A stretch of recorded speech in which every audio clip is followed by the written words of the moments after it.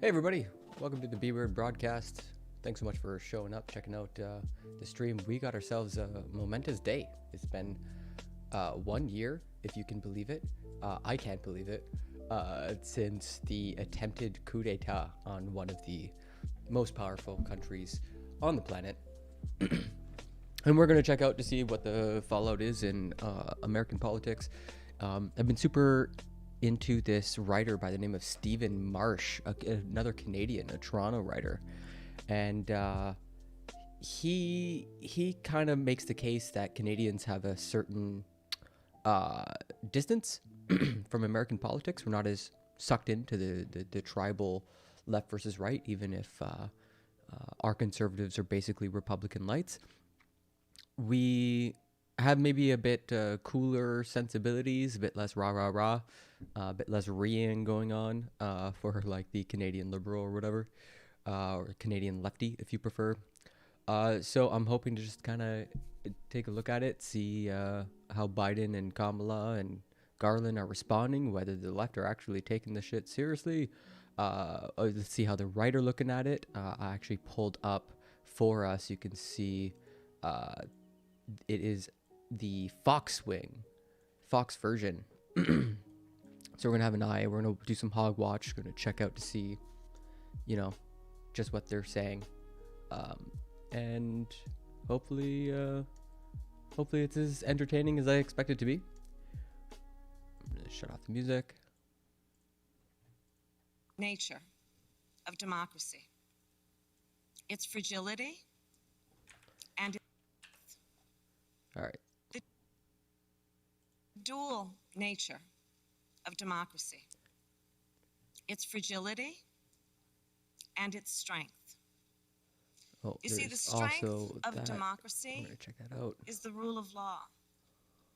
The strength of democracy is the principle that everyone should be treated equally, that elections should be free and fair, that corruption. Okay, we'll actually look at the public remarks after the live stuff is over. Senators are talking right now. Make it harder to vote.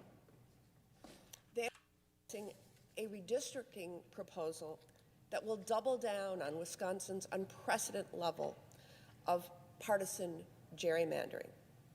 And while our hard-working election officials are facing threats against their lives simply for doing their jobs, enough is enough.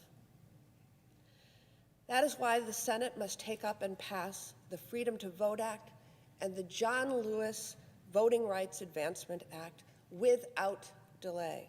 Yeah, I think there's going to be a big push. Regardless of where you live in this country, to push you through should have the same access to the ballot box and get rid of faith filibuster. that our elections are fair and safe.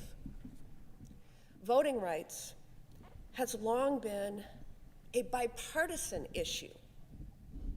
But unfortunately, my Republican colleagues are obstructing us Lost from their taking minds. up this incredibly important legislation and obstructing us from taking action to stop voter suppression and protect voting rights. The Freedom to Vote Act will counter election interference by protecting election officials from the kind of threats, intimidation, and harassment that we are seeing across the country, and very specifically, we're seeing in Wisconsin.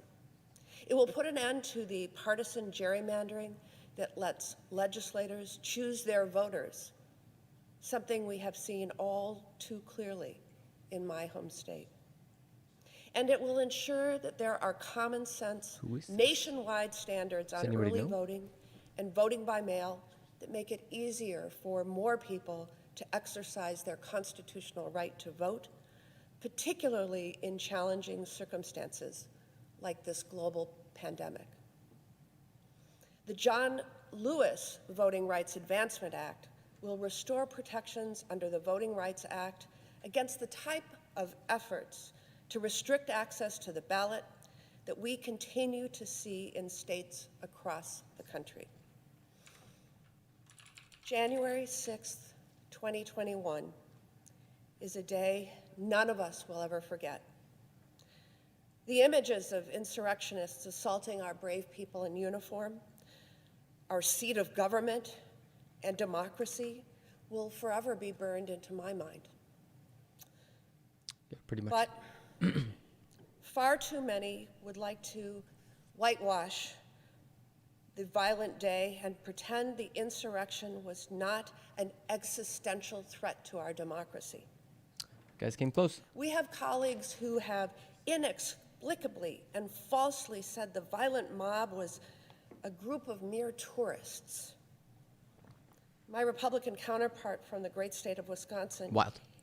even called January 6th a peaceful protest. What are you talking about? People died. These fly in the face of the truth. This is not right, and we cannot allow the truth to be buried. We must all condemn this insurrection in no uncertain terms, as well as the big lie about the 2020 election that drove the mob to desecrate this hallowed chamber. And we must honor and strengthen our democracy by passing legislation that puts an end to these ceaseless attacks on voters and the integrity of our elections. Mr. President, I yield the floor. I'm not really sure who that was, but sounded like a Democrat, let me tell you.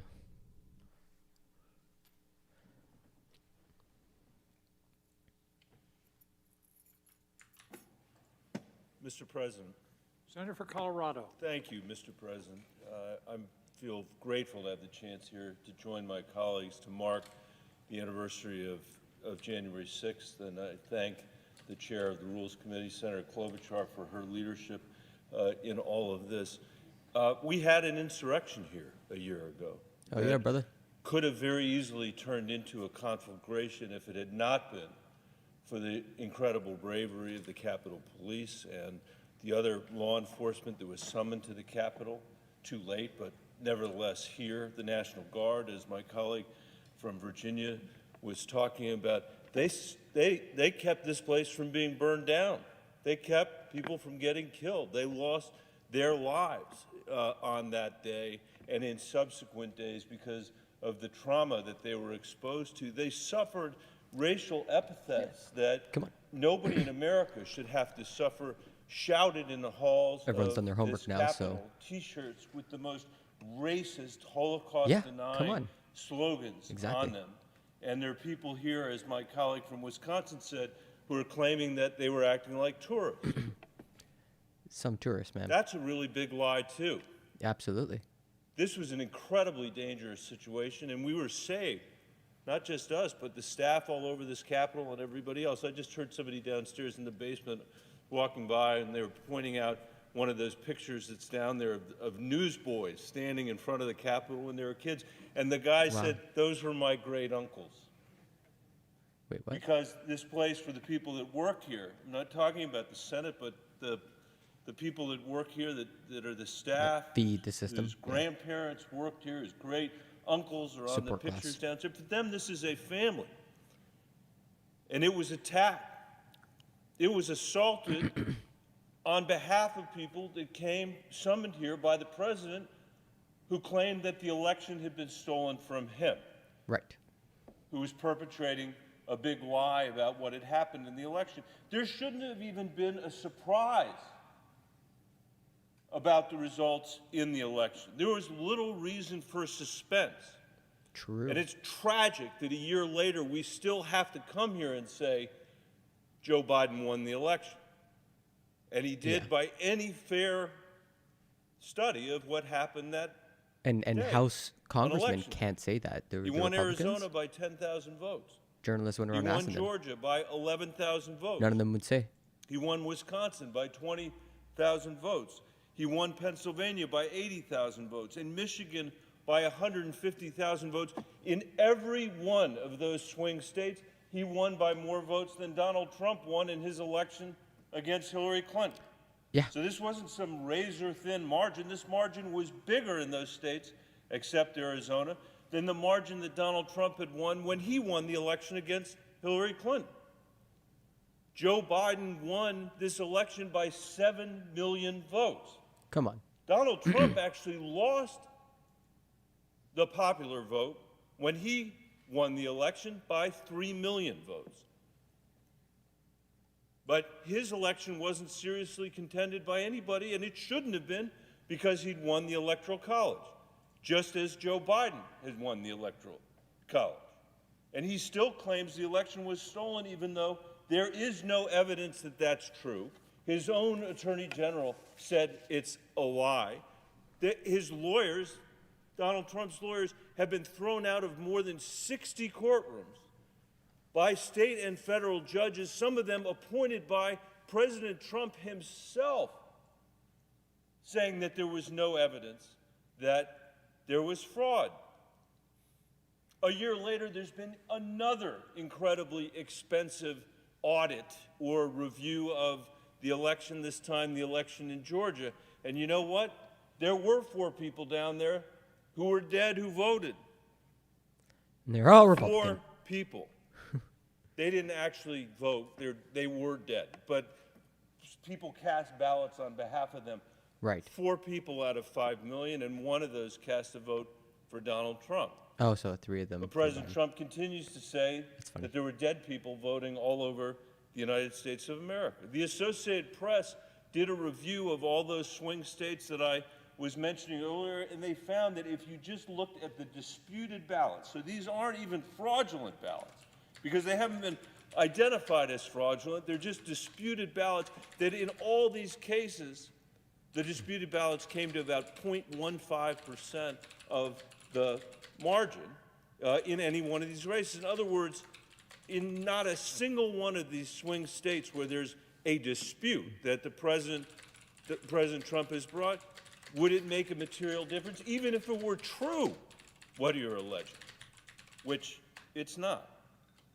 And he's still doubled down on the big lie, and the result of that is, as my colleagues have said here today, there are more than 400 bills nationwide in the name of that big lie, making it harder for the American people to vote, making it harder for them to register, making it harder for people to vote early or to vote by mail because of a myth, because of a lie, slashing the number of polling places and drop boxes. In Texas, they are down to 1 drop box per county. In Colorado, I can practically cross my street and vote. Yeah, there's been a couple times where he sort of has conceded, like, in by accident. Like, if you read his language, it's like, oh, so Biden won, but yeah, he's still holding it up. Based on a massive falsehood. I'm honestly surprised he quit, like, canceled his I think one needs to ask media oneself, even announcement people today. that support President Trump, what future does the Stop the Steal movement imagine for our country?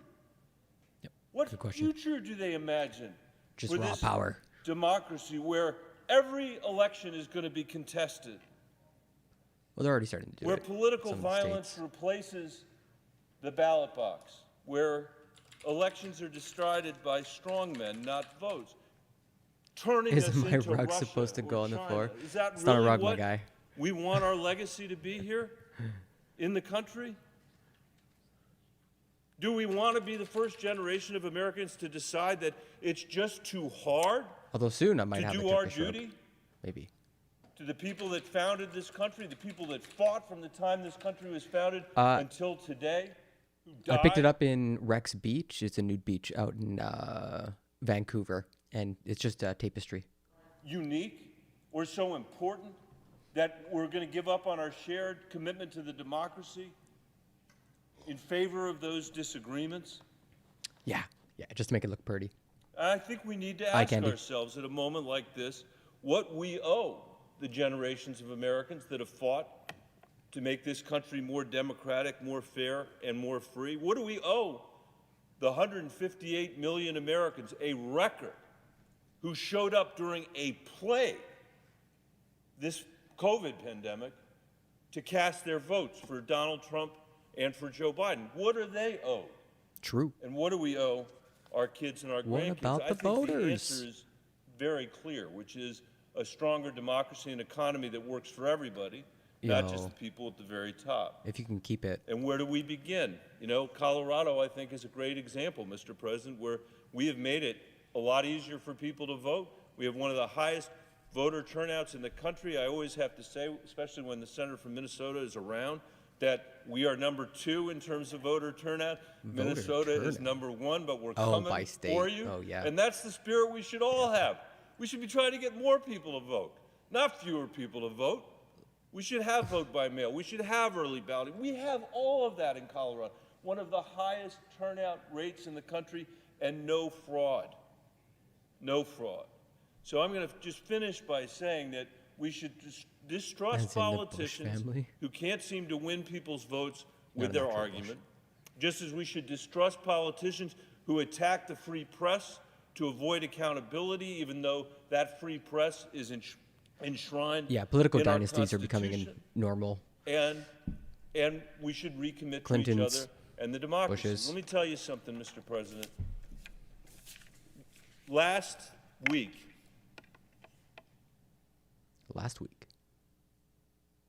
we had another tragedy in Colorado, another disaster. Pueblo, Colorado, or Boulder, Colorado started out Jesus. this year with a mass shooting no in kidding. a grocery store. Just a Some of you may regular, remember that? just nightly news nowadays. Basically, on New Year's Eve, we had a massive fire that ripped through neighborhoods in the Front Range of Colorado and Boulder County. 1,000 people, 1,000 houses were burned. More than 30,000 people lost their homes. Oh, wait. And What the hell am I I sat thinking there of? thinking to myself as I was with my daughters watching those was a fires shooting. on the television set, how much we actually need each other, you know? And there's a lot of evidence there out was a there shooting. in those 2 days. And there was a fire. The law enforcement that got those 30,000 people out and had almost literally no fatalities because of what they did and what they sacrificed. The Coloradans that stepped up that night and said, you can come to my house. We'll put you up in my house, so that out of those 30,000 people, there were fewer than 300 people in a shelter that night. It's crazy. The reporters, the journalists, People they come were together. out there long into the night reporting on that fire so that people might have some sense of whether their house had been lost or their house had been saved. The local county officials who have worked tirelessly after flood and after fires, after natural disasters, to come together to make sure that we build back stronger, which we always do in Colorado. And even, let me say, the federal government's contribution, the Federal Emergency Management Agency, because if there is one reason that we should be one nation under God, it's for a natural disaster like Under the one God. that's just occurred in Colorado. This is our E choice. pluribus unum. Why We is this either guy talking save about this Colorado? democracy, which I believe we will, We'll come together during a fire, or we let it go. but not when the democracy's on fire, I guess is the point. And it's going to be on us. And if we let it go, generations of Americans are going to indict us for that. True. And Canadians. We'd be kind of And if we save it, I think they'll celebrate the work that we did here, just as we celebrate the work of the people that came before us, that made our country more democratic, more fair, and more free. With that, Mr. President, I yield the floor. Nice. That was a good speech. You started off really strong, kind of ended kind of weak. We're one nation under God, except for those evil democrats. We gonna get our country back. Yeah. How's it going, Max? Yeah, no Mr. bueno. President, Oh, I also got a brand new follow thank gift. my Just colleague wanna from hit that. It's me Colorado smoking for weed. reminding us of how important it is for us to come together as Americans to How's it protect going? our communities and to protect our country, and that's really why we're all here today on the floor of the Senate. Because one Yeah, it ago worked. today, Oh, I worked so hard on that. a violent attack on this Capitol and on our democracy itself. It was not a sneak attack by a foreign power like Pearl Harbor. It was not an attack by a foreign terrorist group. I think I like gotta boost the 9/11. audio though. It was hard to It hear was an the attack quote. from within. And it was orchestrated and instigated by the former President of the United States. 1 year later, while we have improved the physical security of this Capitol, we have not secured our democracy. Yeah, like yesterday, there was Our a great big American discussion. experiment remains under as much threat today. There's a big as it discussion did with a like the year new ago. chief, like all the things that And they we fix as and stuff. Americans have But a duty if you listen to come to together to take action some of to the new protect writing, some of the opinions, it's more about violent intelligence, mob just unleashed by just Donald no good Trump intelligence. a year ago stormed and sacked this Capitol. They sacked it good. Insurrectionists scaled the ramparts, tore through the barricades, and breached this building. This is like 19th century language. They used flagpoles to beat Officer Michael Fanone They scaled the ramparts. and used chemical spray to assault Officer Brian Sicknick, Yeah, who Associated tragically Press died the next day. put out a really good video. A You might gallows watch it again. was built outside of this Capitol while rioters chanted, quote, "Hang Mike Pence." Like many others, I recall watching horrifying television footage of a rioter pulling down an American flag and raising up a Trump flag Amazing. in its place. Confederate That's- flags and banners of all it- far-right extremist groups were paraded through these halls. This citadel of our democracy was violently attacked. The Capitol Hill community was traumatized, True. and so was the country. But in that dark hour, when our democracy was under attack, members of the U.S. Capitol Police, of the National Guard, and the D.C. Metropolitan Police stepped up and answered the call. There were many stories of bravery from that day, but I want to draw attention to Officer Eugene Goodman, a Marylander who protected our democracy by diverting the mob away from this Senate chamber. Yeah, it's almost worth His watching actions that on again January 6th saved lives, and Maryland is proud to too. call Just a him one situational of our own. awareness. It's because of the courage of Gotta use the Officer 19th century Goodman words to make it sound as his dramatic as fellow officers, possible, which was dramatic, but it many doesn't need other to punch it up heroes. either. that Yeah, the whenever it's just a mob was callback to the ultimately forced to constitutionality. retreat, and the Senate and the House were able to reconvene to finish the certification of the electoral count. With shattered windows around President, them. that was the job Incredible. that we had all come here to do on January 6, 2021. And that was the job that the rioters had tried to stop. They were driven to violence by Donald Trump's big lie that the 2020 election was stolen, and they were hell-bent on answering his call to overturn the results of that election and overturn the will of the American Were people. people calling like Hitler stuff They the big lie failed at the in time? that effort. Did they have that understanding? On that day, all of us were determined not to leave this place until we got the job done and certified the vote. Like and that's what we did. We've all read George Orwell's And when we 1969, returned to the like we're all very on our Capitol, familiar I really with these believe tactics. for those few hours that most members of this Senate appreciated the gravity of the moment we had just lived through.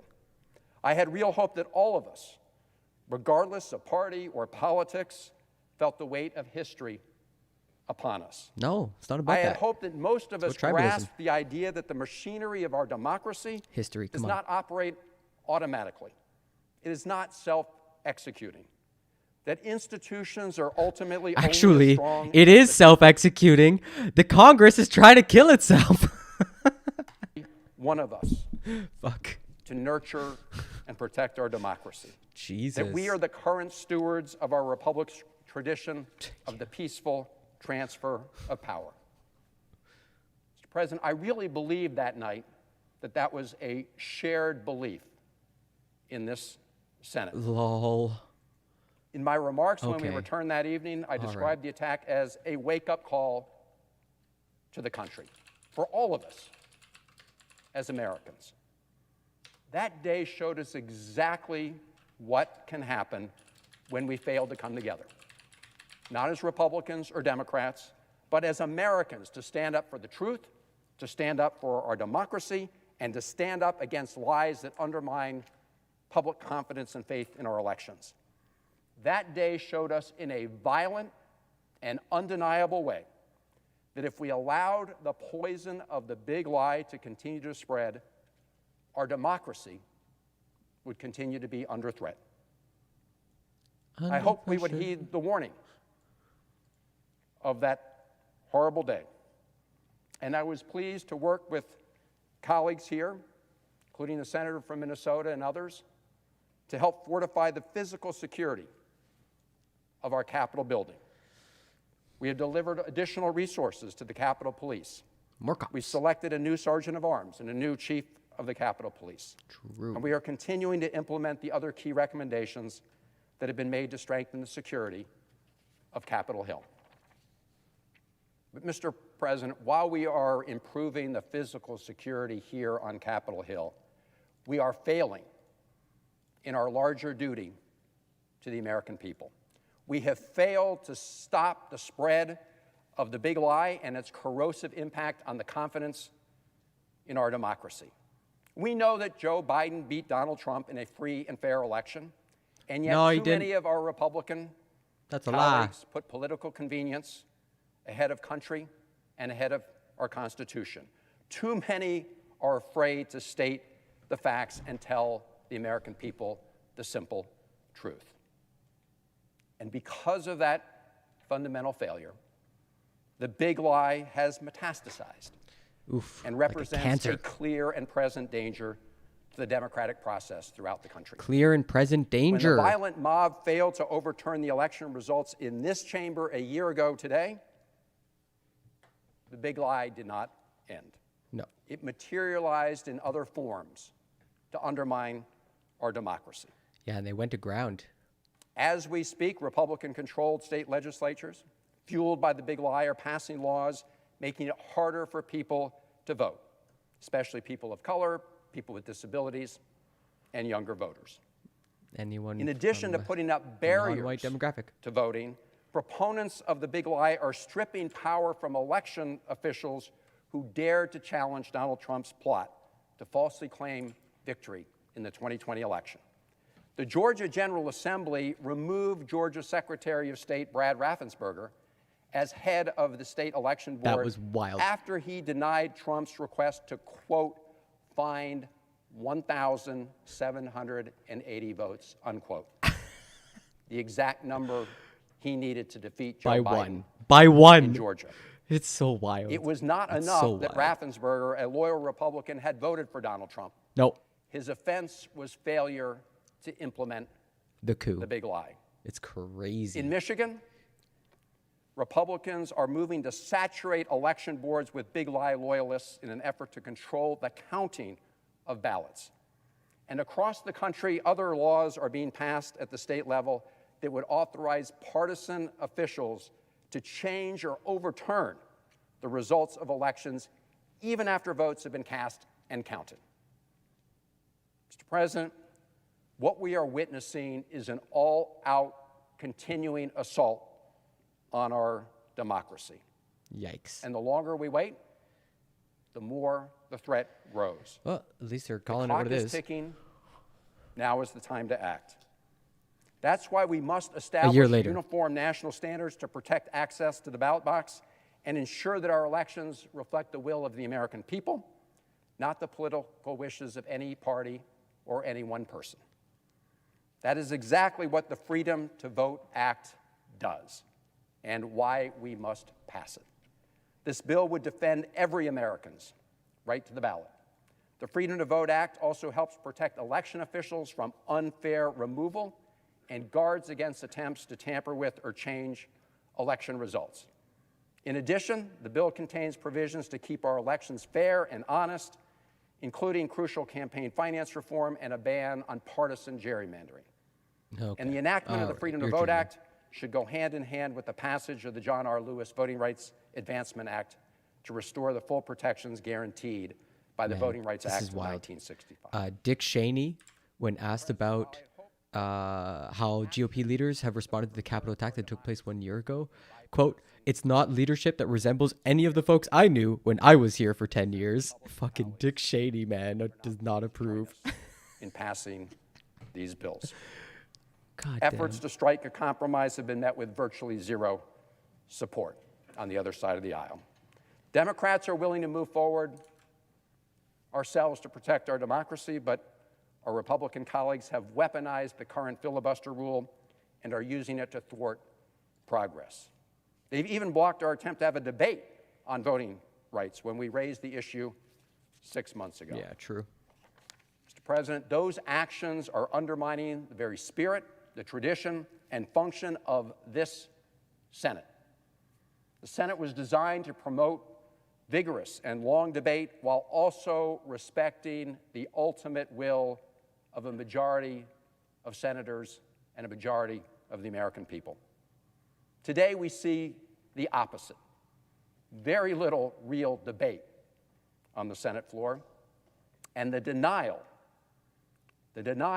of a majority vote to resolve the big questions of the day, resulting in the denial of the will of the American people. We can change that. We have to change that. We can change it by adapting the current rules of the Senate to restore the original intent of the framers. We must do that for the health of our institutions Originalism? No. and the good of our democracy. Not originalism. Mr. President, James McHenry, Oh, God. Maryland's delegate to the Constitutional Convention, not his wrote in his diaries about a famous exchange between Elizabeth Willing Powell Uh-huh. and Benjamin Franklin. Cool. He wrote, I quote, "A lady asked Dr. Franklin, 'Well, doctor, what have we? What have we got? A monarchy or a republic?' If you can keep it. A republic," replied the doctor. If you can keep it. Yeah. A year ago guys are today, not on keeping this it. That's the floor, problem. I quoted this exact exchange. It's a year And now, after. on the one-year you guys are anniversary of making a January 6th, proposition we on are how to still fix met things. with the same question and same test of whether or not we can muster the will to do what must be done to keep our republic. There's still time. We can still repair and sustain our democracy. 1 year ago, we did not allow a violent mob to prevent us from staying right here to do our job. We completed the certification of the presidential election. But our job is not over. We have not finished the job of securing our democracy.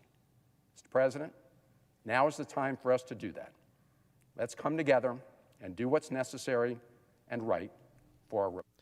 We got ourselves a BBC documentary on what QAnon followers believe right now. So I'm cooking up some good content if this gets boring, which it kind of is. I mean, it's nice that it's live, but we might switch to, we got Biden's remarks, Mr. President, Senator for Virginia. Garland if we're really Mr. President, starving. I'm so happy to This join guy's my pretty good. colleagues on the floor in a very solemn effort to Tim Kaine? think through the meaning at a one-year anniversary of the attack on the Capitol on January 6th.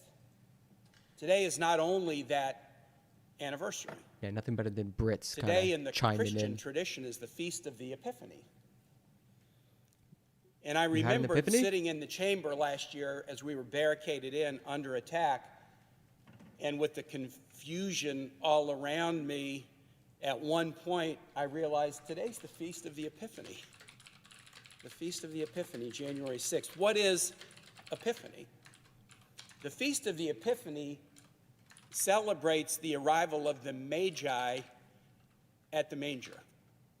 Magi, Wise men of the Magi, day Magi, Magi. saw a portent and disturbance in the sky In the forest.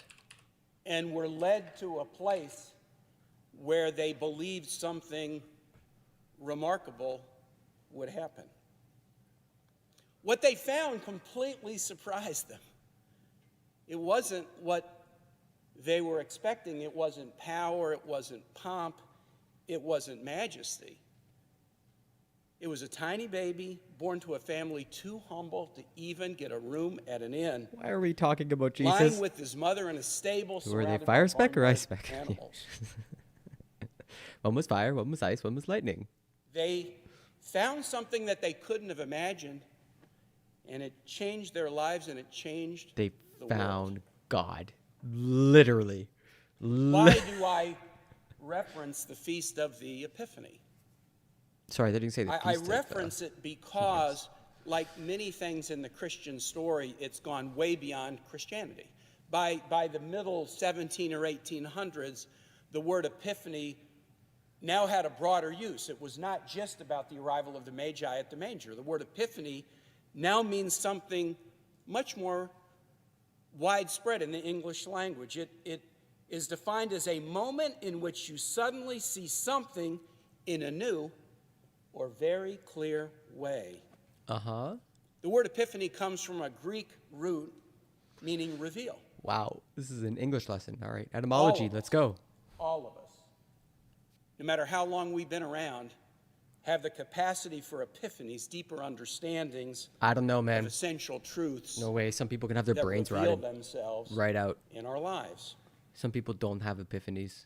I want to talk about January 6th and one epiphany I've had What's that? as a result of it. Thanks for the lesson. Before I do, I want to acknowledge 5 people. 5 Virginia law enforcement officers who lost their lives in the days after the Capitol attack. I thank my colleague, Senator Warner, who talked at really important length about the contributions of the Virginia State Police and the Virginia National Guard. I want to focus on 5 people. Okay.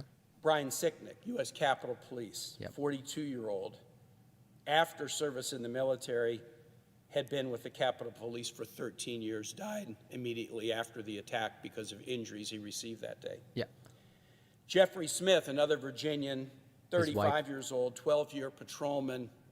And Brian Sicknick, I found out, is like actually like him and his wife were Trump supporters, and his wife has like been very vocal lately, being like, "Bad Trump," U.S. Capitol Police. you know, have an epiphany essentially. Shortly after the attack by suicide. Kyle DeFreetag, 26-year-old, 5-year veteran of the Metropolitan Police Department, died a few days after the attack by suicide. Gunther Hashida, 43 years old, an 18-year veteran of the Metropolitan Police Department, died in the days after the attack by suicide. All Virginians. I'm haunted by these deaths, and I will say, Yeah, I should am be. particularly haunted by Pretty scary way to die. those who died by suicide, whose families are now fighting to get line of duty benefits for their deaths. All of us in our lives have been affected by suicide in families and friends. And suicide is complicated. There's not a single thing as you dig into a suicide. But I just use the insights I've gained as a member of the Armed Services Committee together with you, Mr. President. Over the time we've been here, there's been a slight shift in understanding of causes of suicide within the military.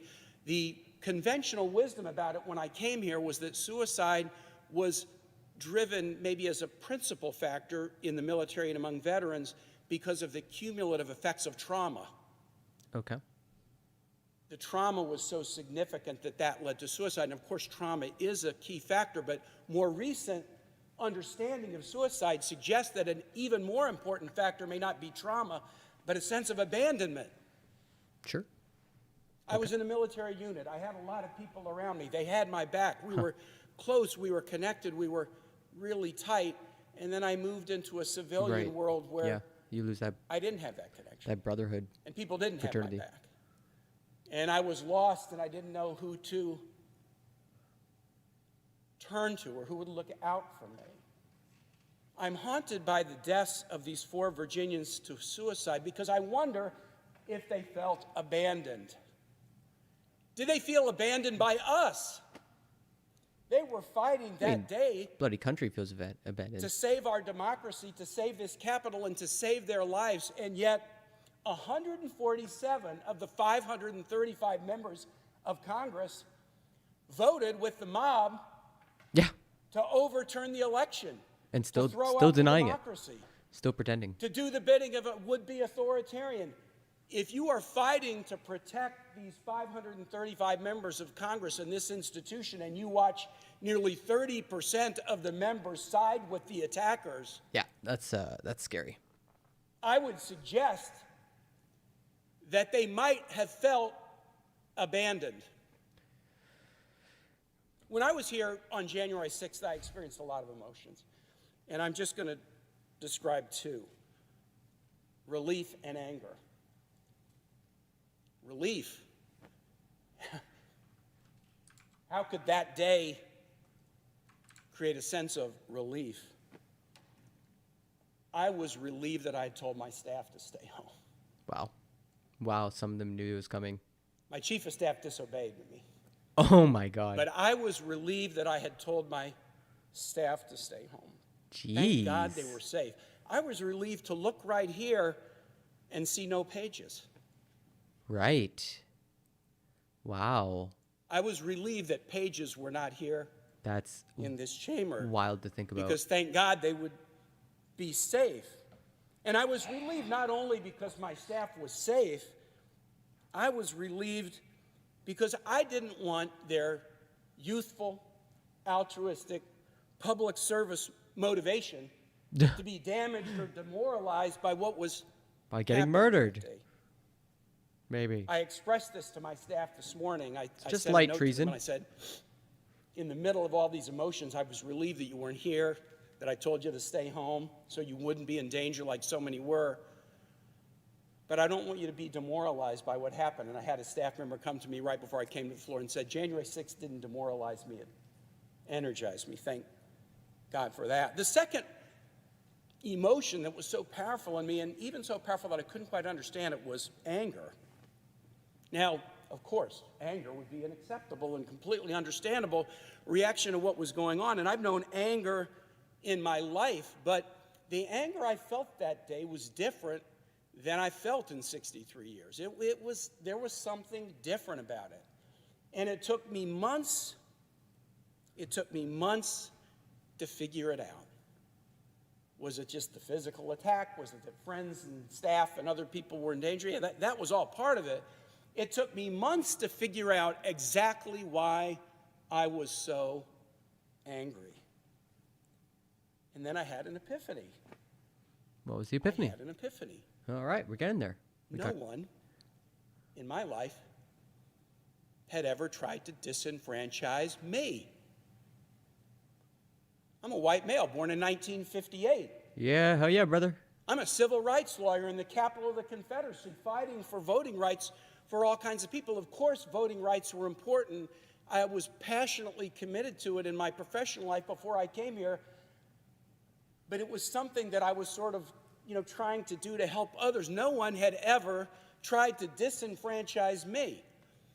But what was going on the floor that day was an effort to object to the very first state, as you went through them alphabetically, that had voted for Joe Biden, to object to that state and try to disenfranchise through that objections and others that were lined up the 80 million people who had voted for Joe Biden and Kamala Harris. All of us who cast our ballots that way, we were being disenfranchised. To be honest, I was a little worried that a civil war might pop off in the U.S., but after January 6th last year, to see how their best attempt fizzled and they all started denying it, it's been a bit of relief to me because now I think is highly unlikely. Oh, I got some fucking news for you, but yeah, give me a sec on that. Lives. Some Americans have experienced disenfranchisement not for 4 hours, but for 4 centuries. It had never happened to me.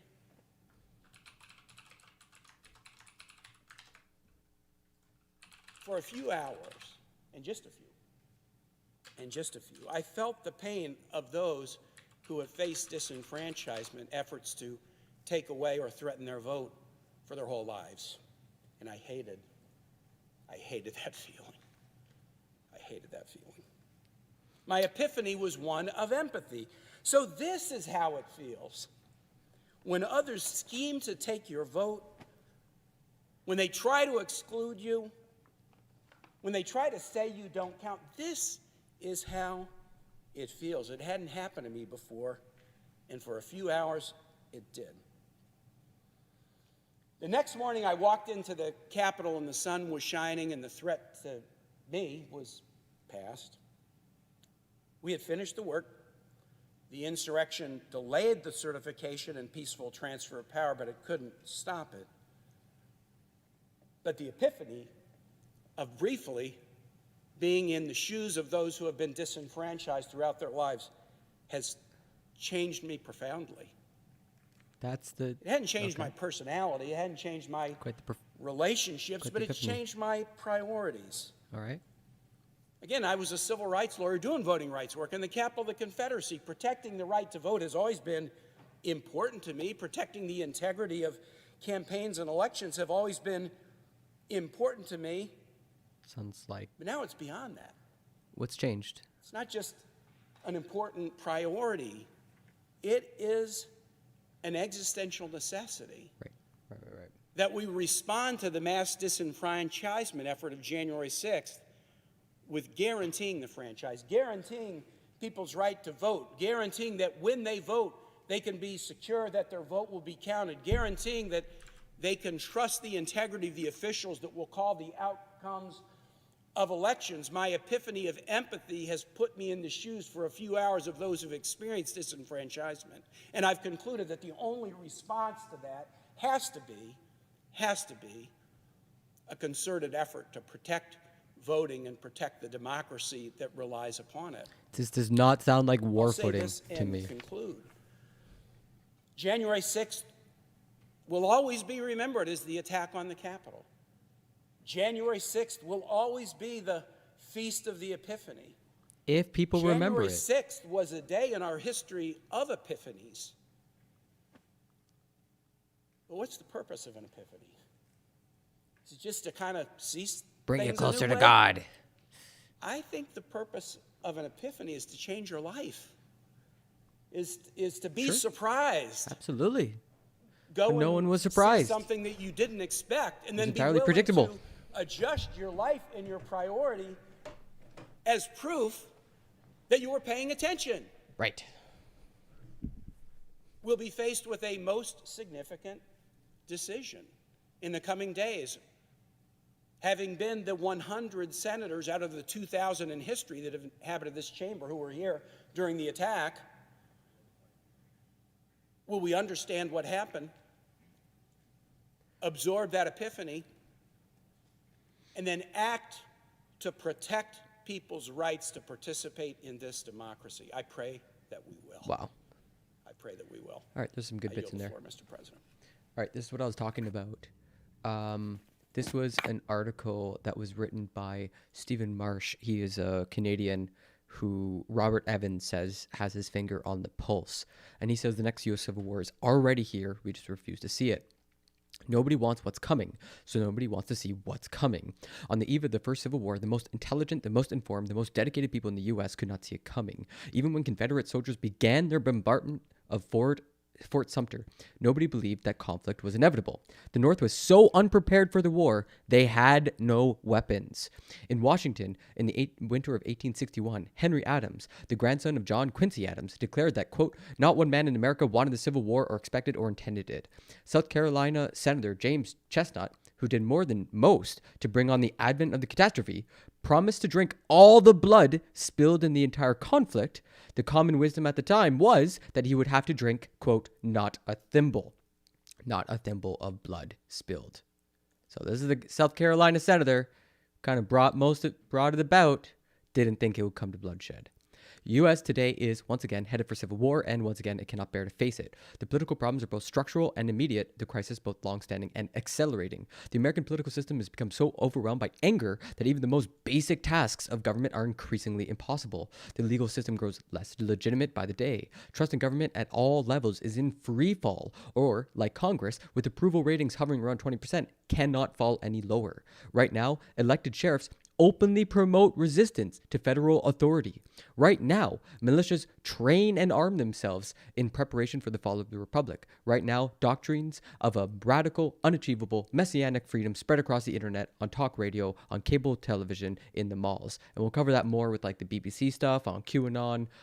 There's another article from Meg Haberman on how the GOP is even closer aligned to Trump. The consequences of the breakdown in the American system is only now beginning to be felt. January 6th wasn't a wake-up call. It wasn't an epiphany, as we were hearing from Tim Kaine. It was a rallying cry. The Capitol Police have seen threats against members of Congress increase by 107%. Fred Upton, Republican representative from Michigan, recently shared a message he had received. Quote, "I hope you die. I hope everybody in your family dies." End quote. And it's not just politicians, but anyone involved in the running of the electoral system, which is very insidious. Death threats have become a standard aspect of the work life of election supervisors and school board members. A third of poll workers in the aftermath of 2020 said they felt unsafe. A third. Under such conditions, party politics have become mostly a distraction. The parties and the people in the parties no longer matter much, one way or the other. Blaming one side or the other offers a perverse species of hope. Quote, "If only more moderate Republicans were in office, if only bipartisanship could be restored to what it was, if only we could pass this Voting Rights Act as we're seeing in the Senate right now." Such hopes are not only reckless, but irresponsible. The problem is not who is in power, but the structures of power. The United States has burned before. Vietnam War, civil war rights protests, the assassination of JFK and MLK, Watergate, all were national catastrophes which remain in living memory. But the U.S. has never faced an institutional crisis quite like the one it is facing now. Trust in the institutions was much higher during the 1960s. The Civil Rights Act had the broad support of both parties. JFK's murder was mourned collectively as a national tragedy instead of like people showing up at a bridge for a week waiting for him to come back from the dead. The Watergate scandal, in hindsight, was evidence of the system working. The press reported presidential crimes. Americans took the press seriously. The political parties felt they needed to respond to the reported corruption. You cannot make one of those statements today with any confidence. That's why a lot of this stuff isn't going away. So that's like the first third. It keeps getting worse. But essentially, illegitimacy is really starting to break everything into two. Let's go back to, we're missing. That have been persistent because violent mobs from the beginning of our country have tried to stop our democratic traditions. So just a taste. That flag. Oh, no. Sorry. In so many communities in this country, carried by Klansmen, carried by those who took democratically elected officials, blacks in southern states, ripped them from their offices, dragged judges into the street, beat them, lynched them. That was their flag. True. And as I watched from my office, I saw swastikas. I saw Muslim hate.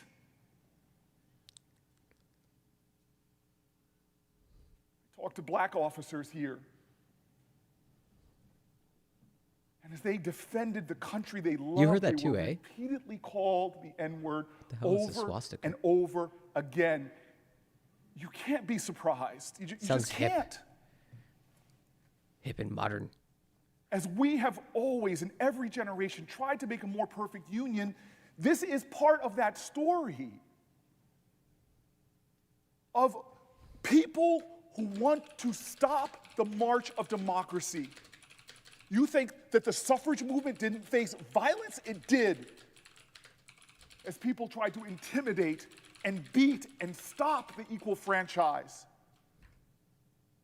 You think the civil rights movement didn't face violence? How many martyrs' names do we know? People who were shot down and killed because they did not want them to have equal representation. Why did I ache for my ancestors? Because those were the stories of my grandparents. Those were the stories of my father, of the fear and the intimidation of just trying to exercise your franchise. Why are we surprised by demagoguery and hate in our nation?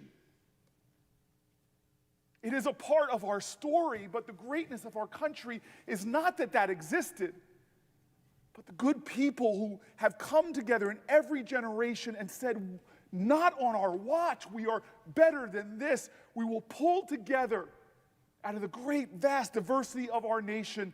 Yikes. A rainbow coalition of people dedicated not to a race or a religion, but to a national ideal. I've listened to and follow Robert Evans on Twitter. Is just not completely sold on it. Kind of feel that he's so constantly entrenched in the right-wing BS that it might be hard for him to see. He does really great interest. I don't know. Yeah, I wasn't reading from Robert Evans. I was reading from Stephen Marsh. That's just a Toronto journalist. And what made his argument so convincing was him citing just stuff that's happening right now. But yeah, I get your sense that he is deep in it. Didn't just condemn violence. They worked to preserve and protect and advance our nation. And what are we doing now? Is this going to be a day where we just condemn what happened? Is this just going to be a day where we point fingers of blame and feel good in our contempt for those who are at the core of that? If that's what this day is about, it is for naught, because we fail then to recognize this is not about a day. All right, there we go. That's the anger I want to see. This was not one day. It was not one moment. True. It is a part of our story. Yeah, let's go. That's what I And want the to hear. threads continue. How can we be blind to the violence that continues since that day? There's some righteous anger. Let's go. Threats on federal judges. We had a federal judge's family shot and killed in my state. They're up 400%. Yo. Threats on members of this body. Threats on all 535 Congress people are up around twofold. Twofold. You think this is about a day when election officials, nonpartisan people all across this country now Yeah, no, they made T-shirts. are seeing threats? Reuters documented more than 850 threatening, hostile messages aimed at election officials. In Philadelphia, a Republican who dared to tell the truth about the election, mirroring the words of then President Donald Trump's highest officials that the election was fair. What happened to him? Threats and intimidations, people calling his home, literally threatening to murder his 3 children. Yo. You think this is about one day in time? A survey from the Brennan Center for Justice in April of 2021 found that 1 in 3 U.S. American election officials feel unsafe because of their job. Just read that. And Literally about just read that. 20% listed threats to their lives as a job-related concern. Maybe I'm just copying, but it really felt like after January 6th and Trump denying is he had anything to not do with a it, and tons of foreign other conservative country. treads saying it was all a false flag, it just doesn't seem like the core This treads is that are the following United violence States have of the America, numbers. and our I don't think it's about a election numbers game. officials, nonpartisan individuals, Republican, Democrat. It's not a numbers game. It's a brain rot game. You can have a small amount of people, but if they're radicalized enough to do shit that like normies can't reply to, like most people aren't trained to think violently, and if you can train that and create a culture around it, people start doing some really crazy shit, and then it's really hard to kind of like give the adequate backbone. That's why I'm listening, looking for like rage, looking for righteous anger, which we're starting to see a little bit. That wanted bigotry. There were people that wanted to protect. The important part is that violence, regular the kind of Republicans haven't despotism that we broke walked away away from this. from. We make a big mistake if on this day we just talk about what happened here. We have protection. We have security. But all across this country right now, there are believers in this democracy that have the same fear Yep. That's the that real my problem. grandparents did, Yeah. the same fear that my father did, Poll workers won't be able to the same fear get that proper votes. blacks and whites who joined arms to march across the Edmund Pettus Bridge for voting rights did. This is a cancer. It has always been here. Yeah, And Reconstruction we make a failed. tragic mistake just by talking about this day. Because when I survey the United States of America, I am so worried. There has never been a time in my life where I've been more worried about this democracy.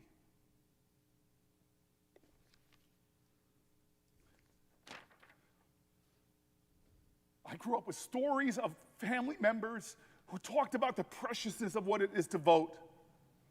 Oh, he's I coming love to the tears, man. heroes of John F. Kennedy Holy and cow. Medgar Evers and these people who fought for them from all backgrounds. My parents taught me to love people, Jewish people who, like Abraham Joshua Heschel and Joachim Prince, People who knew that in America, if you just fight for your own rights, who are you? This is a nation where we know we're all in this. But I stand here today to tell you, why aren't we talking about the fact that in states right now, laws are being passed specifically designed to disenfranchise people? Don't take my word for it. The year I came to this body, in 2013, a federal judge in North Carolina looked at that voting law and said Booker always it looking was for his designed Oscar. with surgical-like precision Stop. to disenfranchise black Americans. But I don't need to go back to 2013 to see reason for us all to be concerned. When early voting started in the fall of 2020 in Georgia, some voters had to wait up to 10 hours to vote. In 6 metro areas in Georgia County, 6 metro areas, at polling places where minorities constituted more than 90% of active registered voters, the average wait time in the evening for those black communities was 51 minutes. Yo. When whites comprised Wild. 90%, in those communities, the average wait time was 6 minutes. In Canada, like Think about 5 this minutes. for a second. Always. Are Every we election. satisfied with a democracy that in some communities says the black communities will have to wait 8 times longer to vote? It's because their votes are worth 8 Is that times what more. we mean equal justice under the law? Is that what we mean when we look at our flag and say liberty and justice for all? Ooh. Callback. There are states right now passing voting laws to make it harder to vote. And what happens when a working mom with 3 kids shows up and the line is an hour late or 2 hours late? What does she do? Is it fair to her? You vote in the next election. And then they go as far in Georgia to say that person that does want to wait, that brings a folding chair and sits there for 2 and 3 and 4 hours, they make it illegal for that person who might have diabetes, illegal for that person that might have a medical condition, for someone to bring them water? No, it's completely legal because they passed a law and make it proper. I'm sorry, I grew up, and I confess it on the Senate floor with the naive belief that the stories of my father, the stories of my grandparents were history. That we wouldn't live in a country where black people are waiting 8, 9 times the weight of white people. Now he's bringing me to tears. That in some communities the wait would be Golly gee. 5, 6, 7 hours, a Corey. day's work in families that can't afford to give up a day's work. He's right, though. You think this was about a day? I tell you it's about the cancer in our democracy Not about that that has tie. been here from its start. What about the cancer and the democracy thing? This country's very survival has to be faced every generation. Democracy is not certain. It is not automatic. Democracy is hard. Democracy takes work. Democracy takes sacrifice. But as we sit here now, in dozens of states, laws are being passed that disproportionately impact the disabled, that disproportionately impact Native Americans, that disproportionately impact people of color. And so when I go back to the Confederate flag I saw waving just feet from where we stand right now, a flag that got so much currency during the black backlash after Reconstruction, that got so much currency Which one? during the backlash Gadsden after Brown battle v. flag? Board of Education. Battle flag? I know it is part of a larger problem. Yeah, man. That none of us who love our nation and love this democracy can ever rest. There's 2 people I want to mention before I conclude.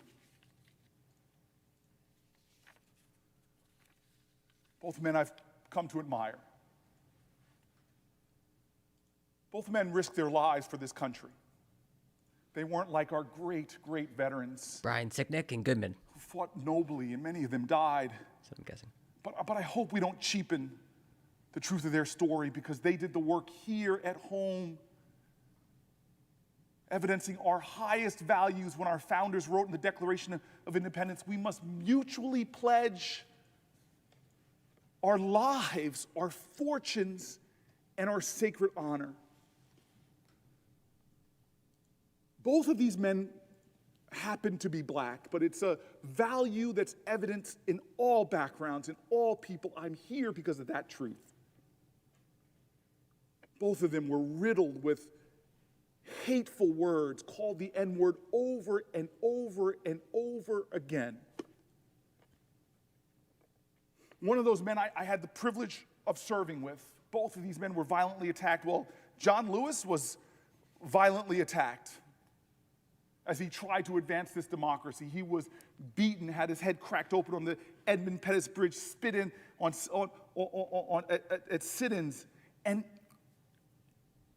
he won battles with others, and he came to Congress, and he worked and fought and defended, and Republicans and Democrats supported the voting rights bill.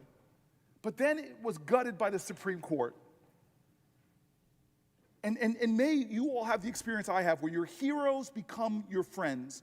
And I would ask him, how did it feel to watch part of his life work be torn apart and have these new voting laws that disproportionately impact African Americans? How did it feel? And John Lewis, this man of peace and this man of grace, just says to me, you cannot stop the work of this democracy. One generation's gains don't pass on like an inheritance to the next. They have to earn them. Well, the other person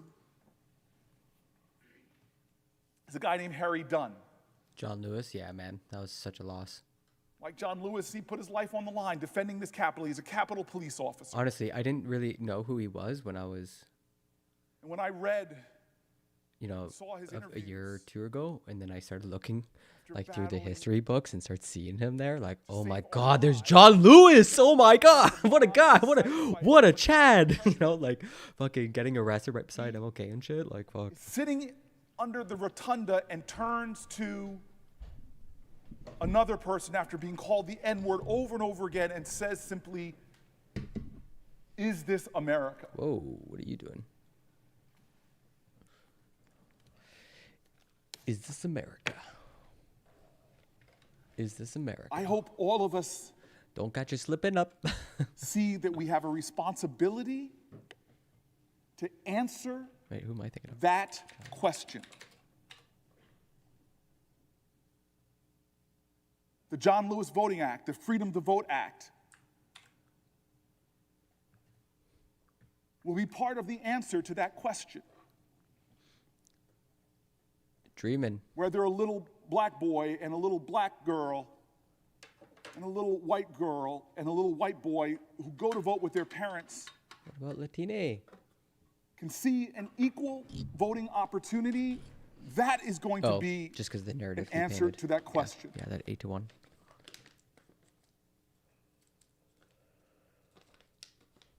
This is a planned pause. Every generation has got to make this country live up to its promise. We are losing ground, and it didn't start on True. January 6th of last year. Yeah, that's fair. I end with an answer, an inadequate answer, Is it an epiphany? Officer Dunn. In a poem I learned from my parents, in a poem I shared an affection for with John Lewis, Okay. I always listen to that a poem. calls upon every American not to point fingers of blame to others, but accept a responsibility, not just to be satisfied in your contempt for some, but rise up as a force of light and love for all. I end with Langston Hughes' poem, "Oh, let America be America again." come the on. land that never has been yet, but Such a yet good must poem. be the land where everyone is free. The poor man, the Indian, the Negro, me. Who made America? Whose faith and pain whose hand at the foundry, whose plow in the rain, must make this mighty dream live again. Oh, yes, I say it plain.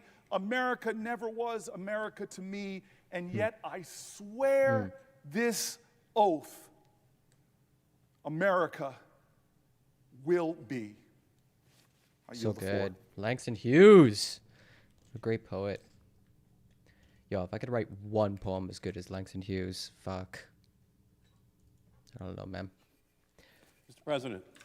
The senator from Massachusetts is recognized. Thank you, Mr. President. First, I Senator from want to Massachusetts. thank Senator Booker The hell is for his powerful. Okay, real statement. quick. The whole country has to hear what you said. I want to thank Senator Kaine for It was your Tim Kaine. powerful words as well. Oh, yeah, It's his powerful words. so So, yeah, apparently a bunch of Canadians support Trump.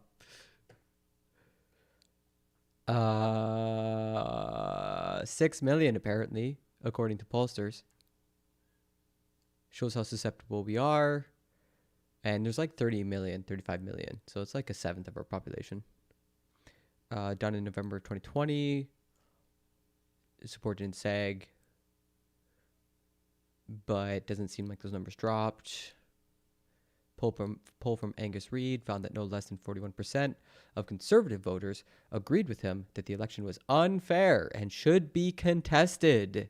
Yo, half our conservatives have got the brain rot.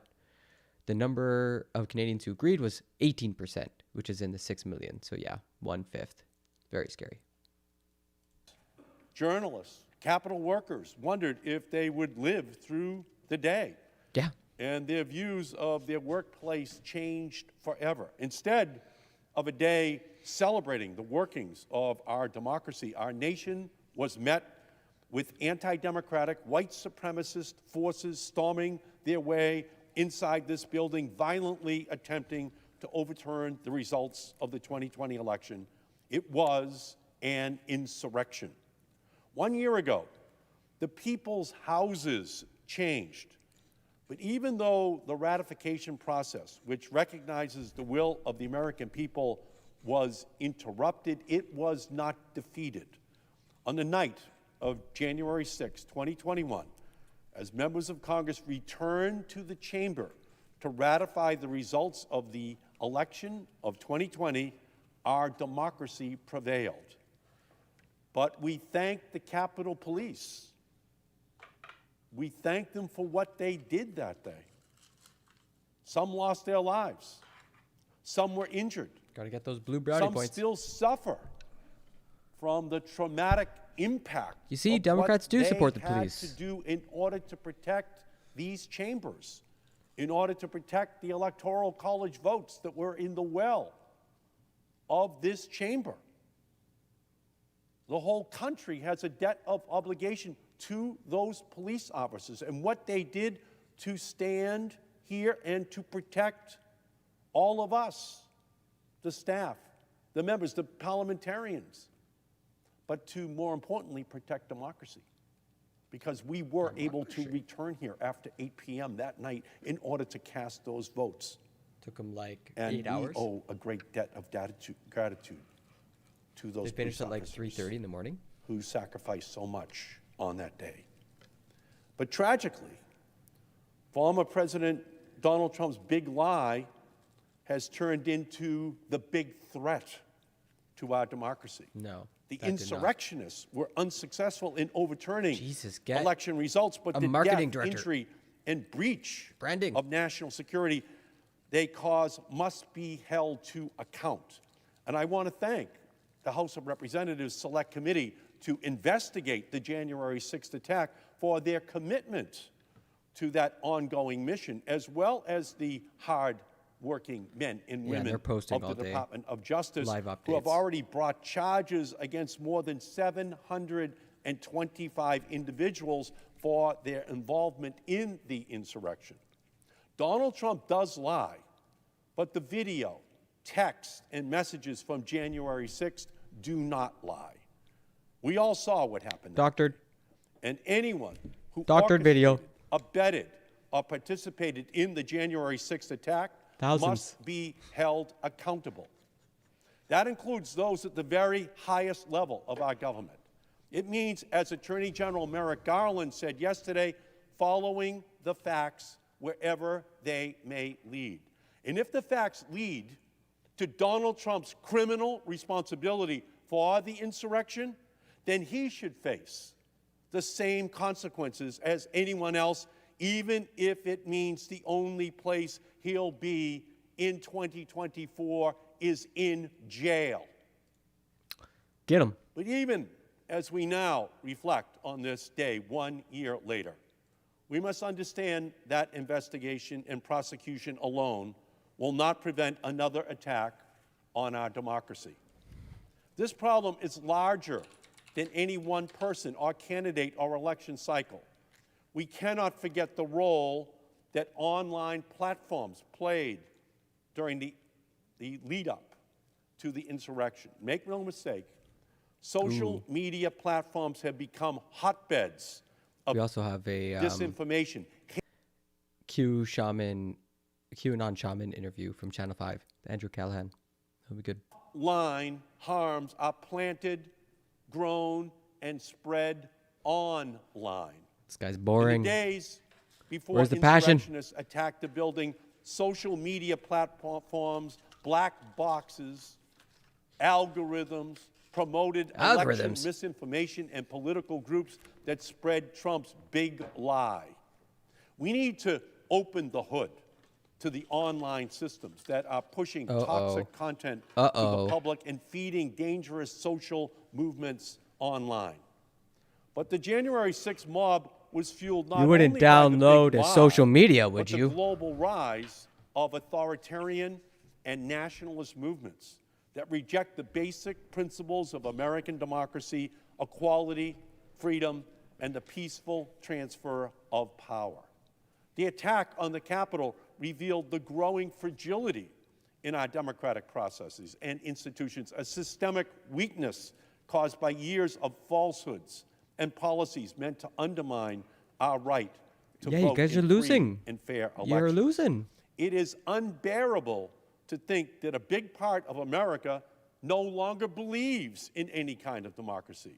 They no longer believe in the rules that we all live by, in the pursuit of goodness and fairness and progress. Good morning. Donald Trump is gone from the Vietnam. White House, but we know that the hate and division that defined his corrupt tenure has been with us since our founding. So many were willing to believe lies about the legitimacy of President Biden's victory because they had lost faith in the integrity of our democratic system. Some were even willing to engage in horrific violence because they believed elections could be stolen.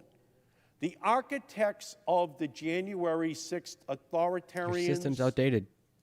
white nationalists, and those who stand to benefit not from just the white continued nationalists. undermining of our democracy want us to feel this way. For years, the dangerous coalition has worked to limit access to the ballot box, undermine fair voting districts, continuously that's his spread verbiage? disinformation The about dangerous voter fraud. coalition? The dangerous coalition? Come on. You get something better than that. Accelerated their efforts. In 2021 alone, 19 states have passed 34 laws restricting the access to voting, Yep. continuing the assault on our electoral system. These efforts have eroded Americans' faith that they can actually choose their own elected representatives, sabotaged public trust in electoral outcomes, and disenfranchised countless voters, especially communities of color, indigenous people, the poor, young Americans, and individuals with disabilities. The big lie is that the election was stolen from Donald Trump in 2020. It was not. The big truth is that Donald Trump and his allies have put in place a process to steal the election of 2022 and 2024. That is the big truth of what is going on in You this got country him. right now. You got him. And the way they're going to accomplish that big truth The big truth. is by having state after state in the United States pass laws which restrict the access to vote for black and brown and indigenous and poor and disabled Americans. That is the big truth about what is going on in our country right now. A systematic plan to steal the election True. of 2022, to steal the presidency in 2024. Yeah. And the Republican Party has become a wholly owned subsidiary of Donald Trump True. on the issue of voter suppression, on the issue of making it impossible for this body, for the United States Congress, to pass laws which protect the rights of every American to vote. But we do have a chance right now on the Senate floor to stand up to this anti-democratic movement and to banish these discriminatory policies and put them in the political dustbin. The of political history. dustbin The of Senate history. can and Fuck, must that's an old take phrase. action to pass the John Lewis Voting Rights Advancement Act and the Freedom to Vote Act. And we must abolish the filibuster. Abolish the If filibuster. just for this issue, What a rallying cry. to protect the right to vote for every person in our country. And with these bills, if we modify the filibuster, American voices will no longer be drowned out by special interests, by redistricting that keeps black and brown communities marginalized, and by voting laws that are reminiscent of poll taxes and literacy tests that were used for centuries to stop black voters, minority voters, from participating in our democracy. We need expanded early and mail-in voting. We need automatic and same-day voter registration. We need to make Election Day a national holiday. We need to get rid of hours-long voting lines. We need to ban partisan gerrymandering. We need to get dark money out of our elections. We need to end the discriminatory voting laws that restrict access to the ballot box on the basis of race and age and income and more. We now have the opportunity to make sure that every voice is heard in our democracy. The 85-year-old black Okay, it woman looks in like Georgia. Republicans are spewing their chuddery. Antifa riots. 16,240 arrests, and over 90% of those fuck? arrests have been dropped. And only one case has been dropped. For BLM Sorry. Antifa riots, there were over 16,240 arrests, and over 90% of those cases have been dropped. What's the difference there, everyone? I'll tell you. For the BLM Antifa riots and violence, the victims were the American people and communities and cities all across our country. Oh, God, no. But on January 6th, The you know who Antifers. the victim was? It was the Capitol and the members of Congress inside. My question is this: why is this Congress obsessed with itself and cares nothing about the American people? This is a two-tiered justice system. that Oh should never my exist God, in our she got country. there. And I'm fed up with Amazing. it, and so Elitism. all over the country. Now let's talk a little bit more about the FBI. They have quite a history of doing things. They do. Remember, in Governor Whitmer's kidnapping plot, I can tell you that we know there were 12 FBI informants involved in that group. And we don't know how many federal agents were involved. Also true. Don't forget about the Bundy Ranch affair, where there were 15 FBI informants involved, and we don't know how many. That was a bit fucked, though. Come actual on. Agents. Come on, that was But a little we fucked. can go back further. Another example would be in 1968 at the Democratic National Convention, where there were 10,000 protesters, and 1 out of 6 were federal undercover agents. You do the math, and What that's are you? approximately Okay, that's some deep cut. That's like a. 1,600 What are federal you agents talking at about? this protest in 1968 at the Democratic National Convention. Here at the Capitol security breach, we don't know how many federal informants, FBI agents of people in other agencies. We don't know those numbers because we have a January 6th committee that is unwilling and refusing to ask those serious questions. Now, What is our FBI doing? And why is the Department of Justice going along with it?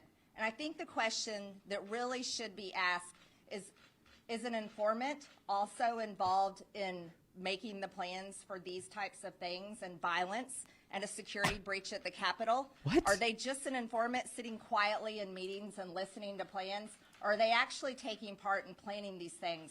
I think we can see, and it's very obvious with the videos that we have just seen today, that Ray Epps definitely organized and told people to go in and incited people to do the breach of the Capitol. Oh my Yet God, they're trying to he has pin not it been charged. on FBI. Oh my God.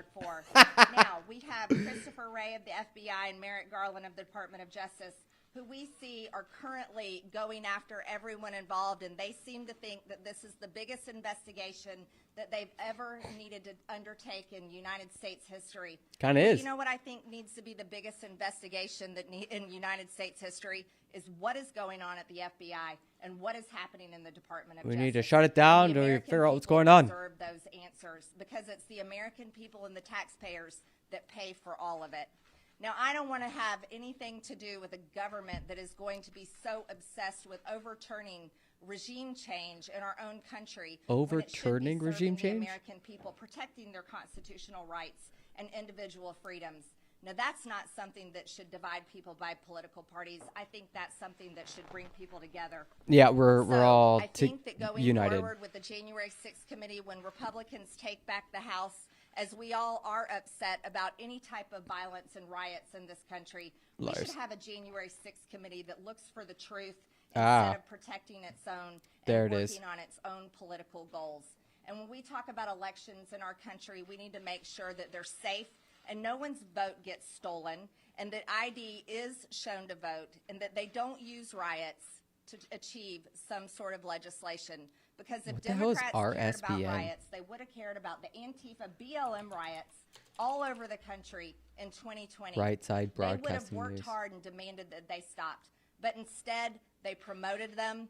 And even Ilhan Omar, a member of Congress, and our sitting Vice President Kamala Harris posted bail bond links bailing out rioters so they could go back and do it again on the streets. Now, while Republicans are being attacked and the Democrats are attacking people and calling in with subpoenas, Devin subpoenaing their Nunes. phone records and banking records, I think it's very important to point out you haven't seen Republicans bailing out rioters, as very much matter-of-factly and sadly so. Hardly any Republicans have paid attention to the people that are being held months on end with no one caring about them, their families being left to defend themselves and pay for attorney bills, and they're wasting away in jail. Aw, they're wasting I think away. due process is extremely important. Jail? I think that our pretrial rights are important for every single Important. person that is charged with crimes in our country. And I think it is imperative, and it is your responsibility as members of the media to call attention to this, because it should never happen to anyone, and I don't care what their politics are. So with that, we'll take a few questions. Oh boy. Here we go. Did you actually listen, Congresswoman, to the President's speech this morning? And do you acknowledge, at a minimum, that it's time for reflection? Or do you repudiate and reject every single thing that the President said? I think clearly we are reflecting. This is exactly what we're doing today. We are clearly reflecting. As a matter of fact, this is all we reflect on. And again, I'll go back to why don't we reflect on the riots that the American people endured? Got him. Yes, ma'am. I'm sorry. I'm rubber, your glue. So tonight there's a vigil at the DC jail on behalf of the writers who are there. Do either of you plan to go, and if not, why not? Our plan is to be here with you. Our plan earlier today was to travel out to the original breach site and the places where some of these videos were captured, but we do not have plans this evening for that. Yes, ma'am. Congresswoman, you said that the victims here at the January 6th attack was lawmakers, and that's why there's so much focus on this attack. So what about the 140 police officers that were injured? Can you tell me a little bit about your reactions when you saw the footage of the police officers being assaulted, and if you have any words for them today, a year after? Yeah, any words for Yeah, the I'll dead? say the same thing Back I've to blue. said all year long. I'll say the same thing I said starting that day. It was appalling. And I want to know why the National Guard was not outside the Capitol. I don't know. Ask your political leader. And I want you to know that members of Congress and definitely the Speaker of the House, she knew that there was going to be violence that day. President Trump requested the National Guard. So did others. They knew things were going to happen, but for some reason they thought that optics would look bad if they had the National Guard there. Yes, as a freshman member of Congress, only a few days on the job, yeah, I'm angry the National Guard Definitely wasn't Pelosi's out there. fault. They left the Capitol Police as sitting ducks to have to deal with all of this. And I would add to that. Crazy. What if those Capitol Police officers are victims of people like Ray Epps? Absolutely. What if they're victims of an orchestrated effort by the FBI or other federal law enforcement to increase the criminal acuity of that day? So I would suggest that every officer that was harmed that day would likely be served well by answering these questions that Attorney General Garland and Director Wray refused to answer. Yeah, I'll go ahead and ask your question. Senator Ted Cruz said yesterday that January 6th was a terrorist attack. Do you agree with him? Absolutely not. I think Senator Cruz is smart enough to know, since he's an attorney, that no one's been charged with terrorism, just like no one has been charged with insurrection. I think that was very irresponsible of him to call them terrorists, and I completely disagree. And the establishment will never love you, Ted. You know, you can bend over at bended knee for them, but they're just not going to love you. I think that was maybe an effort by the good senator, who we agree with on many things, to recast himself in the eyes of some of the folks in your profession. But we didn't find it particularly factual or sincere. John? Yes. What I heard Senator Cruz say was that he said the Democratic Party wants all Republicans to be seen as terrorists. That's what I heard when I spoke to him. But I wanted to ask you about the Attorney General. He had a press conference in which said the Justice Department remains committed to holding all January 6th perpetrators at any level accountable under law, whether they were present that day or otherwise criminally responsible for the assault on our democracy.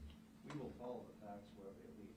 What do you make of that press conference, the Attorney General speaking out the day before January 6th? It was very frustrating for me as a member of the Judiciary Committee, because the Attorney General wouldn't answer Congressman Thomas Massey's direct question about where the facts and the law led.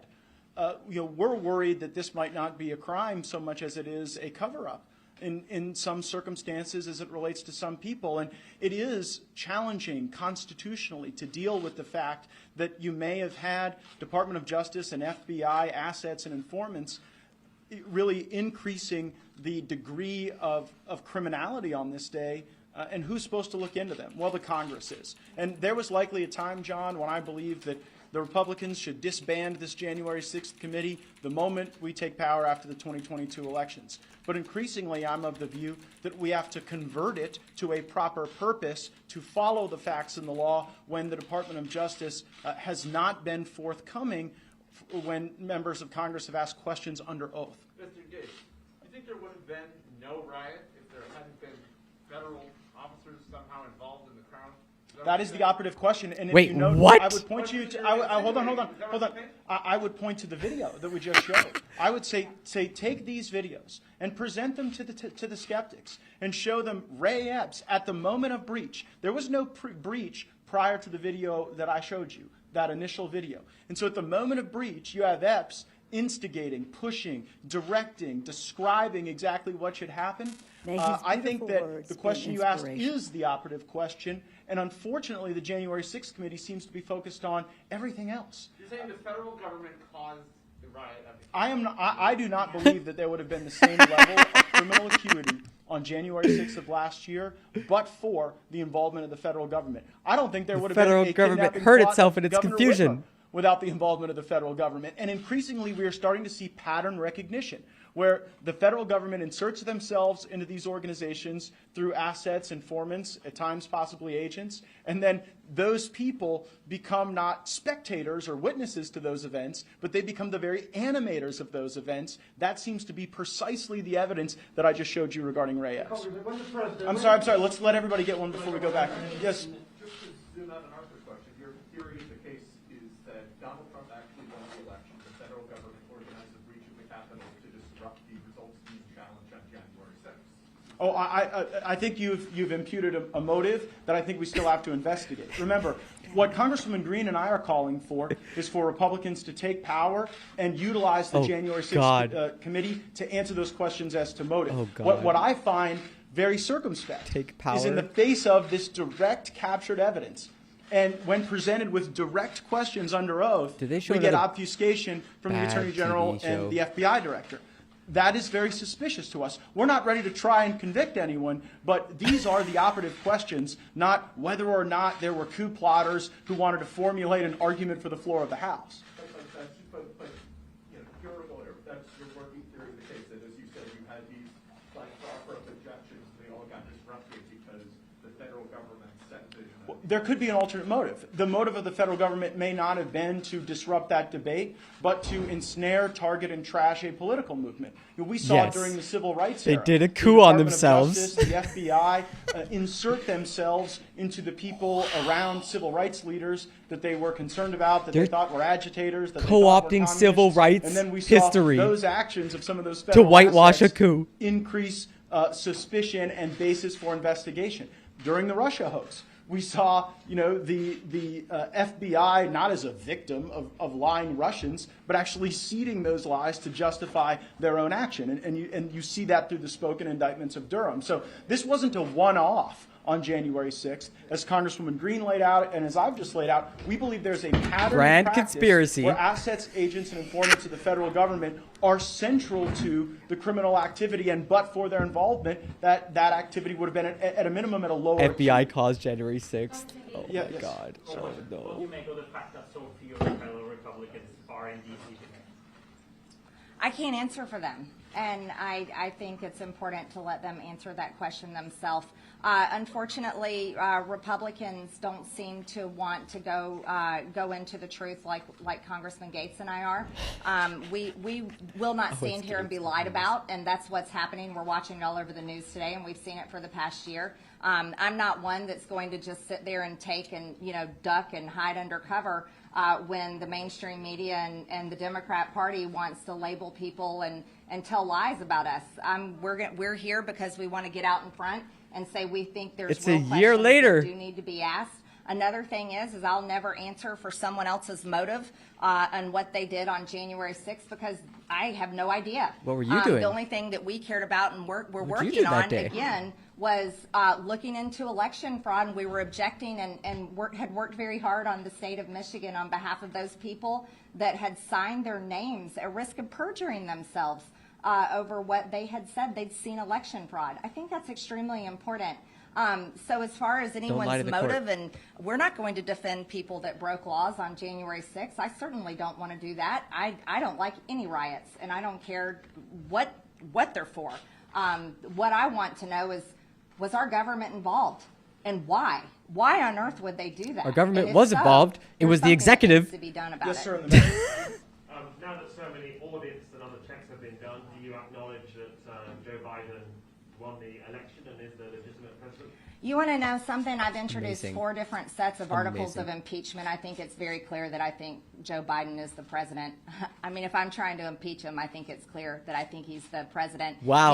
Yes, he was on January 6th. His electoral college votes were confirmed, and he was sworn in. Get her out of here. She's not a Republican anymore. That's a silly question to ask. It's a silly question, and yet Republicans can't answer it like you have done.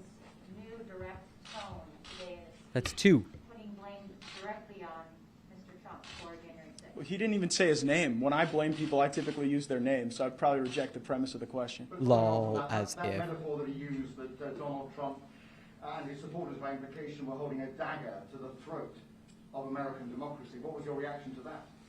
Ludicrous. We are here to vindicate our democracy, to ensure that people in the national security apparatus don't delegitimize, target, abuse, and torture an entire political movement of tens of millions of Americans. I also don't think it was a particularly new tone. It sort of seemed like the normal speech in decline for a man in decline. Got him. Yes, ma'am. Got him. I've seen some pushback to not even calling January 6th a terrorist attack, but just an attack by itself from much of what I consider the face of the right. Are you worried that there are people who don't understand Oh, well, we're worried there are a lot of folks who don't understand the severity of what happened, particularly if it was so severe that it was being animated and encouraged by assets of the federal government. That would be a far greater scandal than anything that the Democrats have talked about or even that other Republicans have talked about. Congresswoman Green and I have acknowledged from the very beginning of this day to our time out at the breach site that we oppose violence, that this was a violent day, that it was not a good day, it is not a day we are celebrating, and we condemn political violence in all of its forms, full stop. So what is your message to the people that say, well, January 6th, people just walked in the Capitol and just look around? I say we need to release the over 14,000 hours of videotape that the American taxpayers pay for. You know who pays for this building? The American taxpayers. They pay for those video surveillance cameras and they own the footage. If there's nothing to hide, release it. We have constantly called for it to be released. We should release all of that video and then America can judge for themselves. But another thing is, I think we need to remember the violent riots and the over 16,000 charges for the Antifa and BLM riots. Again, why don't riots against American citizens matter, but yet the riot on January 6th is the only thing that buildings just are getting reigns the burned. discussion. Here's something And because for Congress you all. people tend to matter What more. if the FBI was involved? What if Ray Epps and what he was doing and this what if? man that was on the scaffolding and John Sullivan and other bad actors like them, what if that caused a member of the press to get killed? What would you all be saying about that? So what Probably kind of condemning it. responsibility would you be placing on the FBI or any kind of other federal agency if a member of the press had been killed that day because of violence that they had caused to action? I mean, I think this is a serious question. You all work here every single day, just like we do. You walk these halls. This is the place where you gather information and do your job. So your safety was also at risk that day too. And if our federal government was involved in doing so, I think that's something that you should be very upset Imagine about. trying to pin it on the FBI. Do you believe that the man just got 5 years for throwing a fire extinguisher at a police officer was an undercover federal agent? I'm sorry. We're not familiar with that particular case. Well, it's one of the cases that's just been settled. That- 5 years for throwing a fire extinguisher. For throwing a fire extinguisher? We're not Wow. here to litigate any particular case. That's We're wild. no one's lawyer. We're no one's advocate. We're here to speak to the conditions that existed on that day, to the civil rights of people who have been deprived access to medical care, religious services. But we're not going to get into the facts of any one particular defendant. We have brought video evidence to display to you in the world, and we think that those are the specific cases that would probably warrant. Let's those not talk those about the thorough court review. cases. Yes. Well, right. Yes, sir. That's what I'm showing you. But you're here talking about a case that I'm that we weren't unfamiliar involved with in it. adjudicating. Yes. If Republicans take back the House, what kind of investigations might you launch Good question. involving this or any other sort of related issues? Well, we're going Yeah, to massive L. encourage Massive Republican L. leadership to utilize the January 6th committee correctly to answer the questions regarding potential federal involvement. That goes to the top of the list. I am also heartened that Congressman Jim Jordan has publicly committed to starting an oversight and investigation subcommittee of the House Judiciary Committee, and I believe that that could foster some very productive subcommittee work to investigate regarding the committee. what's happening at the FBI and All right, DOJ, buddy. and perhaps other federal entities that were involved on that day. Yes, sir. You briefly mentioned Stuart Rhodes, the leader of the Oath Keepers. What is your current opinion of the Oath Keepers and their role in the breach? I think it's something that warrants a good deal of review, but it's very suspicious to us that Stuart Rhodes is sort of like the Forrest Gump of a lot of these operations. He appears in strange circumstances, is involved in organizing activity, and then seems to always escape any specific charge or accountability. And it beckons the question whether or not Stuart Rhodes is in fact a federal asset or informant. And we would like a direct answer to that question. I mean, Ray Epps and Stuart Rhodes were part of the same organization. The Epps video is very compelling, and we think the Rhodes case is also warranting a further inquiry. Yes, sir, Brian? As we sit here right now, what is the next step for the January 6th detainees? What does the future look like for those guys? Well, again, I encourage everyone to go to green.house.gov. Green has an E on the end. That is where you can read the DC jail report that we worked very hard to get the information out on what's happening and how these people's due process rights are being violated. My due But process. it's also about the entire DC jail. The DC jail has quite a history of being just a terrible place, treating prisoners badly. Well before January 6th, pretrial detainees or defendants are being held there.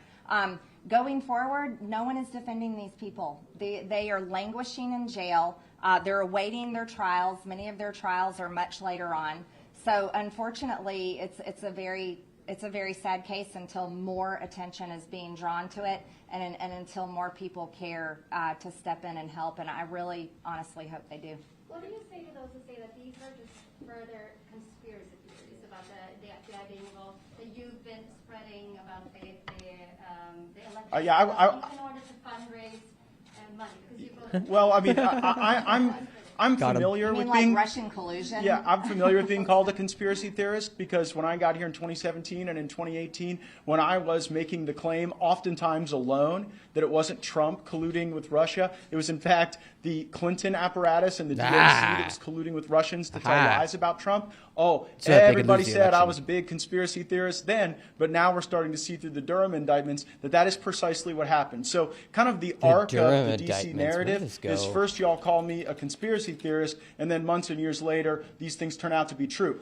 Because I expected that criticism, we brought evidence. We brought video. And I would say, send it to the critics. Send it to all the folks who produce the mainstream media primetime shows. You know, they want to run a whole lot of video from January 6th, but I'm willing to bet you won't see these videos run on primetime. Won't and they see should these be, because videos. it shows the American people that there was a lot more going on and that the game you're watching is not the game being played. We'll do one more question, and then He had his hand up. okay, sure. I have a question about President Trump. So you all are making the case here that, in your words, this was a Fed surrection, some sort of federally instigated event. Correct me if I'm wrong, but as far as I know, that is not the case that President Trump himself thinks about this. He, sees this as an outpouring of support from his followers and says that the real insurrection was on November 3rd. I haven't seen him make the argument that this was some sort of federally instigated thing. We're not only limited to the arguments that former President Trump makes. We're entitled to make our own arguments. Yeah. They believe you and not former President Trump. Believe the evidence. I don't think it's one or the other. I think that's the wrong premise to take here. Fuck. We were both really looking forward to President Trump's press conference tonight. Unfortunately, Why don't he they got have some my bad advice in ramblings up on canceling the it. prime We time wish that embassy, he had done the that fake so news that media? people could have asked him these questions. But just like Congressman Gates just said, as members of Congress and representatives, we are going to be asking our own questions, and we don't have to fall in line behind anyone in the types of questions we're asking. Yeah, This is what the Republicans have for free thinkers. the president with you guys in every circumstance. Yep. You right? Thank you you, guys. These are the free thinkers of the Republican Party. They got their own video. We got our own YouTube. Follow us at Gates. Realnews.net. Oh, God. Wow, that was a fever dream. I was going to smoke drugs, but that was enough of a high. That was crazy. Absolutely crazy. Who has waited Where are out? we on this? Careers on the line because they believe so Oh, much in this fucking democracy that we must I'm get to the gonna bottom go of what get happened. my ashtray and the be work right back. going on in the Justice Department, which has now been, as of yesterday, as the Attorney General of the United States described to us, is the biggest investigation in the history of America. Because I don't think people had envisioned that we would have an attack like this, but we did. 244 years of democracy. 244 years of democracy that it is our charge to protect. And that is why you see this investigation. That's why you see over 700 people charged. This is why you see the Attorney General pledged to follow this to every level and to follow the facts to where they go. And we must remember in the end, as my colleague from Oregon, Senator Wyden, has addressed, this is not just and was not just an attack on a building. It was an attack on our republic.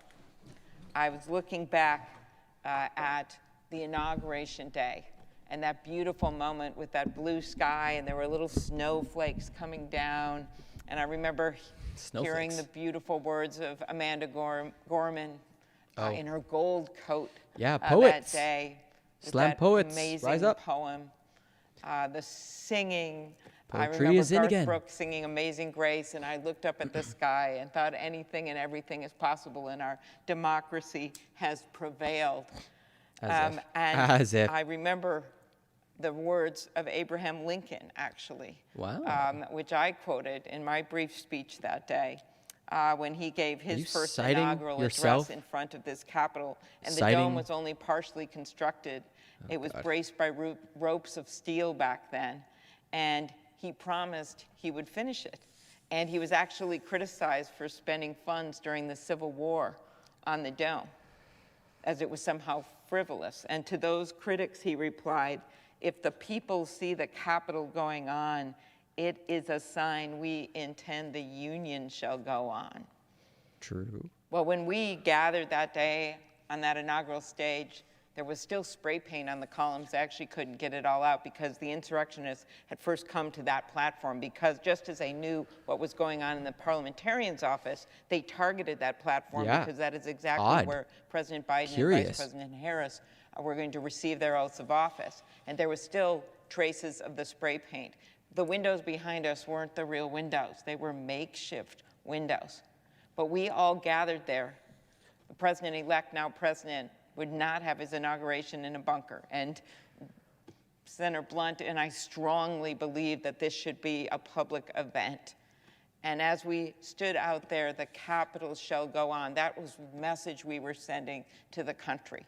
So what does that mean right now, a year later, year of this anniversary, the Capitol shall go on? Yes, it means that we have better security and we do better by our police officers and we have their backs. It means that.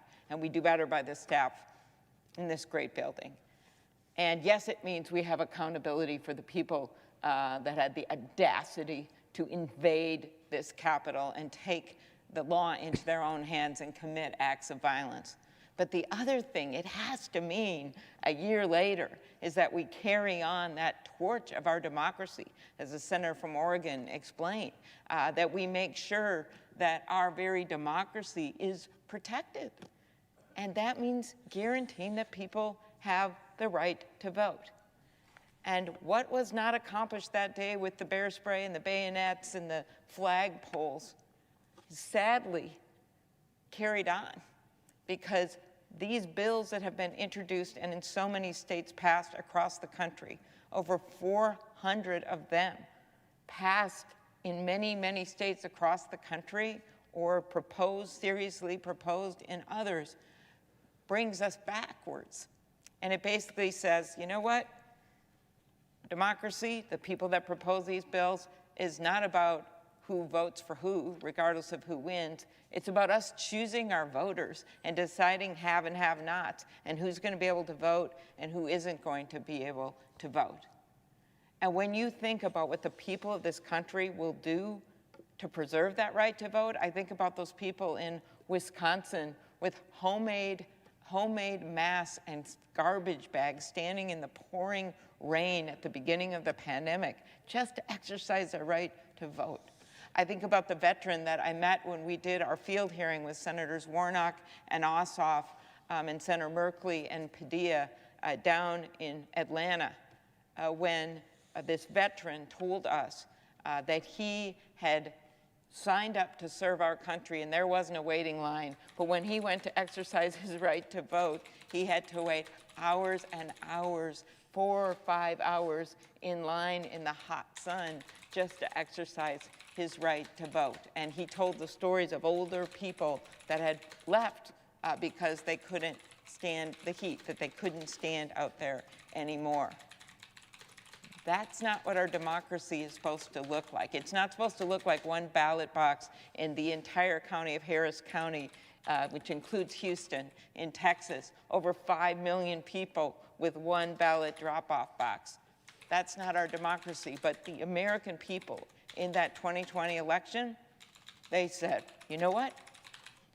No matter what you do to us, we're going to go vote. And they voted in droves, and they voted more votes than in the history of America. And part of that was because of the pandemic, changes were made to the laws, including some states took away ridiculous requirements that you have to get a notary public. Think about it, in the middle of a pandemic. And right now, by the way, South Carolina has put this law back in effect. To get your mail-in ballot, because you can't go vote in person because you got COVID, you have to have a notary public. And there are stories reported in the news of people having notary publics through the glass windows of hospitals sign off on the application of their ballots. All of that is designed, in the words of Reverend Warnock, so that some people don't allow some people to vote. That's what that's about. So it is on us right now to carry on the democracy.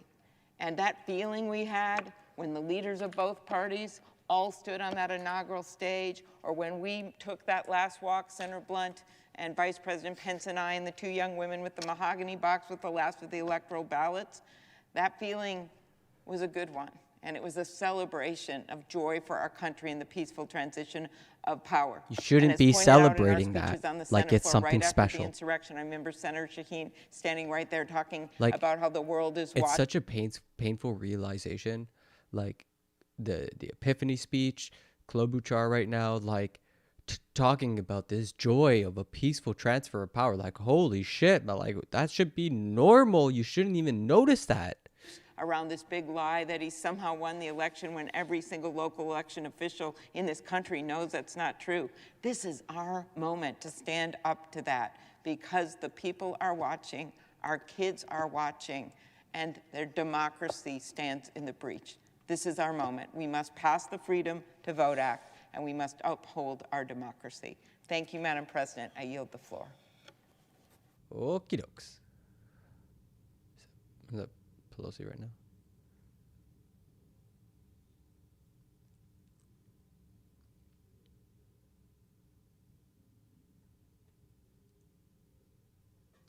Who's next?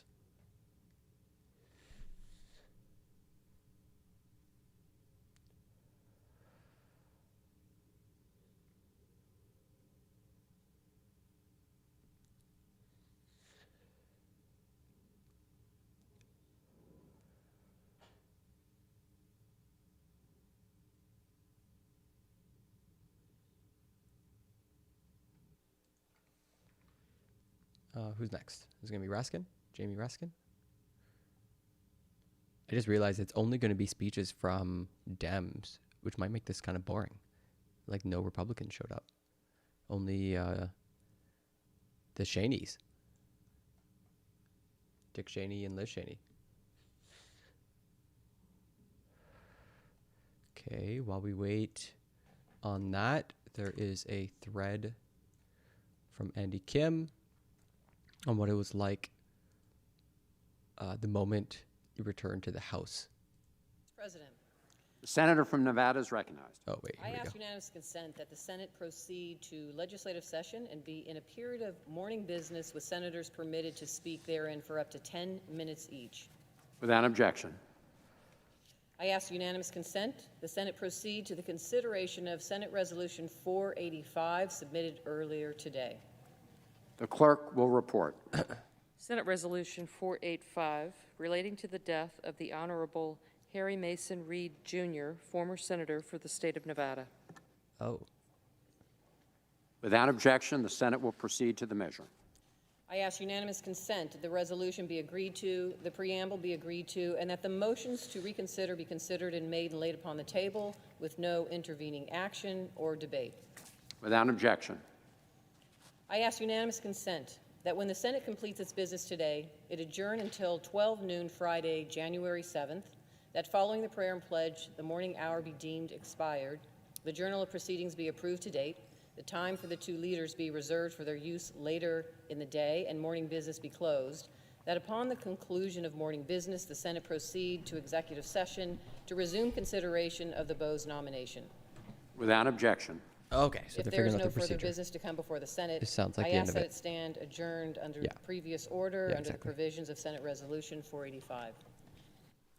Under the previous order and pursuant to S. Res. 485, the Senate stands adjourned until 12 noon on Friday. Okay, so that's done. They're adjourned. So there is Biden remarks, but from Fox News, so we can watch the chat. Let's just see. Does the chat actually pop off? Yeah, of course it does. Let's go, Brandon. Hilarious. Okay. You see, the strength of democracy is the rule of law. Just a little small one, though. The strength of democracy is the principle that everyone should be treated equally, that elections should be free and fair, that corruption should be given no quarter. The strength of democracy is that it empowers the people. And the fragility of democracy is this, that if we are not vigilant, if we do not defend it, democracy simply will not stand. I don't know how much more lib It will talking I falter can do. and It's fail. so painful. It's just so painful. The violent assault that took... Oh, God, it's so painful. Okay, well, maybe we'll listen to Biden after. Oh, God, Kamala. Okay, this was interesting. A year later, the most vivid memory I have of January 6th is the moment I returned to the House chamber after the riot had been quelled. I stepped over broken glass to get into the chamber. What ensued over the next hour was the most powerful experience of my career. And this is Andy Kim, New Jersey. Right, okay. People spoke with hushed whispers. We touched each other's shoulders gently with comfort as if at a funeral. Everyone still in a daze, swimming in uncertainty of the uncharted moment. I took a seat along the center aisle as the speeches began. I glanced around the room. This is the room where our nation united during some of our darkest moments, where FDR gave his Pearl Harbor Day of Infamy speech, where leaders gathered after 9/11 to show resolve and unity, where decisions of war and peace were made. Could it happen again? Would we finally unite? For a brief moment, I thought what happened would be a shock to the system, an epiphany perhaps, like a defibrillator pulling our country back into rhythm. The speeches were raw, talking about the need to pull together. But then something changed. When speeches switched back to electoral college debate, I felt something change in the room. I watched people pull out the same speech about election fraud they were going to give before, as if the riot had never happened. The prospect of unity lasted only 35 minutes and 53 seconds, the 147 Republicans who voted to overturn election results. That was when I knew this would not be the unifying moment we needed. Shock of January 6th was not enough to shatter the big lie. Many asked me if my colleagues who spelt the big lie believe what they say. At that moment, I knew for certain they did. They believed every single word. I started to walk out of the House chamber in disgust. While the riot damaged our Capitol, I felt that the scene I just witnessed would ultimately do more harm. The lasting damage of January 6th was not the roaring riot, but the selfish silence and purposeful amnesia afterwards. What a great combination of words. Purposeful amnesia. Just impossible to make sense of that, except in the common, right where we are nowadays. Post-Orwell. I walked out the center doors of the House chamber, the same doors that presidents walk through to give the State of the Union. Just hours earlier, they had been smashed and barricaded with guns drawn. Again, guns were drawn on the House floor. That's a crazy shot. They barricaded the door with a dresser. They've got some Glocks 9mm. Only, 7 people? 6 people, actually? Like, that's wild. That's a thin line. As I walked the halls away from the chamber, I kept thinking, maybe our nation lost its ability to be shocked. After a pandemic and now January 6th, could something actually shock us to the point where we rediscover our shared identity, common good, like our nation has in the past? Oh, this is just, this looks like some doors that were smashed in, some stuff that was tossed down. Then I entered the rotunda. To see that room, the most beautiful room in the most beautiful building in America, desecrated, broke my heart. I got on my knees and started to pick up. As I picked up debris, I wandered down a side hall and saw something. I remember this. Yeah, they did a story on the congressman who went and started cleaning up after the riot. I forgot about that. Oh, wow, this is interesting then. I saw a plaque. Beneath this tablet, the cornerstone was laid by George Washington. I stood there carrying a bag of torn flags and broken glass, reminded that this building is bigger than all of us. I realized at that moment that I am but a mere caretaker of this building.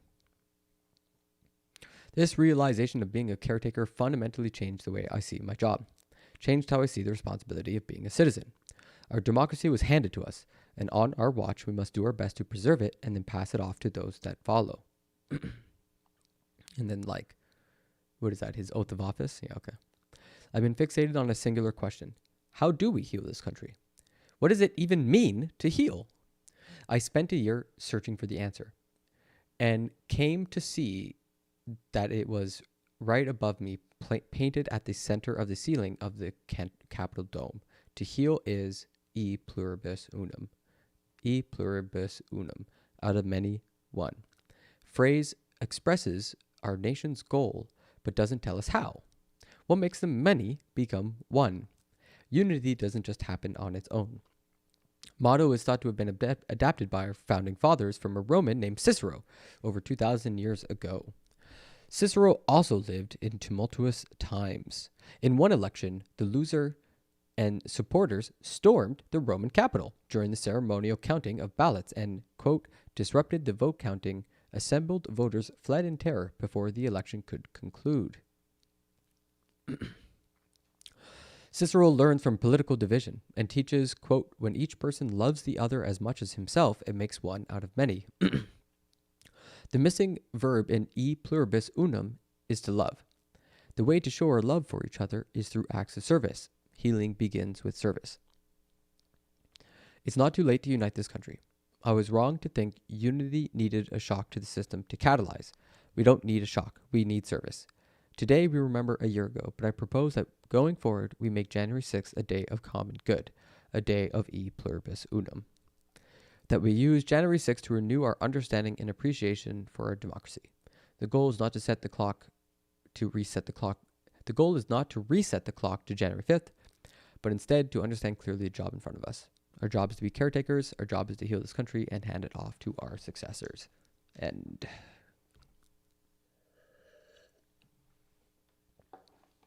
not bad.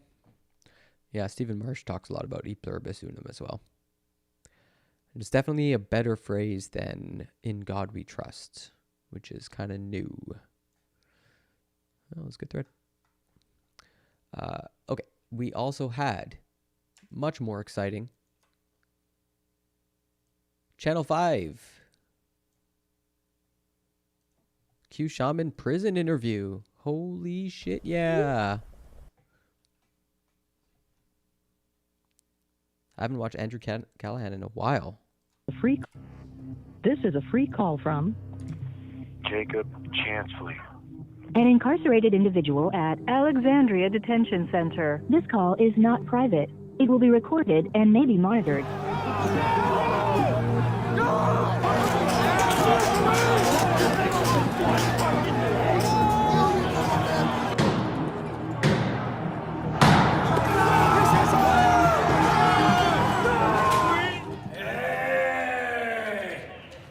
Fucking hey, man.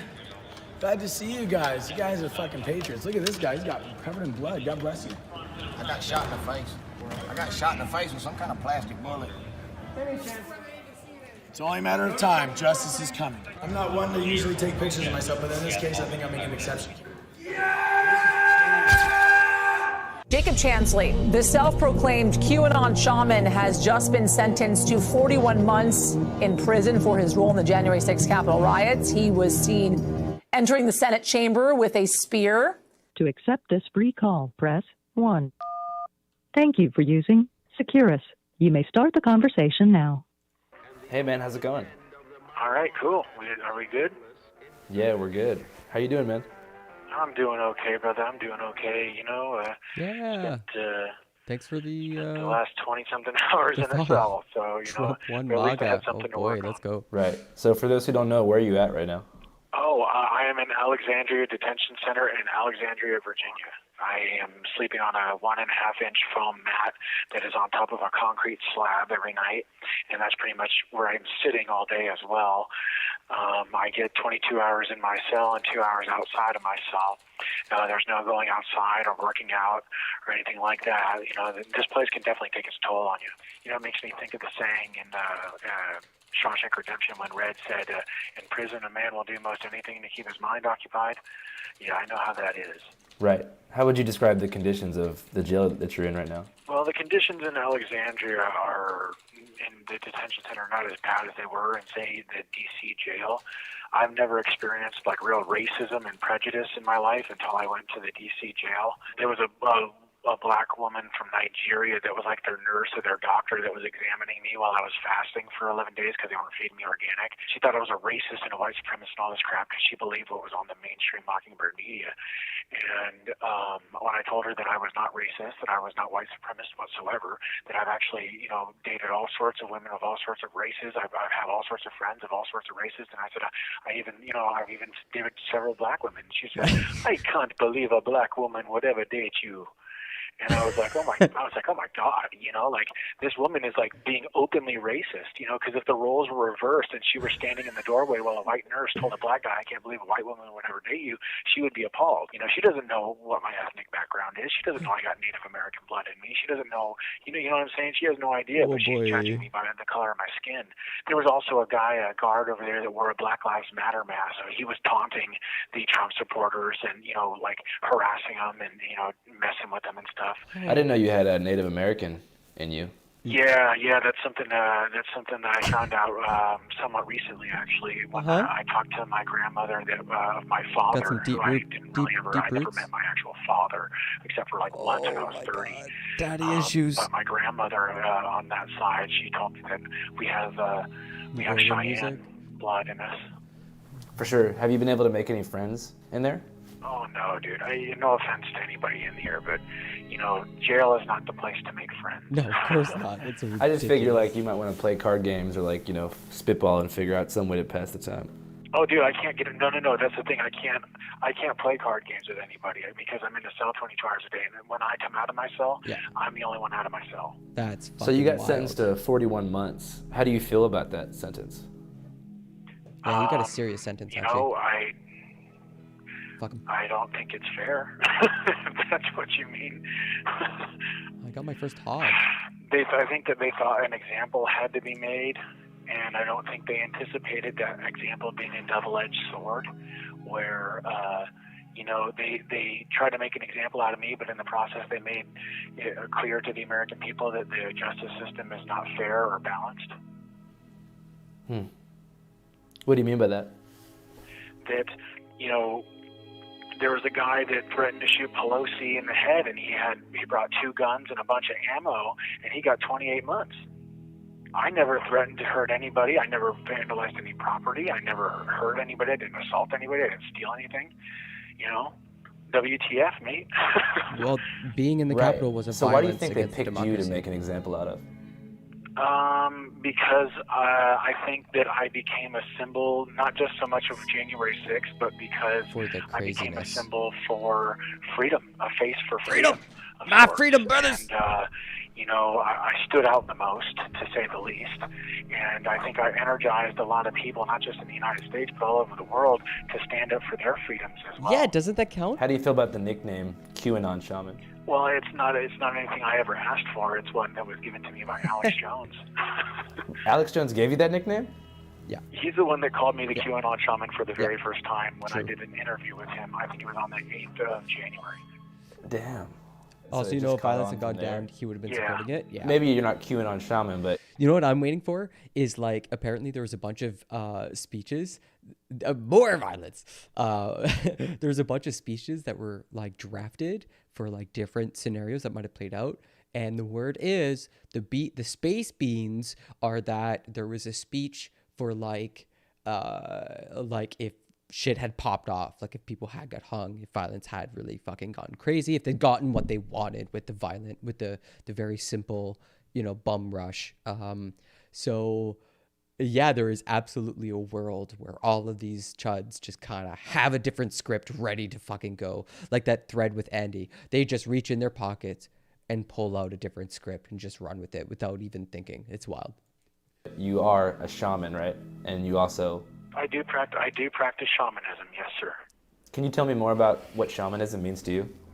Yes, good questions. Is like a ancient monk or priest, psychologist, pharmacologist, historian, storyteller, artist, astronomer, tattoo artist, psychic, all of these things wrapped into one person. And so for me, I was always interested and intrigued by Native American culture. And like I told you, my grandmother said that I have Cheyenne in my blood. And she actually said that one of our ancestors was one of the few survivors on the Trail of Tears. So I always knew that the medicine man or the shaman knew something special. And I always wanted to know what that was for myself. And so something very deep in me called me to the shamanic path. So I searched for the truth of my existence and of enlightenment on the shamanic path. And I always and it knew led you I to was QAnon? destined to find it one day. Right. When did you first get introduced to shamanic practice? So I officially started deliberately. I would describe him as a gonzo journalist. He's following in the tradition of Hunter Thompson, which is to practice journalism where it isn't normally practiced, in the periphery, in the outskirts of civilization. The book Hell's Angels was journalistic, even in its crazy, even though it was a crazy read, it did explain to the public who the Hells Angels were, what they were about, what it was like to be around them, and therefore had real understanding and value. So I would just call him a gonzo journalist. We're getting good information out of him. He's asking like sincere questions that are neutral. So like to me, that's like journalism. Yeah. But it's fair. He's doing something that's unique. It's definitely not common, and it's hard to describe. Started my shamanic path on November 2nd, 2012, when I got my first tattoos, and those were on my feet. And now I have over 100 hours worth of tattoos, and all of them were earned or like through personal growth or some sort of like a symbol for an accomplishment, or all have some sort of a deep meaning, or were used for like to like symbolize the overcoming of pain or an obstacle in my life. Like for example, the bricks on my arm, the sleeves, I got those after my dad committed suicide. It took like 36 hours to complete. And the whole time I was, using the physical pain to deal with the mental and emotional pain I was in. Yeah, the top of the foot is supposed to be like one of the most painful places to get tattooed because of all the nerve endings. Yeah, right? That's why I chose it, was because the whole idea with, shamanism is you go through ordeals, and after you go through the ordeal, you you have this like out of body experience, whether it be by overcoming pain or, going through some sort of like long ordeal process, like some people, know about the Sundance ceremony and stuff like that. That's an ordeal. And a lot of these things end up causing out-of-body experiences or spiritual experiences of reality. Mm-hmm. I guess, psychologically and emotionally, what prompted you to get those first tattoos on your feet? Well, I wanted to know, I always ask myself, why are these tribal people all over the world? Why are they tattooing themselves? Why are they undergoing hours and hours and hours of excruciating pain? What's the point? Like, why? So at what age did you kind of become interested in Native American culture? Oh, I've always been interested. Yeah, I grew up in Arizona, so I've always been interested in it. It's always been a part of my life, But was there a particular moment, like maybe in your youth, where you were like, oh, this is something that I think is super cool and like I want to learn more about? Kind of. I just, whenever I saw the native dudes with the big feather headdresses, when I heard about peyote and hallucinogens. Have you ever experimented with peyote or anything like that before? Oh yeah, for sure. All shamans use these tools as a way of transcending the physical body and gaining a larger view of reality. And so the shaman is like an expert of these spiritual or these mental tools that allow people to gain a broader view of the world, of their spiritual connection to all things, and of the nature of God and life itself. When did you first experiment with the medicine? That was, I think, in like 2014, 2015, something like that. That was the first time I ever tried peyote. But I had tried other, things like sacred mushrooms and, things like that beforehand. Oh no, he's gonna get nailed by the What insights FBI. do you feel like you gained from peyote? Good question. Well, I can honestly tell you, I'll put it this way. The only way that I can really explain the things that I understand or the insights that I've gained, it wasn't just through peyote. It was through things like cannabis, through mushroom experiences, through all sorts of other, transcendental experiences, including things like meditation and trance states, breathing rhythms, even things like fasting, tattoos, all of that stuff. And the ultimate conclusion I came to is that the body is a tool for the soul of God, almost like the body is like a microscope and a telescope, and the soul of God is the observer, able to examine the infinitely large or the infinitely small. And so in a way, the body is like an instrument that can be tuned in a number of different ways to tune the mind and the body to the frequencies of God's omnipresent consciousness. Ooh, boy. Every culture has a different name for it. Nirvana to the Buddhist, Brahma to the Hindus, collective unconscious to the materialists. Ultimately, though, I came to discover that the light is one and the paths are many. I would call this syncretism, or what is it? Like when you define something by itself, it's like circular, a tautology, a tautological syncretism. I mean, I've been there. I understand the depth that meditation can bring, or that certain experiences through drugs, or even like social experiences like singing in a choir, especially some sort of like beautifully arranged music. To me, like that's as unexplainable as consciousness. It's like this ephemeral phenomenon. Like our brains are doing these highly complex, chemical reactions in tune with other brains. It's this orchestration that nature, didn't plan for and doesn't need. It just sort of is happening. But to call it God adds a layer that you don't need. Like it's pretty beautiful just on its own, like all this stuff.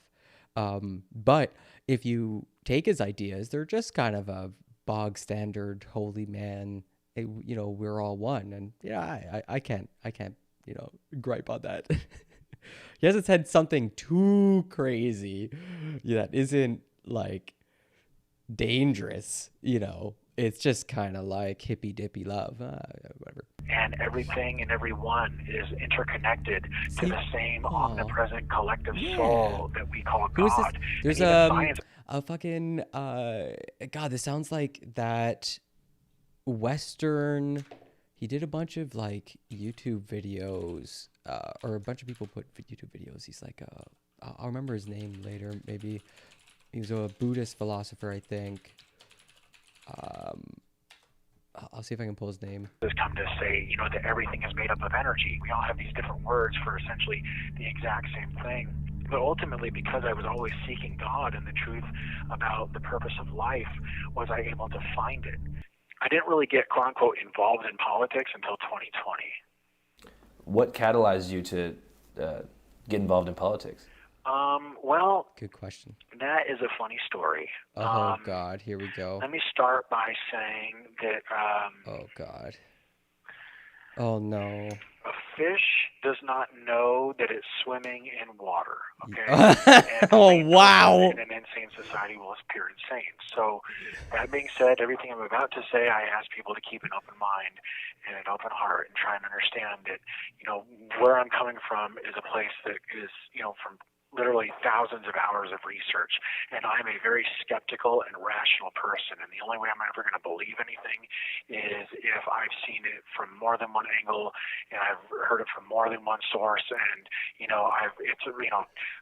dinged the little who doesn't say that nowadays bell inside of my heart. So I always knew that DC was corrupt. And when I heard about Podesta's leaked emails to the public, I started to read them with a mild curiosity. Oh, no. Then I started to notice a very strange pattern in the emails and many of the other emails that were leaked, and how it involved most of the, like some of the most powerful DC moguls, like, Clintons and the Obamas and Bidens, and how it involved celebrities and international bankers. And the big picture became crystal clear. And it was not even a week or two later that the first Q drop appeared. Boy. And all the research pointed to Q being the beginning of full disclosure. And I came to conclude that Q was involved at the highest levels of the military and the intelligence community, and that Q was involved with things like the deep underground military bases and black budget technologies and stuff like that, above top secret information. And ultimately, Q involved the warring factions of the deep state, what some people have called the alliance versus the cabal. And then what we were experiencing was kind of like a mind war, and this mind war over the minds of the populations would end up affecting the timelines that we created as a species, almost like hijacking our co-creative abilities, and that would determine the fate of humanity. So what do you think the deep state wants for the fate of humanity? If they had their way and every sinister plot they are trying to arrange came true, what would our day-to-day life look like? What they want is centralized power through corruption. They want to negate the three-branch checks and balances, three-branch government system, and maintain and expand the corrupt government bureaucracy. So they basically want no freedom, full totalitarian control. They want control and access to all of our biometric data, all of our medical records, all of our financial records, all of our personal data. They want to know all of it and control all of it. They want to make things like vaccines mandatory. There's no body autonomy, no free choice, chips in your hand type of thing. Think like communist China, except in the United States and all over the world. That is what the deep state is looking to do. And somebody may say, well, that won't happen in the United States. And I would say to those people, well, how far are we from 2 weeks to stop the spread? I think that COVID is proof that the corruption that we're dealing with is not just in the United States, but that it's global. Vaccines are being used as an excuse to do all sorts of things. I think it's only a matter of time before they're used to round up and detain enemies of the New World Order or of the deep state. This virus is only killing less than 1% of the population. So I think that the ultimate end goal is to have a two-tiered slavery system where you have free-range slaves that are in the cities and they're being used as workhorses to create a large generation of tax revenue for these black budget operations. These people live in the cities. These people are monitored by the deep underground bases, by these classified technologies. These people in these cities are basically held hostage by the corrupt deep underground bases. And then there would be the FEMA camps or the concentration camps, which, these things, believe it or not, may already exist. If you look into the way that certain Walmarts have been shut down and converted.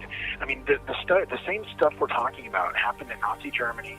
It happened in the USSR. It happened and is happening right now in communist China. So where does Trump fit into this whole thing? Well, that's a good question. This whole idea of Pizzagate and the info that was dropped during Pizzagate was almost like a trial run. And it was conducted to disclose the truth to the public prior to the 2016 election. So the public knew what was really at stake, and people like Hillary Clinton couldn't get in. And the point is that Q was the next step, I think, in the intel drops. And so after understanding what in the Q community is known as the Q clock, the way that the timestamps and the gap code work with the Q drops and how they all relate to Donald Trump's tweets, and how there's a lot of the same verbiage in the tweets as well as in the drops, and that they all, a lot of the time, they occur around the same exact time, and the way that certain messages are put out, in time or in lockstep with his tweets and all that stuff. They were using numbers to communicate a much larger and broader message that if you put the puzzle pieces together, it made perfect sense. It seemed to me that Trump was a part of something a lot bigger. that Trump being at the helm in the presidency, he was a part of this faction within the military-industrial complex, within the quote-unquote deep state, the good guys that were trying to free humanity, and they were trying to get rid of this cabal that is essentially full of Marxists, fascists, and New World Order types that are trying to enslave the population. So Trump, he was tough on China, he was tough on Russia, he was tough on Iran. He was trying to create peace in the Middle East. He released the JFK file. He created the Space Force. There was also during the Trump administration, there was a declassification of zero-point energy engine and inertia propulsion or anti-gravity craft that the Navy put out. Take a breath, my Okay, guy. I'll put it this way. Q is the only major movement in history, as far as I can tell, that is working to disclose the full truth about, say, government special access programs, top secret information and technologies. How the truth about the things like ICIJ? aliens or interdimensional beings and their role here Oh, on the planet. God, no. They're the only ones that this movement was the only portion of Q any was sort exposed. of campaign that I've seen in history that is talking about like the breakaway civilization that has been created in these deep underground military bases. It's the only movement that is disclosing the truth about things like looking glass technology, the anti-gravity technology or inertia propulsion technology, how it relates to things like time travel and creating timelines, the way that we have like healing technologies or infinite energy devices, and how all this stuff relates to black budgets and to the endless amount of tax dollars that are being used to create this breakaway civilization.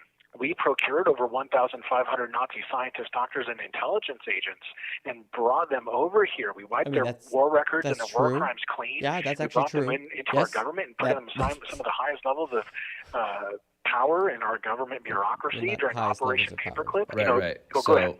I was saying, like unrelated a lot of those things like are objectively true, right? Operation Paperclip was real. Yeah. Operation Mockingbird was real. True. MK Ultra was also real. Yeah. But Canada do you think that Montreal the took more part of that intense stuff in the Q universe, like elite Democrats drinking children's blood, is also real?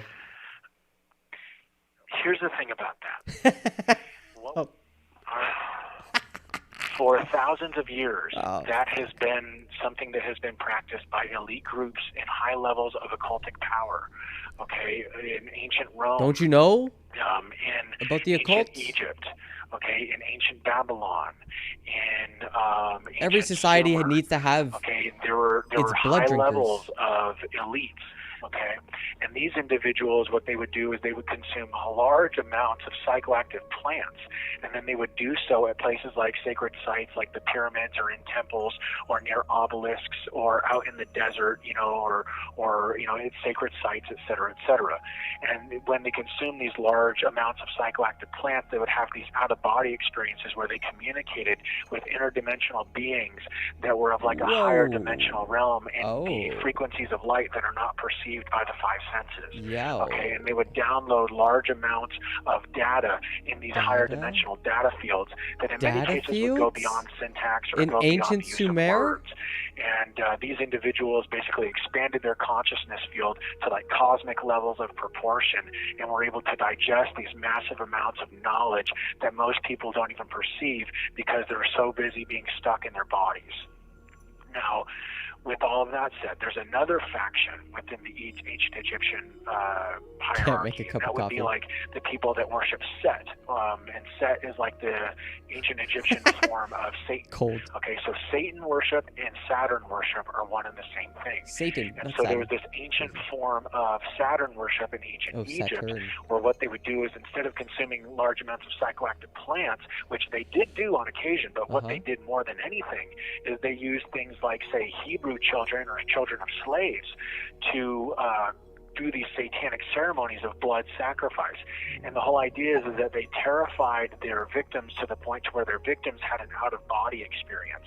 And in this out-of-body experience, their body filled with adrenaline, okay? And as their body filled with a bunch of adrenaline, they would end up killing the victim, sacrificing them to Saturn, Okay. And in the process, their adrenalized blood would be drained and poured into like a chalice or something like that. And when they drank the blood, they were drinking something known as adrenochrome, because once the adrenalized blood was hit with oxygen, it changed from adrenaline to adrenochrome.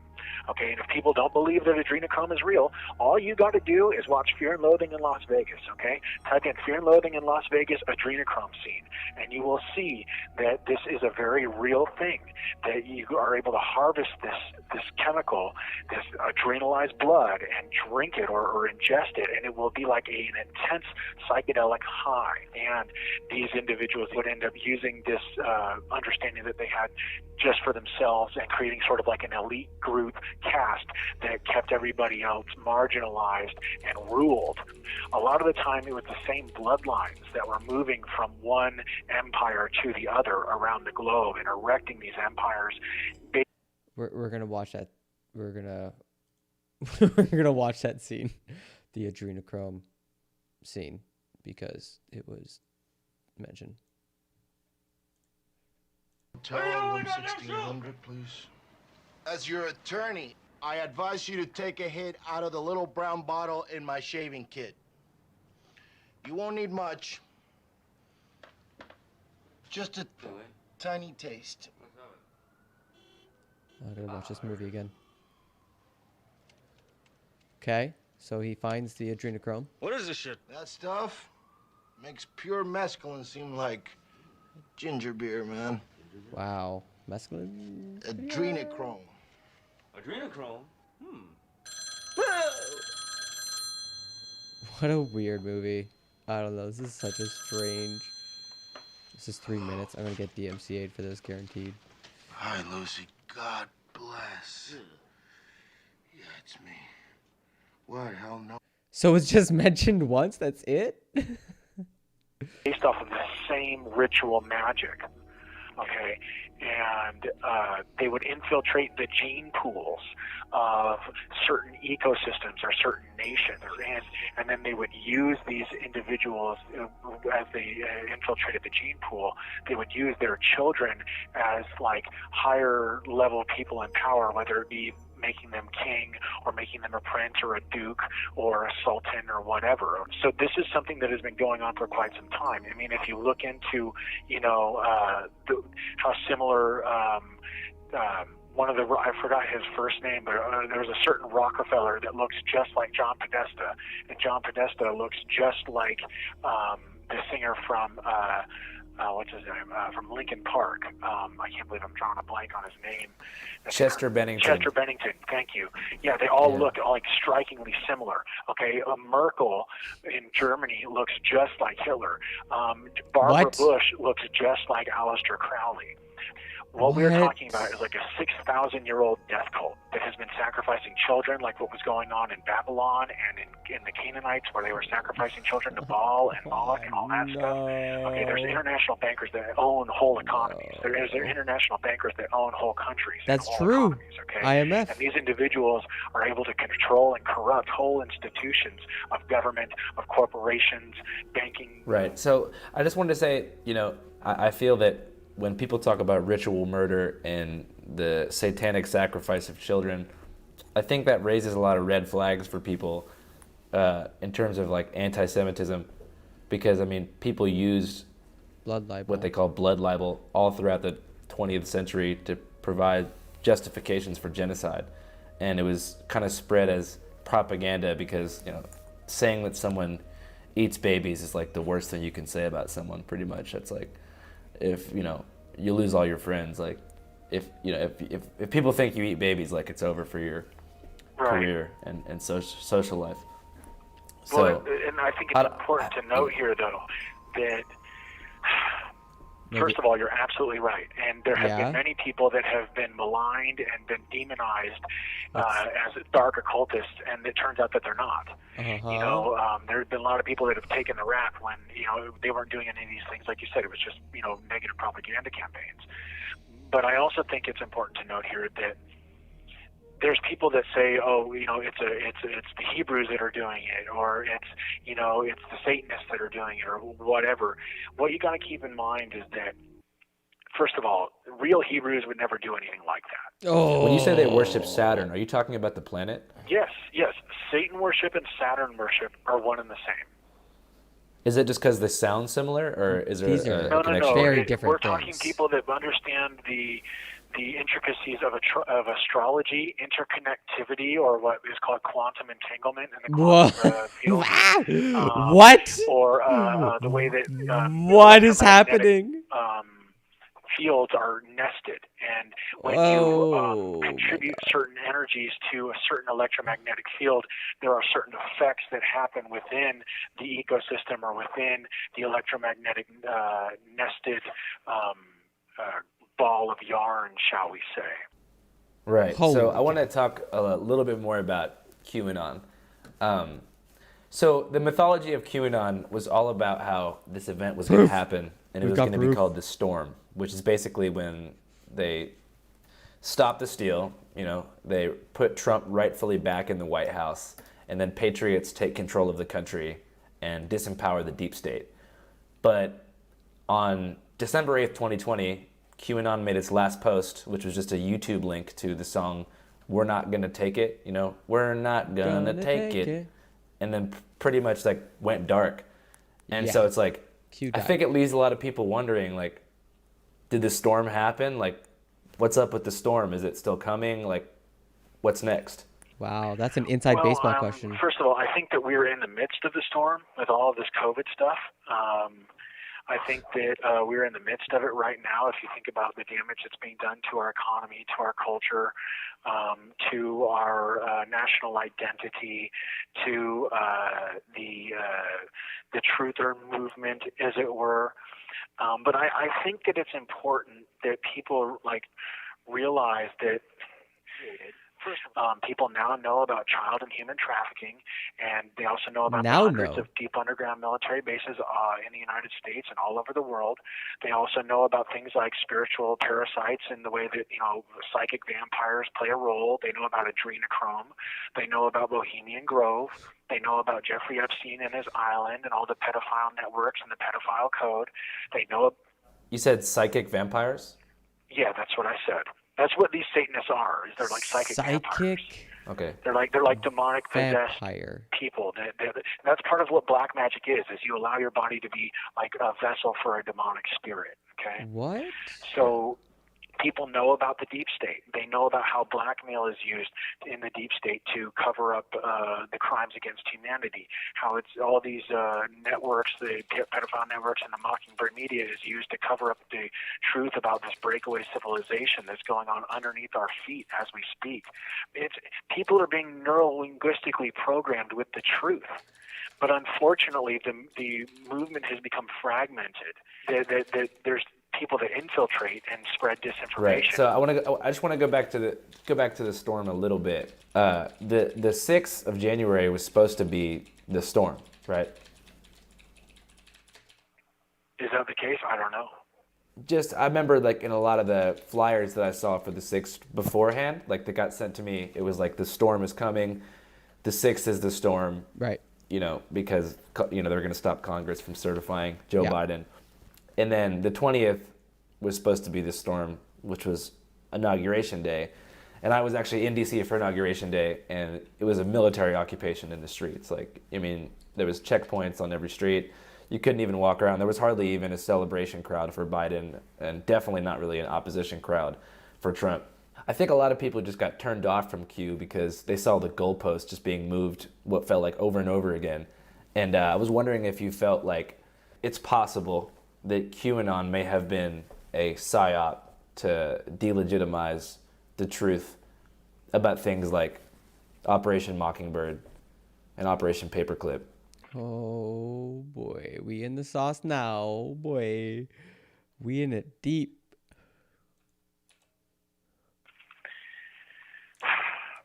I think that there is going to be in any sort of a truth movement. There's going to be infiltrators and disinformation agents. People have to understand that what we're dealing with is a new type of warfare. Okay, it's a new type of warfare. It's information and economic warfare, and I think that a lot of people are looking. They're missing the forest. They're missing the forest for the trees. Is that the saying? And the final battlefield for this global war that we're in is the mind. And I do not believe that Q is a tabloid straw man, because the movement was not in the tabloids until it began to supersede and threaten the Mockingbird media. And the truth is always rejected, resisted, despised, and demonized before it's accepted. So with that said, is that a Gandhi quote? I think that we have to look at the wins. There's been lots of resignations, like Cuomo, the Cuomo brothers. All sorts of CNN producers are being proven to be pedos. The child trafficking is being exposed. The vax mandates are dead in the water. Omicron is probably going to create a massive global herd immunity without too much adverse side effects. Oh, Let's Go fuck you. Brandon is taking over the entire nation. You could just say, fuck and you, of all Biden. places on college campuses where they were hoping to indoctrinate all these people to be Marxists. Parents are standing up to school boards, and CRT is dead in the water. It. Kyle Rittenhouse's acquittal was a huge win for the Second Amendment. No. I mean, for Christ's sake, Black Lives Matter and Trump supporters were marching against the vaccine mandates, for crying out loud. We are now going to have free speech alternatives to social media. Cancel culture is being canceled. People are realizing that woke is broke, man. Woke is broke. The world's waking up. Everybody's standing in solidarity together, bro. So Okay, it's going to take I figured it out. I have figured it out. The left is not necessarily worse at marketing than the right. It's just that the right is so shameless that they can cycle through different slogans until they find one that has mass appeal and they can run with it. Oh man, this is a script, man. It's like he's riffing. He is high on his own supply, like unable to get peyote in jail. So what do? You just dive deep into the conspiracy theories, the syncretism. Oh man, everything's fucking connected, man. Oh geez, man. You're like, I appreciated the sort of lovey-doveyness at the beginning, but I was biting my tongue as well because syncretism is scary. It's so scary when people just start fusing ideas from across different religions and cultures that have different it's so hard to watch. Yeah, what was it? Woke is broke, cancel culture is canceled. Like, he's fucking writing them out. Oh yeah, another banger. This is about as far as before I saw your streaming. Okay, so oh man, you're so sweet to stop it. That's Let's just all finish it there off. is to it. It's going to take some time. So I think that what people need to do, as opposed to being demoralized, is they need to pick a hill and have an indomitable will. They need to stop putting all their hopes in one person or in one group, because then their hope is so easily lost. Fucking They snaps. need to be the change that they want to see in the world. You have to be the change you want to see. I have listened to a lot of slam poetry, and this man just needs to find the best 3 minutes and pick a stage, and he could probably get numbers. He could probably get an 8 and up. Let's go. Fight with all your might. You know what I'm saying? But do you? Are you allowed to talk about January 6th? I'm not going to talk about that. I've been advised by my lawyers just to leave that situation alone. Yeah.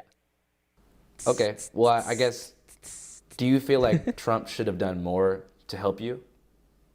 Good question. Well, I feel about Trump the way that I felt about him throughout the 4 years of his presidency. I mean, it's changed slightly with his support of these vaccines, but he took the deep state and the corrupt bureaucracy and the corrupt media on head-to-head. He went toe-to-toe with them. And he did that, I think, for the American people and for America in general. I think that took courage and strength. But there's other things where it's like, I look, you know, he built the border wall went through a sacred Native American burial ground. They blew up a sacred Native American burial ground on the southern border of Arizona, just so they could put a wall through it. And to me, that's akin to blowing up a veteran's graveyard. I think Trump should have fired Fauci when he had the chance, as opposed to giving him the microphone. As opposed to Oh God, I can't take such a good take right beside such a bad take. It's just, oh God, it's he's like so right in one moment and then like so wrong in the next. And Operation Warp Speed is the greatest achievement of mankind. It hurts. And once again, and coming to your question, I think he could have and should have been there for more of the J6 people. I think he should have been more outspoken. In all honesty, I honestly think he should have given all the nonviolent offenders a pardon, personally. But at the same time, I try to understand his reasoning for all that, you know. And There's I no know reasoning. that I don't know everything. And you don't know everything. I have to respect and appreciate what it is that he has done for the American people, even if I don't always agree with him or see eye to eye. Right. You know, one thing I think about January 6th in the media, it's very strange to me that people took you, and in the media, especially right-wing media, made it seem like you were some sort of crisis actor hired by Antifa to make people look dumb. Oh, fuck that. What is this bullshit? I'm getting premium soon, I swear. All I can say is, for part of me was like, that's hilarious, because anybody that really knows me knows that's not true. Another part of me is like, okay. Wait, did he say Operation Warp Speed was an amazing achievement, but he was also saying he was anti-vax earlier? Oh yeah, that's kind of where it hurts, is like if you pay really close attention, it's like his opinions are clashing, you know, in every direction. Yeah. I mean, Warp Speed was genuinely a good choice. In retrospect, you know, we sped up vaccination just by layering the procedures. Didn't really increase risk. Great job. But also, vaccines are the tool of the government to, I guess, soften our will to the psychic vampires. Like, woo boy. This is a perfect example of how it is that the truth gets smeared. You know, the fact of the matter is, I'm not Antifa. The truth gets smeared. That's a really interesting line. This is the way he's talking is someone like where the truth has gotten smeared, where he can't tell a single story, so he has to tell all the stories. That's why when he talks, there doesn't seem to be any endpoint, because any one story requires the explanation of the next conspiracy. And you just keep hopping along, and so long as someone is listening, it sounds like you're making meaning. And if you never actually have to get the train to stop anywhere, then no one knows that it falls off the fucking cliff the moment anyone looks away. So I'm mixing my metaphors here, but you get the point. I'm not Black Lives Matter. And the fact of the matter is, when I was marching at the Black Lives Matter and the Antifa protests in Phoenix, I wasn't marching with them. I was marching with the police. I'm a perfect example of how they neurolinguistically program people through the use of images, through the use of trigger words, and through the use of trigger images. And as far as I'm concerned, you need to be the change that you want to see in the world. You need to be the one that's the leader. You know, I think that imagine this, for example. We have a capital in every city, in every state, and in every country all over the world.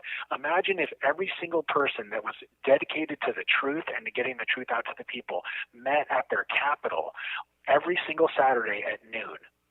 So this is our historical window of opportunity where, you know, They had those. It's called the Moral Mondays. They were wildly successful. They did them every week and held the government to account. Yeah, Moral Mondays is one of the clearest achievements of what you're describing.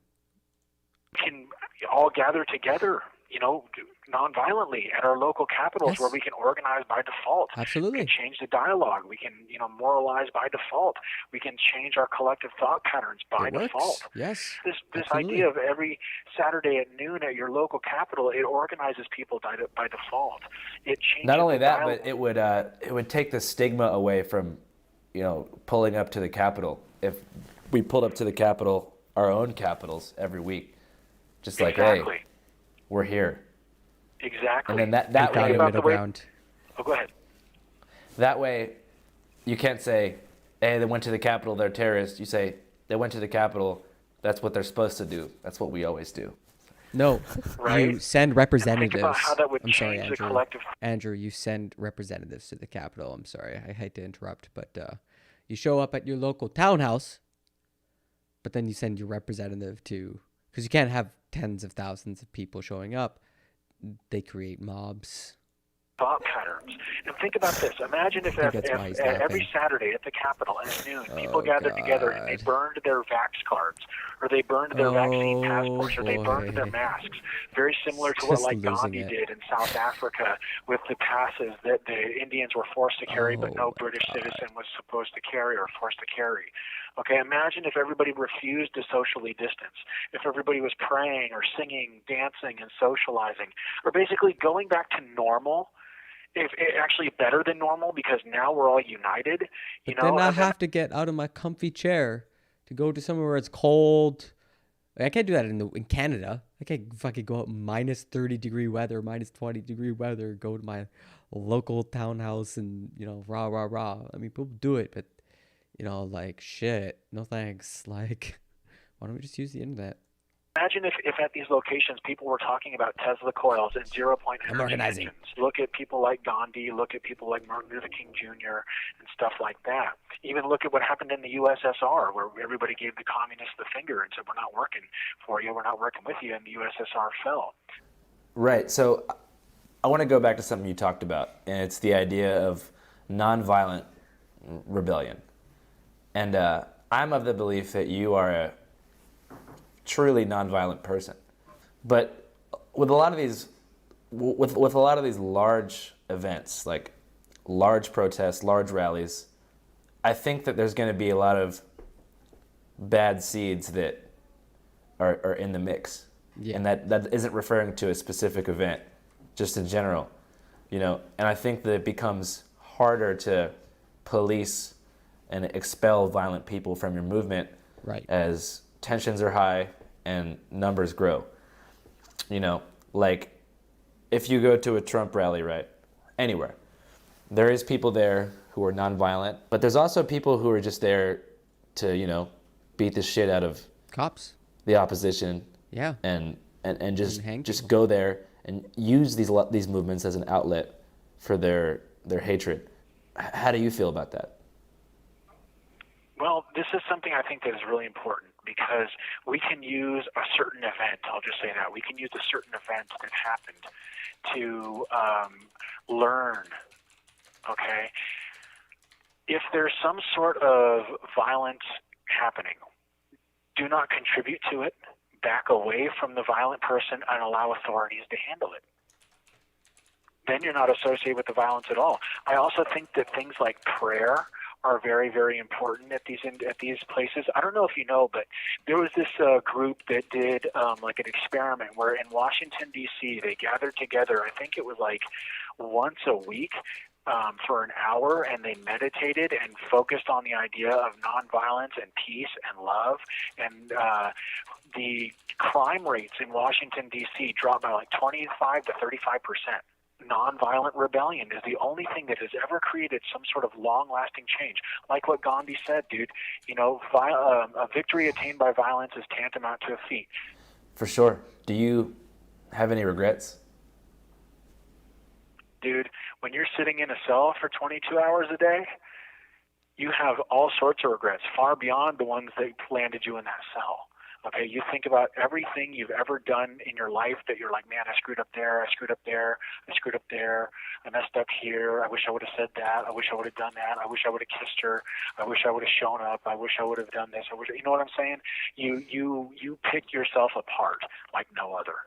But the thing is that after all this time in solitary, they did it to break me, but what it did is it made me. All this pressure, the FBI breathing down my neck, the DOJ prosecuting me, the media spewing their lies, my previous counsel totally abhorrently misrepresenting me, saying I'm retarded and, delusional and schizophrenic and all this stuff.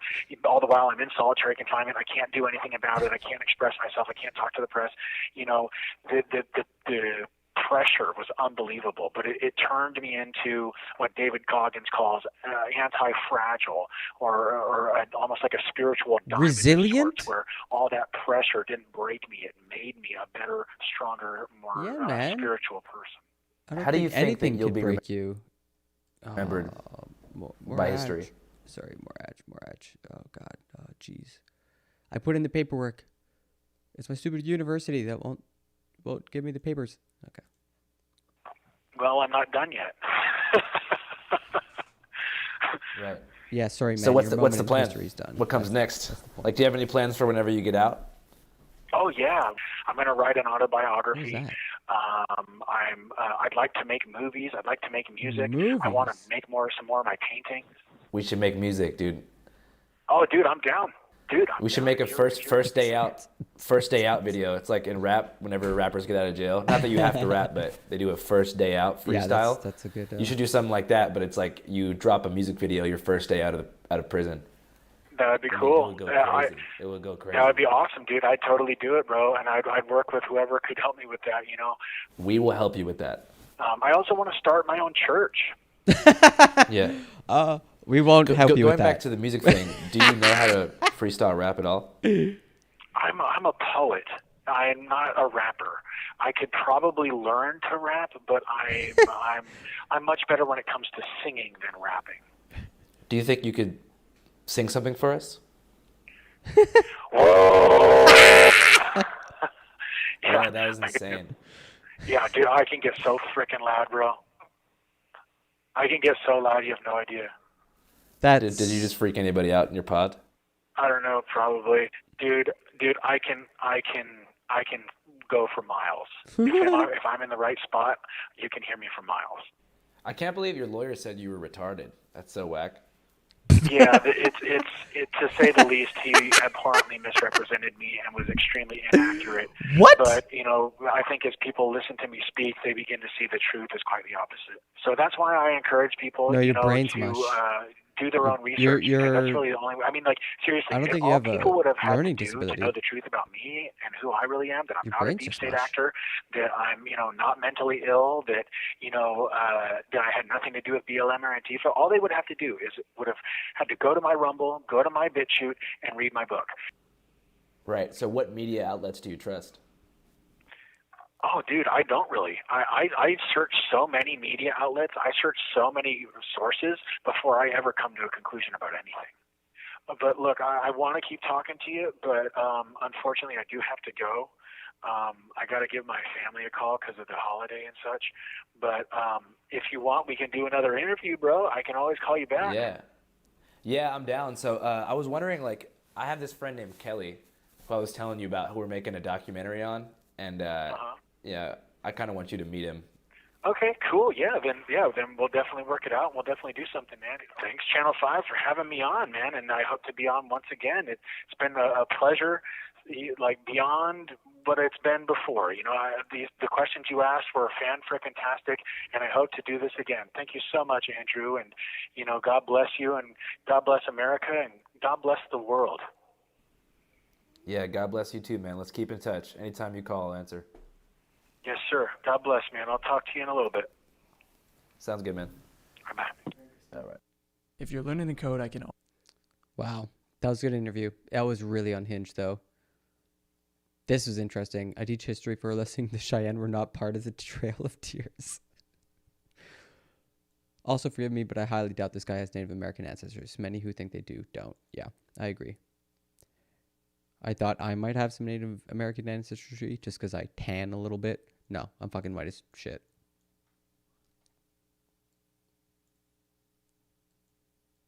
I guess I'm very white. It's a weird metaphor. No. That was good. Yeah, I'm very skeptical. Also believes in higher dimensional beings, thinks he understands quantum mechanics better than physicists. Yeah, the quantum mechanics stuff is where it's like, you're just grabbing words at this point. Yeah, this is the best. This is the comment right here. It's great. There is a subtle... Oops. beauty. Yeah, the finger snaps, man. Someone is in watching Andrew Carey. See of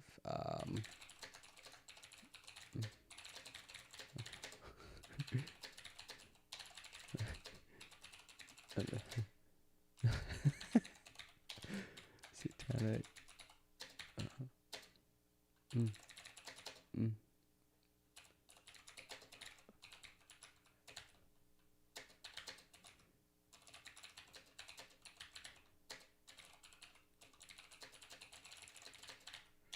Yeah, I think that's it.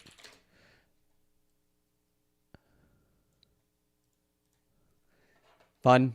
Gonzo journalism will never die. Hopefully. Okay, so. Oh, I taught the bastard a lesson he'll never forget. What? No, not dead. But he won't be bothering anybody for a while. I think that's all they mention it. Yeah, they don't really bring it up again. We talked about that. We talked about this. We talked about this. What do they else have queued up? Give me a sec.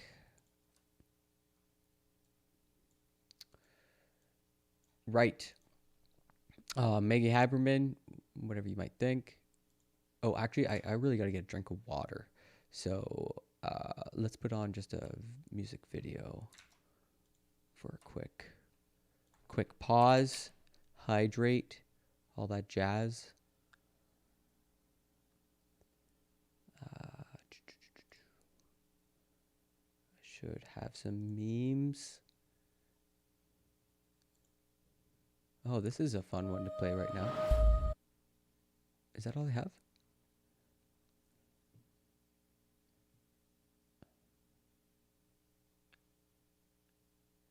Or this is actually a bit more fun. If you haven't seen this yet. There once was a cat with a hungry belly. The name of the cat was Whiskers Jelly. His throat was dry and his bowl was bare. Meow, me fairy cats meow. Soon may the kittyman come with birds and mice and some tasty nums. One day when the critters come, we'll eat till our bellies are full. Well, Jelly got his boys and they gathered round. They scattered seeds from a sack they found, in hopes the seeds they spread on the ground would bring small critters a boot.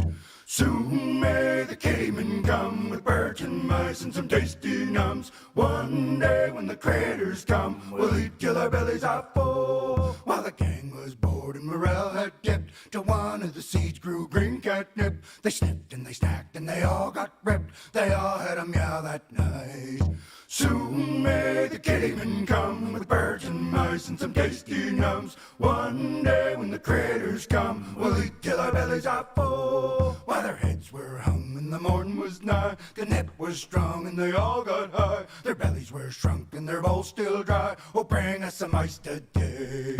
Soon may the kittyman come with birds and mice and some tasty nums. One day when the critters come, we'll eat till our bellies are full. Fucked up. Sorry, I'm a dummy. I'm a dummy. I forgot to move the fucking move it from the one browser to the other. Okay, all right. We have ourselves a statement by Donald Trump. But I'm just gonna pour myself a drink. Got myself some Canadian brew, sweep Russe Anglaise, so an English red, par des cantons. Nous portons le nom des cantons en l'honneur de nos racines estriennes. Notre caractère rural bien distinct nous rend fiers, comme des coqs. All right, okay, all right. There's the beer. It's pretty beer. Let's see if it was worth that premium beer price, or whether I'm just paying for a pretty label and some French.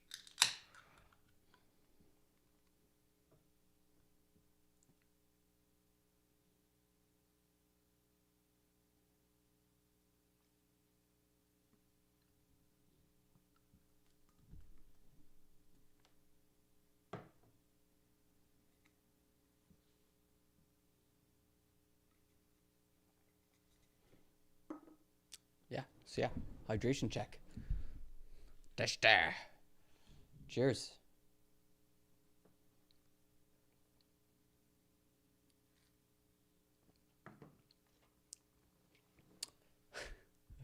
Okay, so we're not gonna watch.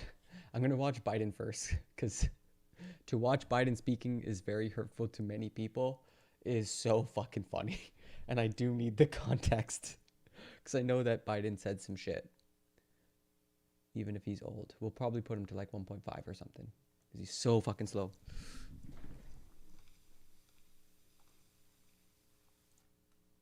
Hey, are you ads? Oh god, ads. Oh god, ads.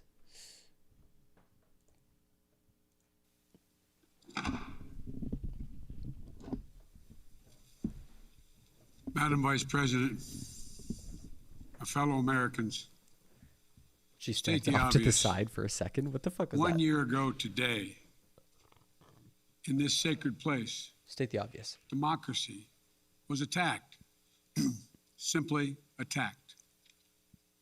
The will of the people was under assault. The Constitution, our Constitution, faced the gravest of threats. Outnumbered in the face of the brutal attack, the Capitol Police, the D.C. Metropolitan Police Department, the National Guard, and other brave law enforcement officials saved the rule of law. Our democracy held. We, the people, endured. We, the people, prevailed. For the first time in our history, a president had not just lost an election, he tried to prevent the peaceful transfer of power as a violent mob breached the Capitol. True. But they failed. They failed. And on this day of remembrance, we must make sure that such attack never, never happens again. I'm speaking to you today from Statuary Hall in the United States Capitol. This is where the House of Representatives met for 50 years in the decades leading up to the Civil War. This is on this floor. It's where young Congressman from Illinois, Abraham Lincoln, sat at desk 191.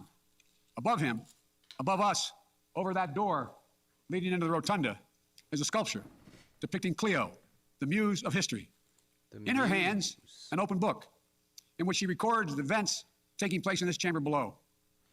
Cleo stood watch over this hall 1 year ago today, as she has for more than 200 years.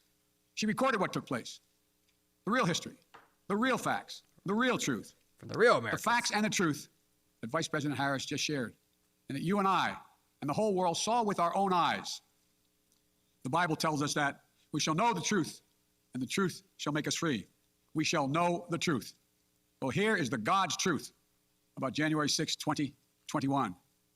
Close your eyes. Go back to that day. No thanks. What do you see? Rioters rampaging, waving for the first time inside this Capitol. Confederate flag that symbolized the cause to destroy America, to rip us apart. Even during the Civil War, that never, ever happened. Wild. But it happened here in 2021. So wild. What else do you see? A mob breaking windows, kicking in doors, breaching the Capitol. American flags on poles being used as weapons, as spears. Fire extinguishers being thrown at the heads of police officers. A crowd that professes their love for law enforcement assaulted those police officers, dragged them, sprayed them, stomped on them. Over 140 police officers were injured. That's crazy. We all heard the police officers who were there that day testify to what happened. One officer called it, quote, a medieval battle, and that he was more afraid that day than he was fighting the war in Iraq. That's crazy. They've repeatedly asked since that day, how dare anyone diminish, belittle, or deny the hell they were put through? We saw with our own eyes. Rioters menaced these halls, threatening the life of the Speaker of the House, literally erecting gallows to hang the Vice President of the United States of America. Yeah, man. They were going to go for it. What did we not see? We didn't see a former president who had just rallied the mob to attack, sitting in the private dining room off the Oval Office in the White House, watching it all on television and doing nothing for hours as police were assaulted, lives at risk, the nation's capital under siege. This wasn't a group of tourists. This was an armed insurrection. They weren't looking to uphold the will of the people. They were looking to deny the will of the people. They weren't looking to uphold a free and fair election. They were looking to overturn one. They weren't looking to save the cause of America. They were looking to subvert the Constitution. This isn't about being bogged down in the past. This is about making sure the past isn't buried. Down the memory hole. For my wallet, I just wanted three things. Why are there Had to so be many simple, ads? Really easy to access your cards and last forever. Oh, you know what? It's because we're on this fucking... That's the only way forward. Yeah, this is why. That's so what great nations do. They don't bury the truth. They face up to it. Sounds like hyperbole, but that's the truth. They face up You're to even it. hiding the FBI reports. We are a great nation. My fellow Americans, in life there's truth, and tragically there are lies. He ducked Lies back out. conceived and spread for profit and power. The great pretender. We must be absolutely clear about what is true and what is a lie. And here's the truth. The former President of the United States of America has created and spread a web of lies about the 2020 election. Stolen election. He's done so because he values power over principle, because he sees his own interest. Joe, more the truth important than is his you country's lied. interest and America's interest. Lost. And because his bruised ego matters more to him than our democracy or our Constitution, he can't accept he lost.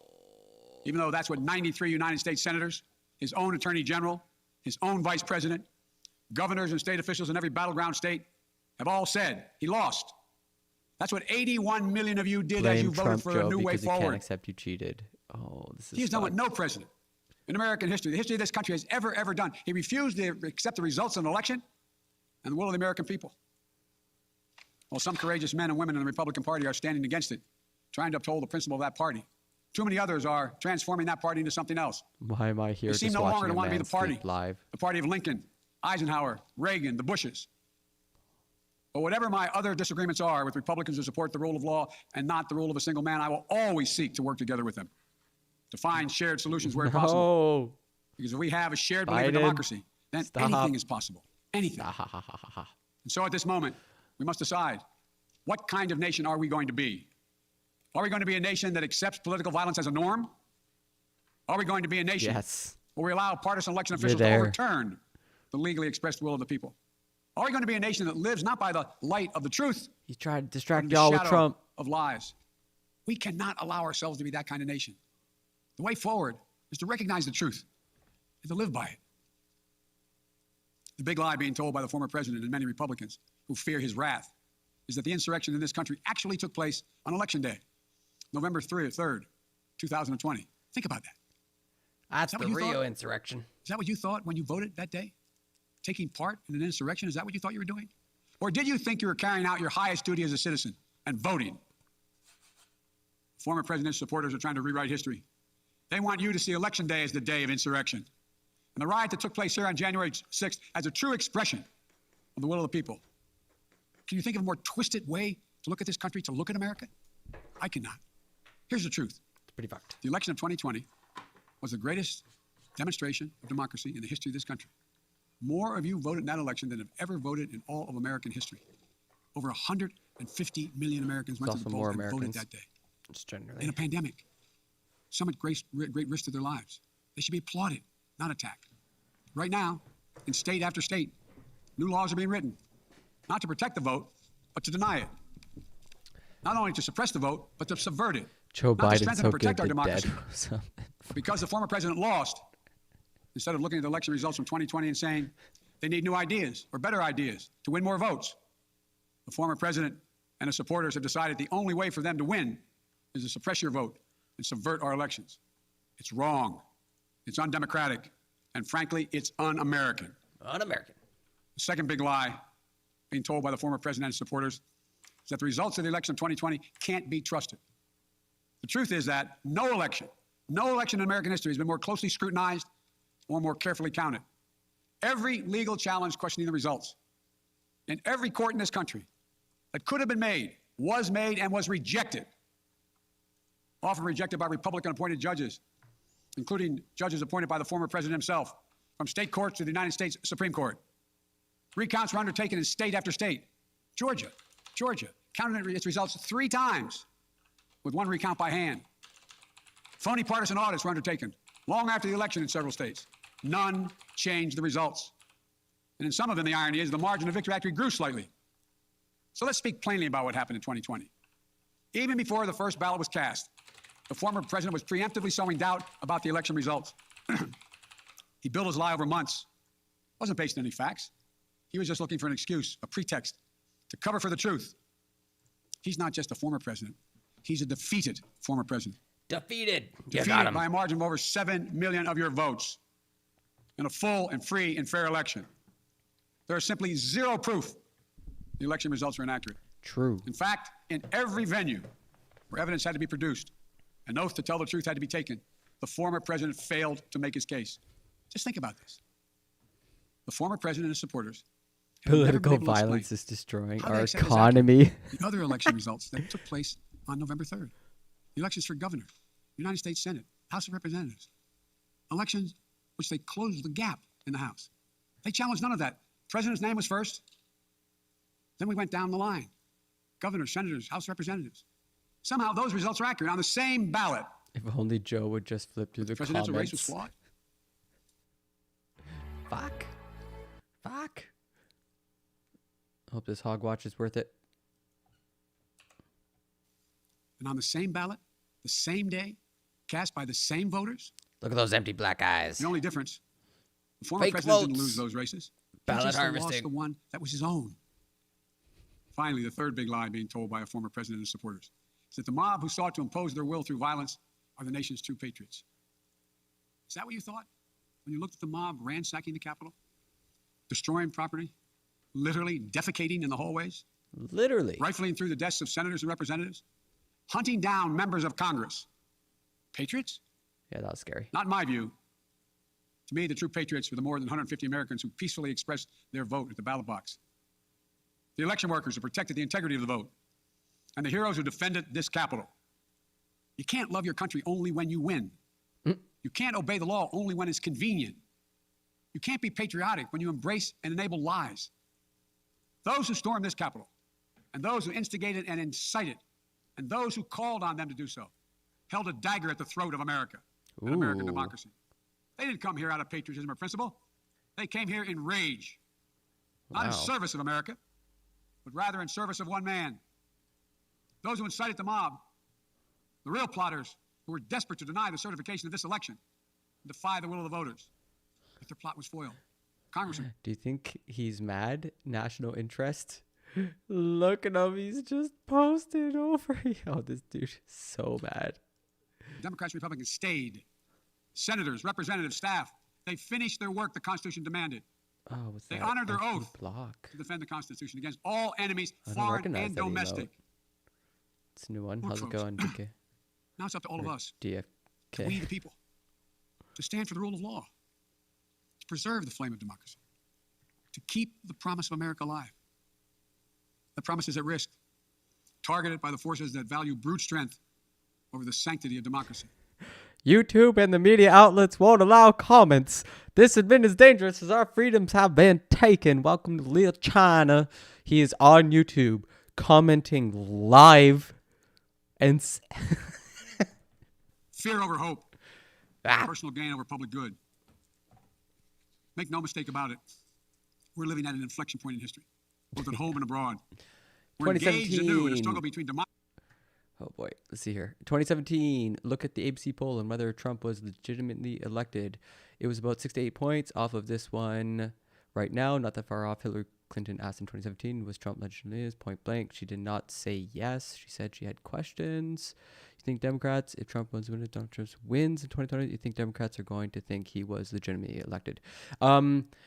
So yeah, like right now, it's going to be pretty difficult to say that Trump can win a legitimate election, right? Like how, if you and I are in a rock, paper, scissors match and the last one we played, I won and you went around saying I lost, and we go to play another one, like it's kind of an odd context, right? Like the trust required to play a game is broken. So it's really hard to kind of like reenact it normally.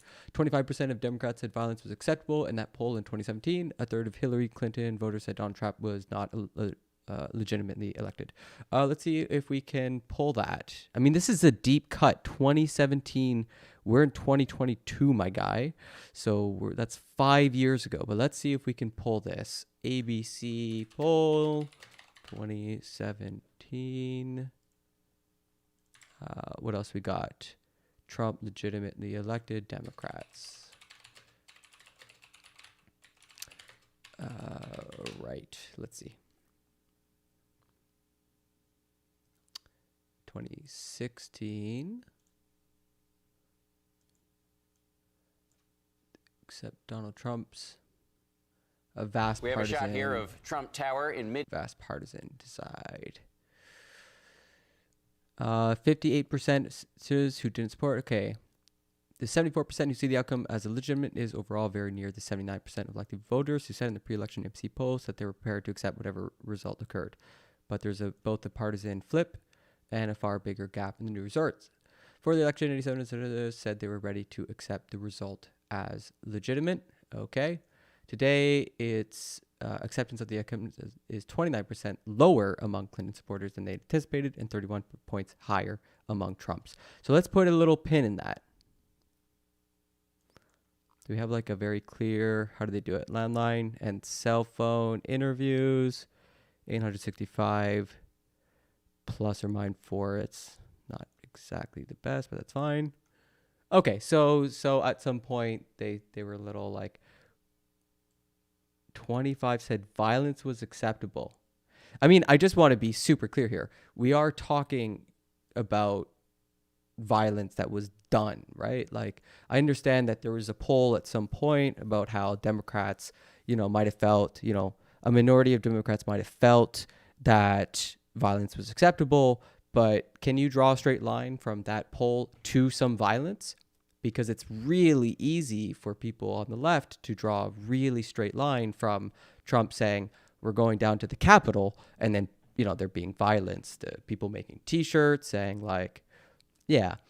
I wouldn't say that hyper-partisanship is one-sided. Democrats are just as much retreating into their partisan camps. But I would hope you would agree that's kind of necessary. It would be, in fact, a little odd not to do that. If you have been in this back and forth with a political party, a political cultural movement for a long period of time, and you've been doing the whole peaceful transfer of power things like, oh, we disagree with you, but you earned the right to lead. Once that agreement gets broken, it's pure partisanship. You've descended into tribalism. You've descended into political violence.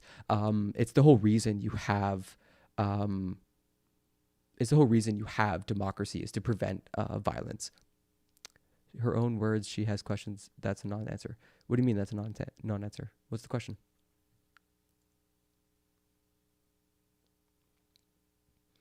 I'm saying if one party becomes partisan, the other party will become partisan no matter what, right? Oh, Hillary's response.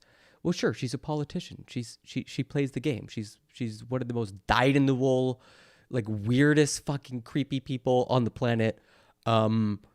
And yeah, like, is a true blue politician. If you're going to hit her with a poll about how her own party has been unable to essentially deliver on what they promise, which is making people feel disaffected and therefore like want to seek out or at least entertain the idea of political violence, then yeah, you don't want to answer that question as a politician. You want to demur, you want to get away from that question as quickly as possible because it goes to the very heart of what your job is, which is to represent people.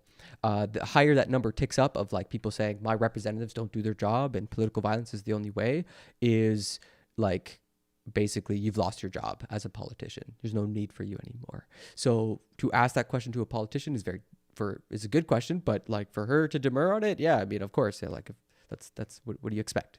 That's kind of their job. Democracy and autocracy. Between the aspirations of the many and the greed of the few, between the people's right of self-determination and self-seeking autocrat. When does Hunter Biden release another painting? Russia and beyond, they're betting that democracy's days are numbered. They actually told me democracy is too slow, too bogged down by division to succeed in today's rapidly changing, complicated world.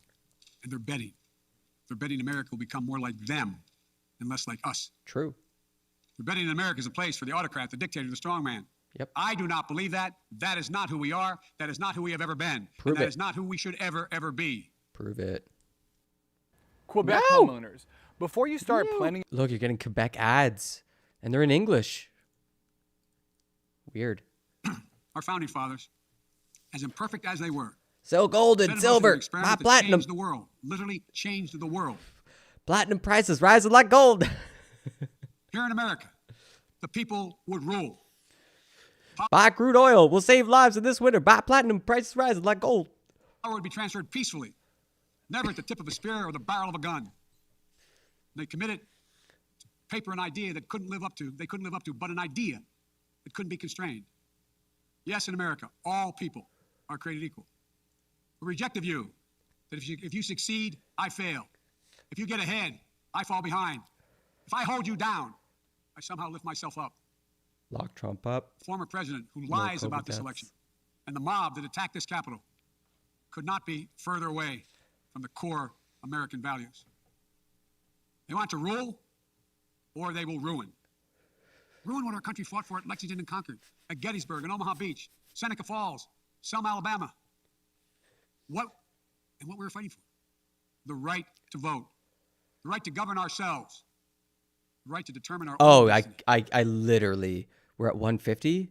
Fuck, I almost go fast. It's impossible to listen to Biden at normal rate. It is honestly jaw-dropping how slow he talks. With rights come responsibilities. Responsibility to see each other as neighbors. Maybe we disagree with that neighbor, but they're not an adversary. Where are the reoperations, Joe? Then get back in the arena and try again the next time to make your case. Responsibility to see that America is an idea. What about the cages, Joe? An idea requires vigilant stewardship.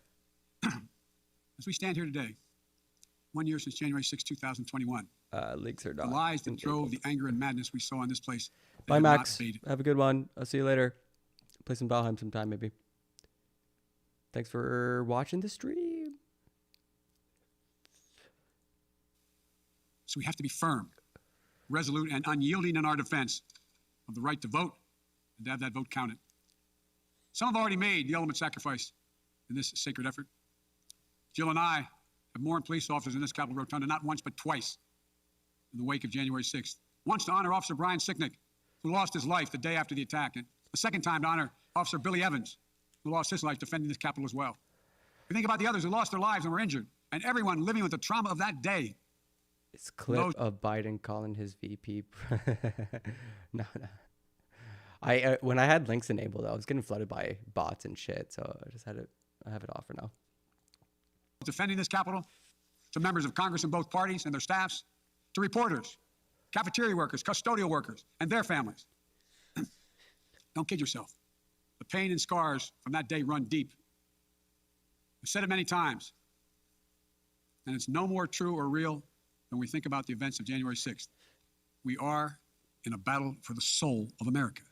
True. A battle that by the grace of God and the goodness and greatness of this nation, we will win. Believe me. Okay. Yeah. I know how difficult democracy is. And I'm crystal clear about the threats America faces. But I also know that our darkest days can lead to light and hope. From the death and destruction, as the Vice President referenced in Pearl Harbor, came the triumph over the forces of fascism. From the brutality of Bloody Sunday and the Edmund Pettus Bridge came historic voting rights legislation. So now let's step up, write the next chapter in American history, where January 6th marks not the end of democracy, but the beginning of a renaissance of liberty and fair play. I did not seek this fight brought to this Capitol 1 year ago today, but I will not shrink from it either. I will stand in this breach. I will defend this nation, and I will allow no one to place a dagger at the throat of democracy. We will make sure the will of the people is heard, that the ballot prevails, not violence. That authority in this nation will always be peacefully transferred. I believe the power of the presidency and the purpose is to unite this nation, not divide it, to lift us up, not tear us apart, to be about us, not about me. We'll watch it after. Deep in the heart of America burns a flame lit almost 250 years ago of liberty, freedom, and equality. This is not a land of kings or dictators or autocrats. We're a nation of laws, of order, not chaos, of peace, not violence. But when Here you in speed America, him up, people rule he does make coherence. through the ballot. He does and the make will prevails. sense, at least. So let us remember, together, we're one nation, under God, indivisible. He talks But like a today, statesman. Tomorrow, and forever at our best, we are the United States of America. God bless you all. May God protect our troops. And may God bless those who stand watch over our democracy. Hey-oh, you got through it. We got ourselves a user-generated clip. Oh boy, here we go. From none other than the White House correspondent for Breitbart News. I'm sorry. I will dunk on your sources. But let's go. But all kidding aside, of course, President Harris is a proud Howard alum. She might have something to say about Delaware State. Okay, yeah, all right. It's a gaffe. I much prefer the Biden falling up the stairs one. That one's way funnier. Okay, so you got your gaffe.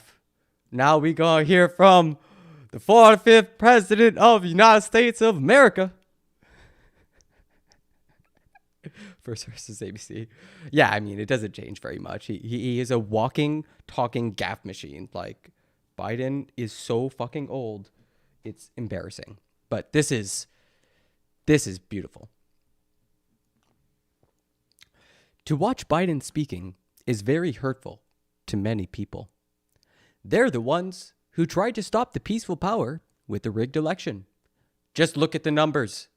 Does anybody really think that Biden beat Obama with the black population in select swing state cities, but nowhere else?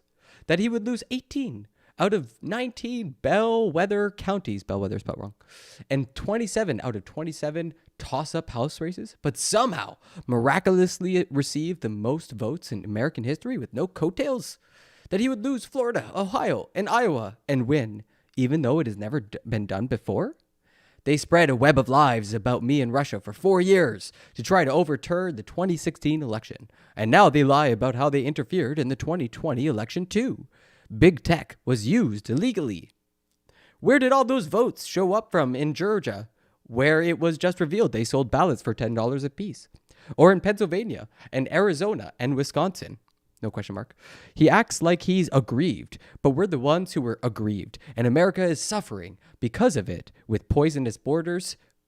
Why are these capitalized? Record inflation, a humiliating surrender in Afghanistan, which you signed off on, $5 a gallon gas and higher, empty stock shelves, and rampant crime. America is a laughingstock of the world. You can't make it up. It's so good. It's so good. Oh my God.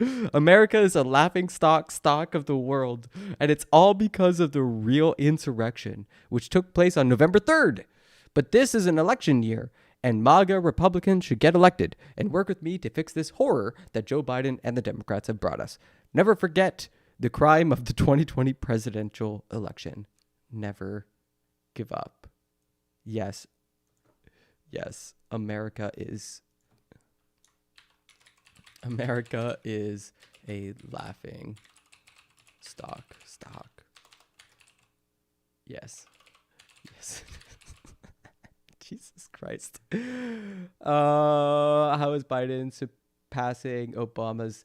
Yeah, like, you can try to figure out what he's trying to say here, but usually you can't mix generalities with specifics. Usually you move from generalities to specifics, but he's starting with generalities and then bouncing around with specifics, then jumping to generalities again, then just throwing out non sequiturs. Big tech was used illegally. Which law specifically was broken to make it an illegal use? Who was using it that way? Like, there's just so many questions that are brought up rather than answered by what he's saying. So it's just like debilitating. It's honestly so hard to fathom the writing process, like how this document came to be. More humans looked at this and decided on everything in there, including like the laughingstock, the weird capitalizations. Like, it's wild. It's wild to me.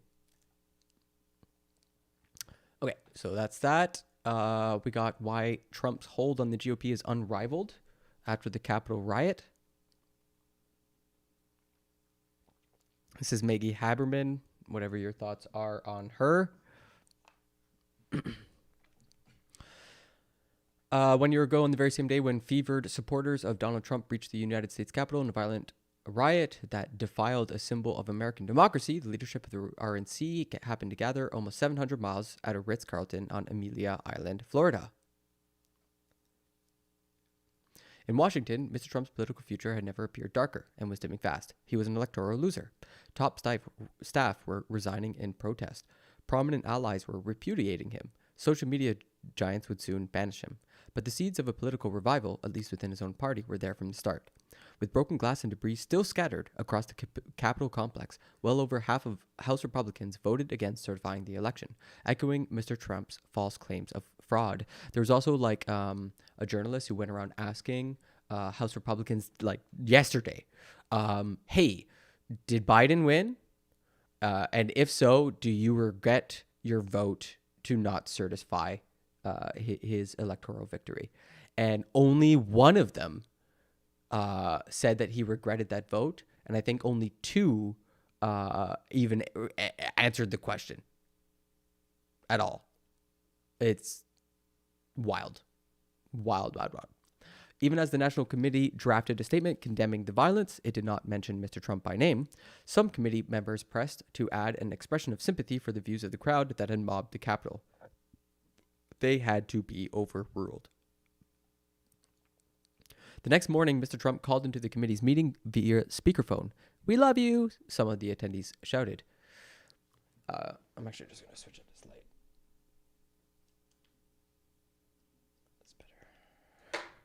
Many of us from the Northeast states just rolled our eyes, said Bill Palatucci, a Republican National Committee from New Jersey and a prominent Trump critic.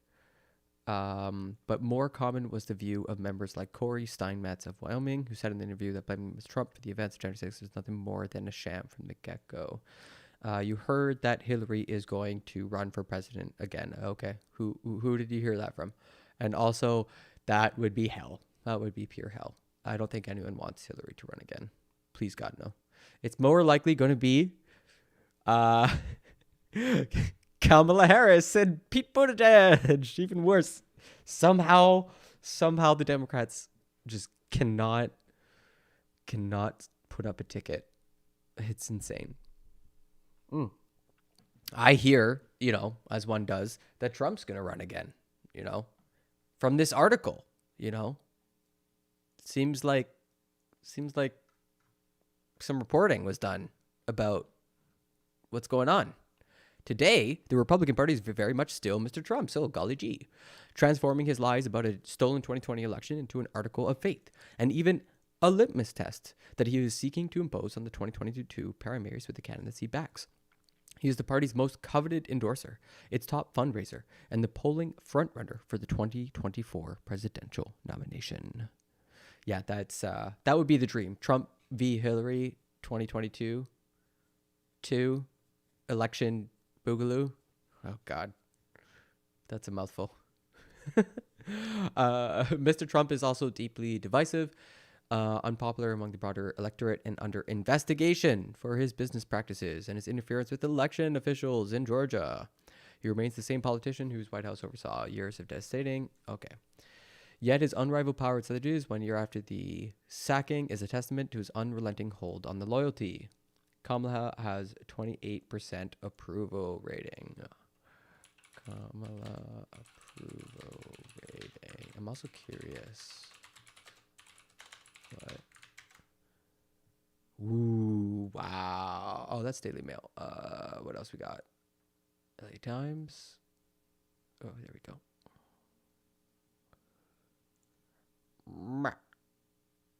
She is sitting at 40%. Yikes. 47. And then Joe Biden sitting at 43. Trump sitting at 39. 36. That was from a while ago, though. Added today, January 5th, sitting at 43. Disapprove +7. Yikes. Yeah, there's every possibility that there's a huge sweep in the midterms. Republicans take the House, the Senate. They successfully block Biden's agenda he's a lame duck after that point, and things just start to fall apart, essentially. More and more elections start to get stolen at the state level. The federal government is unable to respond to that in any way, and you start having this gridlock happen, where there's two Americas that form, one where you're safe to be a Republican and safe to be a Democrat. This would be accelerated, especially if Roe v. Wade happens, it gets taken down, which it very much seems like it will be. Then shit's really gonna pop off. Okay, so that was from a while ago. We checked on that. Okay, Trump has things. We listened to President Harris. We listened to that. This was from yesterday, but I think I got something way better, which is Brits. So good. I'm going to tweet about it just because this is going to be exciting. This is the BBC interviewing QAnon followers, which pretty much is the best possible content.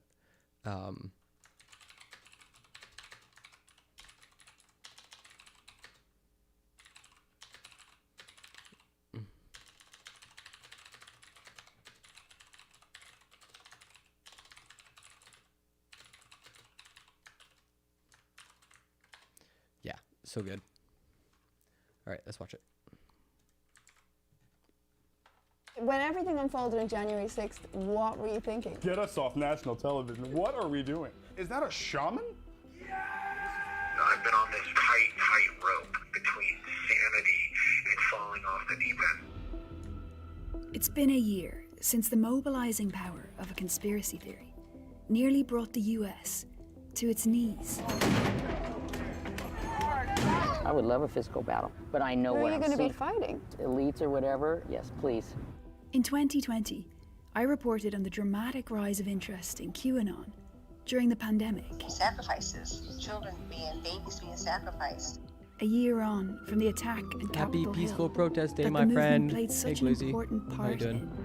I wanted to find out if people are still held firmly in its grip.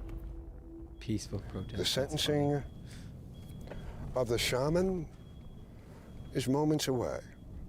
And like any good show, stay seated. And it's a QAnon believer, Jacob Chansley, or the QAnon shaman, who's become the face of January 6th. Oh, look how peacefully they're chasing up that. Weren't all QAnon followers. No. But the movement was a Complex rallying movement. force for that day. We Jacob just was listened to a arrested good interview and with pled him. guilty to obstruct. Really good interview with him with Andrew Callahan from Channel 5. Check it out. I'll even put it in the chat. That was like really great.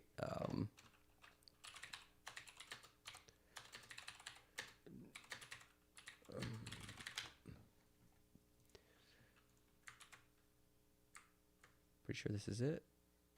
It doesn't matter who you... Oh, God. Of Congress. I was in Washington, D.C. to meet with Albert Watkins, his lawyer. From the first moment that I spoke with him, it became really clear that this was a kid who was he was an underdog of monumental proportions. When Jacob was in the military. In that interview with Andrew asked the Q shaman, like, what do you feel about your lawyer calling you the R slur? And I guess we're going to find out. We're going to find out what the attorney thinks of him. At 19, he was diagnosed with a mental health disorder that the military kept from him. Oh. Albert says that left Jacob searching for something. There are a lot of people who have mental health problems, but they don't storm the Capitol building. True. You're right. They tend to be peaceful. There are not many who have mental health vulnerabilities that were diagnosed in 2006, but didn't have it told to them. It's about Jake. It's not about the shaman.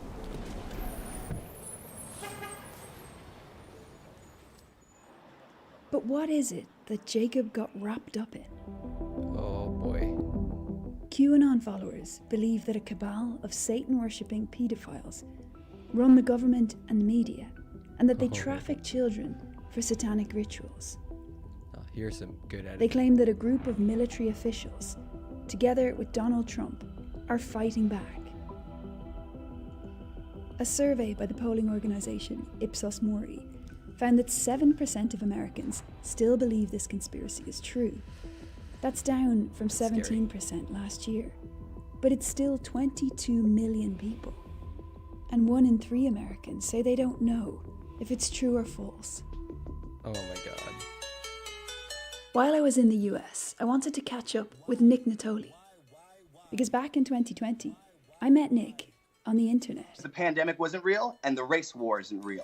Why are you here? If there's no love for my country, you're not even from here. And he had some pretty controversial views. I first started speaking to Nick about 18 months ago, at the very beginning of the pandemic. But speaking to him over the past few weeks, it seems like his opinion has changed. When everything unfolded on January 6th, what were you thinking? I'm so embarrassed to be a part of this group right now. Get us off national television. Oh, what no. are we doing? Is that the Capitol?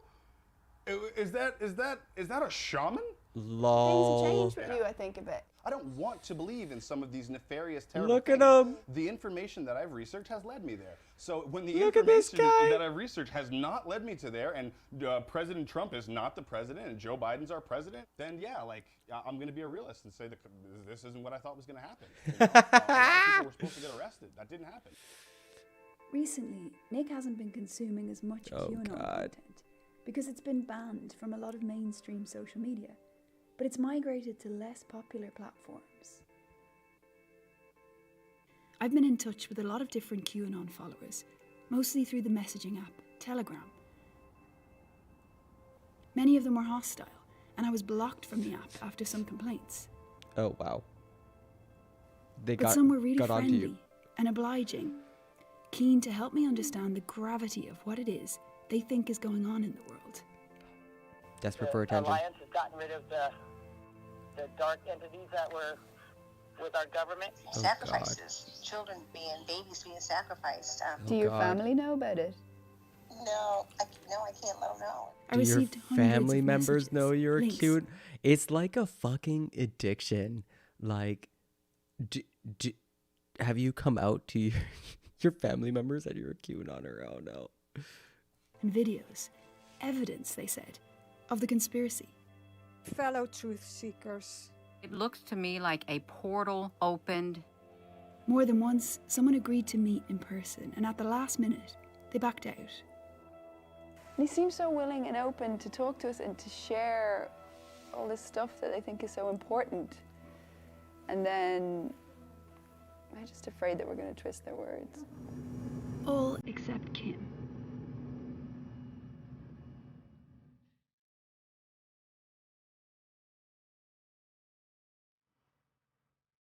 Kim is a dog groomer living in LA.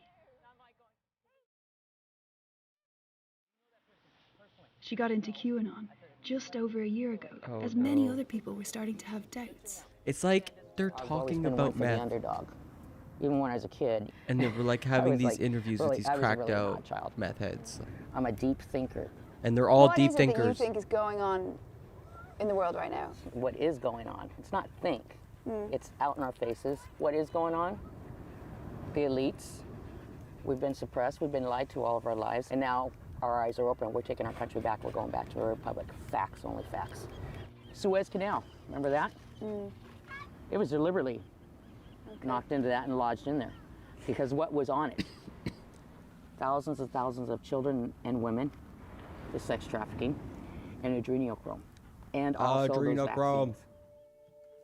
This might be hard to follow, but it's QAnon 101. Everything that happens, every story in the news, gets linked to the cabal. Nothing is as it seems, because they believe everyone is lying to you. We're probably going to have to save ourselves. And they're going to push us too far. The calm before the storm, it's like, again, you don't tell Do you the think enemy. people will take up arms? Oh, we're going to. again? And I'm looking forward to that. That is our constitutional right. I would love a physical battle. But I know Who what are you I'm going to be seeing. fighting? Yeah. Elites or whatever, or the UN. Whatever. The supposed UN. Yes, please. Mainstream Just media, somebody. all complacent. They admitted it. It's always, and it's never changed. That's us. So Yeah, again, I don't, honey, you just work for them. I call you an innocent, and you're a baby too. I will be there to defend you. I heard this from other QAnon believers. Because this is a movement working to convince people that we're at war. an update on that breaking news we told you about just moments ago. Jacob Chansley, the self-proclaimed QAnon shaman, is going to now spend more than 3 years in prison. Good afternoon. Thanks for talking to us today. I'm fun, but not that much fun. Thank you all. Jacob Chansley was just sentenced to 41 months, minus the 10 months he's already been in jail. It seemed like the judge was really receptive to his plea. He spoke to him for a long time about how remorseful he was. I mean, yeah, he's an and intelligent already. person.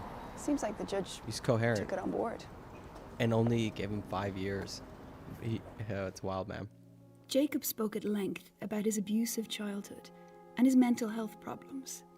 He painted a picture of someone who was vulnerable, but full of remorse for what he'd done. He said he just wanted to get better. He didn't speak about QAnon. I caught up with Albert again later that day to find out what role he thought QAnon would play in Jacob's life now. Do you think he's left it behind completely? Well, the excitement that he has, knowing now the answer to his question is so elevated. About his mental health? That all he wants is to start that process of being helped and getting the help he needs. Despite what Albert says, I wasn't sure that QAnon is something that Jacob can leave behind that easily. An incarcerated individual at Alexandria Detention Center. A few weeks after his sentencing, Jacob decided to appeal. He fired Albert and started doing interviews with right-wing media. A secret society within the United States would be the individuals that attend satanic ritual. People are waking up and they are seeing that, you know what, there's something else going on here with this whole COVID 1984 agenda. He was starting to sound like the QAnon shaman again. It's clear that leaving QAnon is hard. Because these are people that have been led to doubt everything. And that doubt is a powerful force, and it's waiting in the wings. Okay, crazy.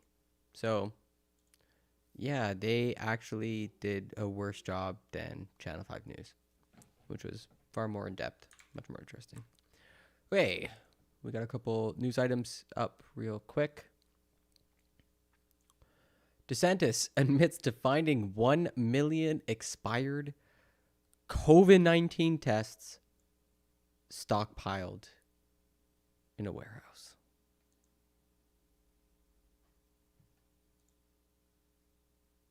Wild. Close to 1 million tests that have been stockpiled in the executive branch. As you wait hours in line for a COVID test, the woman who wants to be your next governor is accusing the state of hoarding tests. NBC2 chief political correspondent Dave Elias got an exclusive interview with Agriculture Commissioner Nikki Fried today and asked her if she can back up that claim.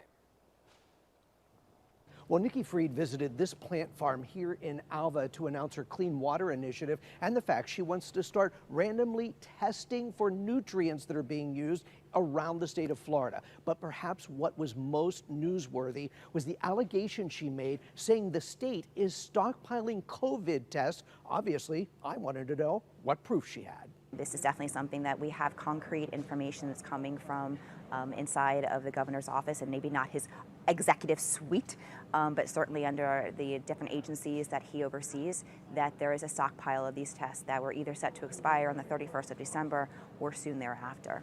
I mean, what proof are you currently working on to prove this? You know, we have asked for this information from the governor's office. I believe my staff this morning sent a public records request asking for this information. I reached out to the governor's office this morning.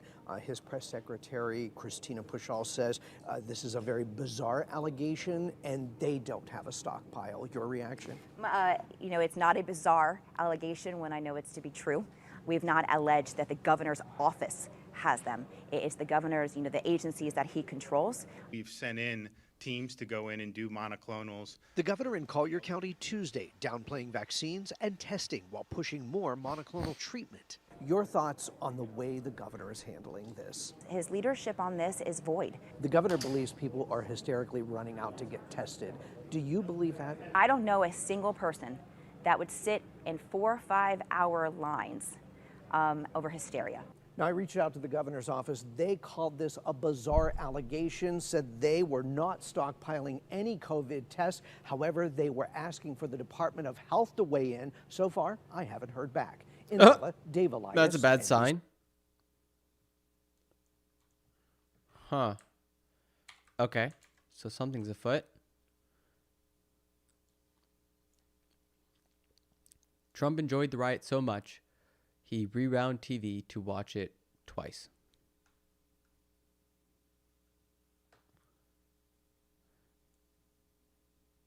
According to his former press secretary, Stephanie Grisham. Grisham recalled... Can we watch it? Grisham recalled that Trump was in the White House dining room as the insurrection unfolded. Quote, he was in the dining room gleefully watching on his TV, as he often did, saying, "Look at all the people fighting for me." Hitting rewind, watching it again. That's all I know, said the former press secretary. Grisham also repeated her claim that former First Lady Melania Trump did nothing to persuade her husband to call off his supporters from their attack on the Capitol and lawmakers inside, and announced that a group of unnamed ex-Trump administration officials plan to meet next week to talk about a plan, yada, yada, yada. Oh, wait. That's just an insanely long sentence. Announced that a group of unnamed ex-Trump administration officials plan to meet next week to talk about a plan to stop Trump in his quest to manipulate people and divide our country. Okay. Lindsey Graham accuses Biden of politicizing a violent insurrection intended to overturn the 2020 election. In his speech at the Capitol, Biden blamed Trump for causing the riot without explicitly naming him. But what did Graham say? He accused him of politicizing it. Where is... Graham himself is one of the subjects of an investigation. Interesting. I forgot about that he was tied up in that. Well, where's the quote from Graham? The Biden... here we go.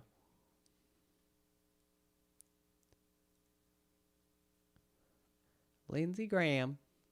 I still cannot believe a mob was able to take over the United States Capitol during such a pivotal moment, certifying a presidential election.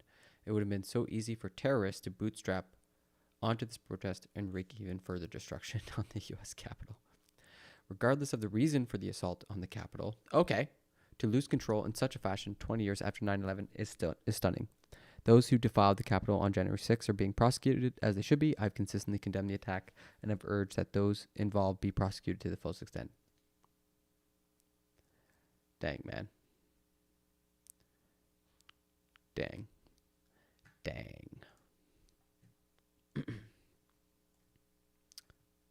Yeah, look at all those. Same quote.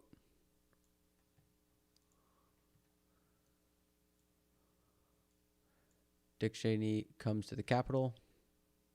I never would have dreamed in a million years they would have made it into the building. Nothing could have been further from my mind. That is the nation's capital. And the scene... ABC reporters talking about it. It felt like... Okay, that's cool. So here, this is the shot, or at least one of them. These are the only two Republicans who showed up.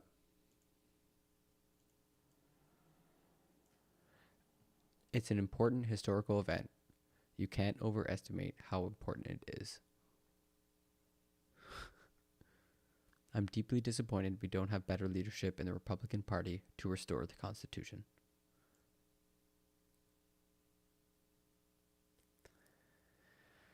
Wow.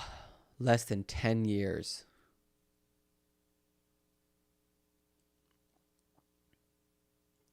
It's not a leadership that resembles any of the folks that I knew when I was here for 10 years. Dramatically. Wow. Liz Cheney says, I think a party that is enthralled to a cult personality is a party that is dangerous to the country. And I think we clearly have got to get to a place we are focused on substance and on issues. Associated Press. Hannity Fox face ethical issues over Trump text revelations. This is fun. I'm not going to read that.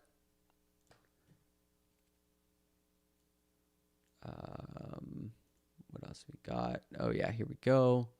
As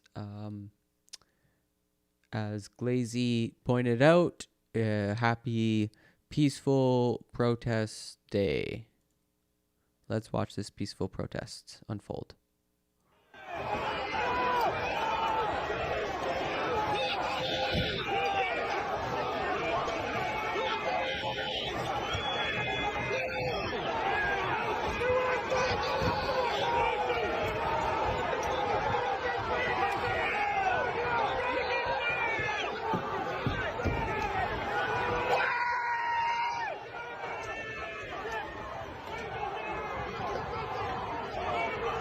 Pretty peaceful.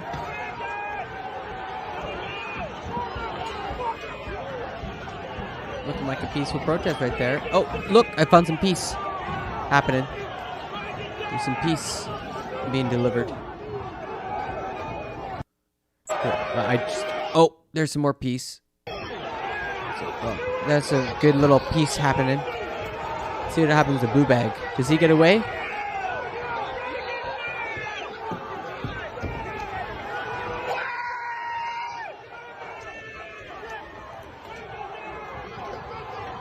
Look at all this peace happening. They're piecing it up. Oh yeah.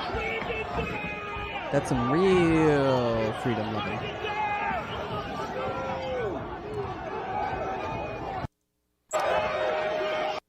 So yeah, okay. All right. Let's watch some more peace happening. Another very normal, peaceful scene. This is Eugene Goodman being a tactical mastermind. Hides his back but runs so he can give orders. Turns. Look at that. Even look at that footing. Immediately holds the high ground. Does not lose that high ground. Uses it to gain an idea of where he is, his surroundings. Thinks about it for a second. Makes a move. Oof. Absolutely baits the leader. Doesn't know which way to go. Calls his backup. Alerts them. Again holds ground. And then relieves himself. And lets.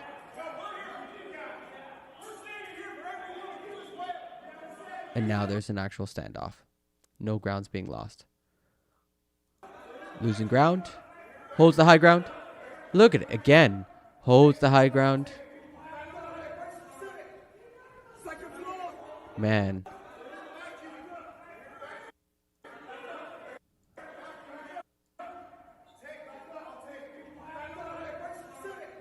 Yeah. Threatening violence just to hold him so he can get his call out. Knows it's going to take a while to get that message out. Goes to a better location.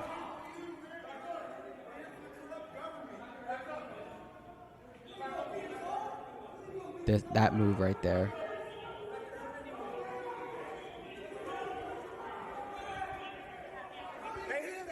And this chud doesn't know what he's doing.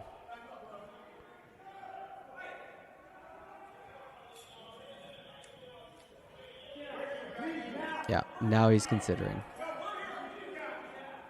And he's the only one who's really violent. He's a bit neutralized. That's a follower. He's not so sure anymore. A lot of camera folk. What a scene, man.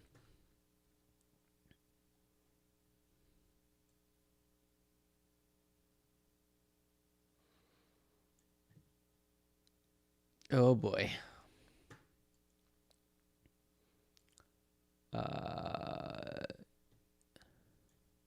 Shaney confirms she told Jim Jordan on January 6th, "Get away from me, you fucking did this." So, that happened. What's Michael Barbaro got for us? Oh God, look at that fucking picture. You dweeb. God. Today in part 2, 1 year conversation. She confirms a now infamous moment from January 6th. Michael Barbaro. Well, of course, not long after that phone call, the president's supporters stormed the Capitol. And it has been reported that on that day, a member of the Freedom Caucus and a House Republican colleague of yours, Jim Jordan, was standing in the aisle as members of Congress are being escorted away from the mob, from the protesters, and that he said something to you. He said, "We need to get the ladies away from the aisle. Let me help you." And you were reported to have pushed his hand away and said to him, and I'm, going to use this word because it was published, "Get away from me. You fucking did this." Can you confirm that story? Because I think it's important. Yeah. It's true. I was in the aisle, on the aisle, and he came over to me, and basically said, "We need to get the ladies away from the aisle." And, I had watched for the months since the election what was going on and the lies that had been told to people. And, it was both that I, certainly didn't need his help. And secondly, I thought clearly that the lie that they have been spreading and telling people had absolutely contributed to what we were living through at that moment. Okay. So that's confirmed. That's interesting. There's nothing more fucking crazy than reading Republicans. Like, just taking them at their word, man.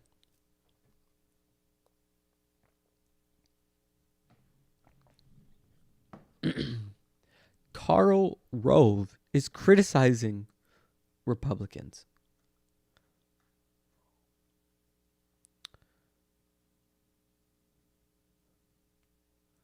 Oh, that's interesting too. I'm on the anniversary of January 6th. I'm addressing squarely those Republicans who for a year have excused the actions of the rioters who stormed the Capitol, disrupted Congress as it received the Electoral College's results, and violently attempted to overturn the election. There can be no soft peddling what happened, and no absolution for those who planned, encouraged, and aided the attempt to overthrow our democracy. Love of country demands nothing else. And then Republicans remain loyal. Wow, that's wild.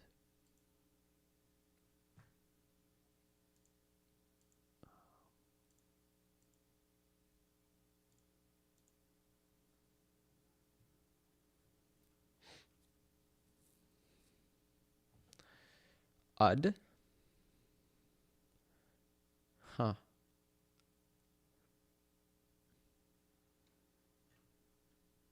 That's scary.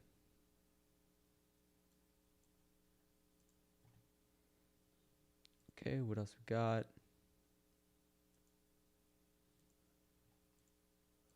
Oh, yeah. McConnell didn't mention Trump once and attacked Dems in January 6th statement. Issued a statement Thursday morning that sidestepped Trump's ongoing attacks on democracy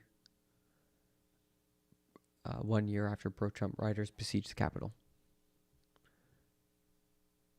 It is especially jaw-dropping to hear some Senate Democrats invoke the mob's attempt to disrupt our country's norms, rules, and institutions as a justification to discard our norms, rules, and institutions themselves. Oh, God. Everyone's so sick of the doublespeak. A year ago today, the Senate did not bend or break. We stuck together, stood strong, gavelled back in, and did our job. Senators should not be trying to exploit this anniversary to damage the Senate in a different way from within. Wow.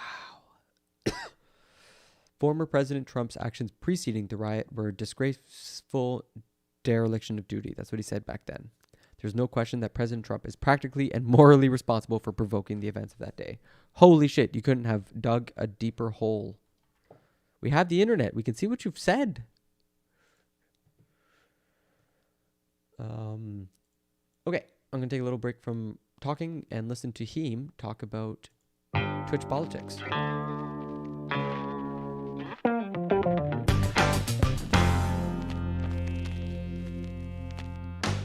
It feels like, you know what I've recently come to the conclusion of? Here, maybe we'll do a little segment, okay? What I've realized, let's call this all of Twitch. I would say that in all of Twitch, the political space is, let's say, a small fraction, okay? Now, let's blow this up. We'll say now this is political. I'm gonna leave Hassan out of it because I don't really think he doesn't count. He's more like in the normie space. Yeah, absolutely counts. But I know what you're talking about. I'm gonna draw a line and I'm gonna say it looks probably something like this. Something like this, and then you got something. Well, maybe on Twitch, you'd say it's like this. Let's say Vosh, VGG, and like Demon Mama viewers, and so on and so forth. And then you got like Mike from PA. Okay. What I've realized, if you cover content from DGG or Destiny content, you'll get like maybe 70 to 150 viewers. You'll get these viewers, but these viewers come from DGG, right? They're not here to watch you. They're just here to see the content be covered. Same thing here. If you cover Vosh content, or I guess Mike from PA, maybe, whatever. You want to grow your own community, but it feels like it's almost impossible in Because so this much of the pie has been taken. without talking about these guys, without watching Destiny video, watching Vosh video. And that recently has been kind of like, I don't know, left me a little bit deflated, you know what I mean? Destiny gets like around 9,000 viewers if you consider YouTube as well. But I just mean like, okay, so when I draw this big circle, these are like viewers, like these are Twitch politics viewers, you know what I mean? Like people that would even give another stream a chance. It's so hard to grow like away from these communities, I guess is what I'm trying to say. And that's something that's like, I'm constantly trying to weigh that. Like if I watched Destiny videos or covered drama and stuff, I could pull way more viewers, but it's just not sustainable, I don't think. You know? I know, I agree, Bats. It would be nice to have other shit. It's just that I just think that honestly, it's a small space. There's not that many people. I'm trying to get a good read on like what the space is, and it's kind of hard. Like I don't see a path for growth really. Like you have to hit the algorithm, you know, on YouTube. That's like pretty much the only path to success that I see. You have a good shot. I mean, yeah, whatever. Like I think it's all just random, you know. But yeah, like recently I've been thinking like of weighing, like creating a more, you know, community that's like here to hang out and like get to know each other and vibe together and stuff versus like getting. Okay. Let's see what Pac-Man's watching. Ships sent in what could not possibly be bigger Freedom capital Rally. letters. Dustin, we appreciate you and really am thrilled for your support. I also want to say thanks to Tracy Sutton, who just signed up on my website with the coupon code OBAMNA. You're just Despite their grinding. differences, both women see themselves as defenders of the same underlying principles. You consider yourself to be a patriot? Yes. Are you proud to be an American? Yes. I think that I am a patriot because I'm fighting for what our constitutional rights are supposed to be and what this country says it is. And both say they'll continue to vote and even organize for their side. I still participate in it because I have faith that there is the possibility for change. Are you going to trust the results? Well, I'll vote because I always vote, but I don't know that I'll trust them. So regardless of who wins in 2024, many voters, and maybe even most, could once again doubt the results, raising the question of how our republic can withstand such a crisis. How concerned are you about the future of the country? I'm very concerned. I think we're at a pivotal point. I think that good people can't stand by and do nothing anymore. America is, as a matter of record, the longest continuously operating democracy on the planet. Are we going to keep it? No. Bro, imagine saying that to a black woman. That's kinda funny. Like, that is kind of funny. just think about the historical context of a statement like that you are saying, okay? Like, I'm sorry, you know, but you're literally saying that to a black woman, okay? Like, that's not one, Incredible. but two different metrics for her not to be eligible to vote in this longest operating democracy, okay? For like a very long time. That's crazy. It's pretty funny, actually. Yeah, what do you have to say to that? I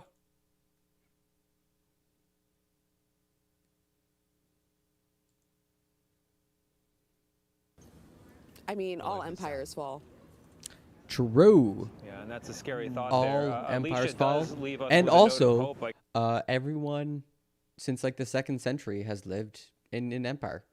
Most of us. Democracy didn't get her there. You know what got her there? Slave owners in slave ships, okay? That's who got her there. What the fuck do you mean democracy got her there, right? What are you talking about? Crazy. Yeah, dude, it was so cool when they did it's so cool when they did extra democracy during the Civil War. They were like, yo, this democracy thing is poggers. We should do some additional democracy and democratically vote to abolish slavery. That was so sick. No, democracy didn't do that, okay? You know what did that? Gunpowder. Oof. Women you heard from continue. And also, Abraham Lincoln and the Republican Party and the North was a bunch of pussies at the time and certainly did not go far enough. That was... As I read, just in an article, literally didn't have guns at the time the Civil War broke out. No one really expected it to happen. And then when it did, like, only the Northers like, wait, oh yeah, guns. We need those. Fucking capitulated to these pieces of shit slave owners and those who were on the slave owners' side. And because of that, we still have all of these deep, irreparable racial issues in this country.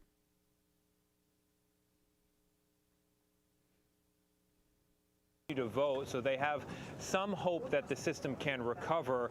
I also want to point out that we're putting those two voters together, but there's not equivalence in the journey to that feeling of doubt. There's only one party who was responsible for the attack on the Capitol behind me. There's one party primarily responsible for undermining the faith in the 2020 results. But when you have voters on both sides distrusting the system, you put the country in a situation where we're going to be wobbling into the future, and I'm not sure we're going to stay afloat as a result. It's a very dangerous line to walk, and how we get off it is a challenge of our time. Well, it's been my experience, Tony. Wobbling is never good, and you know. Your experience. Okay, QAnon lies continue after its role in the Capitol insurrection. He's just good at having lining up content. Okay, so as far as the factually accurate, in my opinion, law. Okay, so actually, I lined up how much content? 4.5 hours of politics content. Oh, let's go. Enjoying the politics space. Oh, jeez. I wonder why a nation built by, aristocrats and slave owners just routinely falls short of what is necessary in the aftermath of fucking war.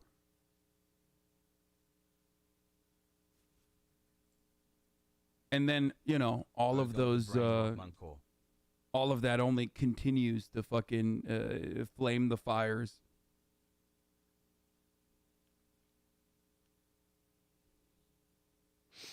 So, I don't really care about the QAnon shit as much because, I feel like a lot of these fucking weirdos are just running around and, I might actually skip this because I don't care about QAnon. QAnon is washed up, especially because there hasn't been any new Q posts or anything like that. And most of these fucking dumbasses are now in Dallas, waiting for JFK Jr. to come back to life or some shit. Right?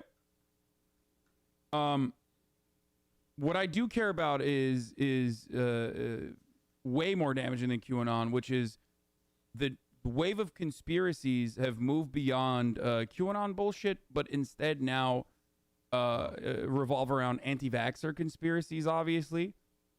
Q totally fell off, plus ratio, plus he's white, right? Washed up.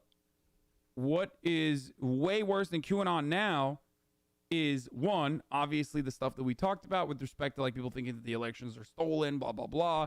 That's going to be, that's going to lead to more January 6s and stuff. So more content for me. I'm selfish. But the anti-vaxxer stuff is so much worse, dude. It is so fucking bad. It is so incredibly bad. Yeah, America's really fucking However, up. since it's January 6th, And we already watched this content. We're looking at QAnon. Obviously, I already saw this content. What we should do here. Why are you trying to shame the majority of people who have been a target of misinformation as anti-vaxxers? I was one of them. Wait, what? Shame? New badge 9 month. Let's go. What? Listen, motherfucker. I shame people who are not only victims of misinformation, but then come in here and then try to purposely spread further misinformation. Okay? Yeah, Bitching on Twitch chat doesn't do shit. Go out, talk to your neighbors if you want change. Yeah, you're right. I have 52,000 neighbors, so I'm just going to go talk to all 52,000 of them right now, dude. BRB boys, going to talk to 52,000 neighbors of mine that live all around the planet. Just Amera-brained dumbasses. Everything reduced to an individual, okay? All right. Bro, you don't know anything about RNA, let's be honest? Yeah, I'm not a fucking scientist, dumbass. I'm an idiot, okay? I'm a stupid himbo. But... True. At least I'm smart enough to recognize my limitations, which... True. So here we go. There's a supercut of Republicans then and now. Let's watch. Today was a dark day in the history of the United States Capitol. But thanks to the swift efforts of U.S. Capitol Police, federal, state, and local law enforcement, the violence was quelled. The Capitol is secured, and the people's work continues. I know the media wants to distract from the Biden administration's failed agenda by focusing on one day in January. They want to use that one day to try and demean the character and intentions of 74 million Americans. The mob was fed lies. They were provoked by the president and other powerful people. After careful consideration, I've made the decision to oppose the House Democrats' slanted and unbalanced proposal for another commission to study the events of January the 6th. The president bears responsibility for Wednesday's attack on Congress by mob rioters. He should have immediately denounced the mob when he saw what was unfolding. I was the first person to contact him when the riots was going on. He didn't see it.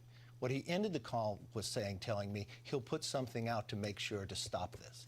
And that's what he did. He put a video out later. All I can say is count me out. Enough is enough. Can we move forward without President Trump? Amazing. The answer is no. Yesterday in particular, the president's language and rhetoric crossed a line, and it was reckless. I disagree with it. And they look at Donald J. Trump, and they look at the millions and millions of people inspired who went to battle fighting alongside President Trump, and they're terrified.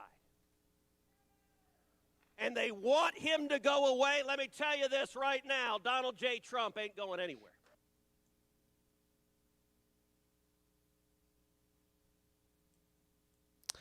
Yikes. Not good. Not good at all. As a bard, okay? He's a bard. But he's dressed up like a barbarian. Clearly, he has no strength skills, okay? He needs the respect. Absolutely needs the respect immediately, dude. He's wearing armor that's like outside of his fucking weight class. Family fumes after Capitol rider out on bond kills young man. 22-year-old woman who stormed the U.S. Capitol was drunk and driving in the wrong direction on Wednesday night. Oh, when she killed a young mom and seriously injured another driver. Wow, what a piece of shit. Emily Hernandez was driving west in the eastbound lanes in Franklin County, Missouri, just after 7, when she crashed into another car that spun into the median strip and struck cable barriers. Both vehicles swerved to avoid each other. Wow.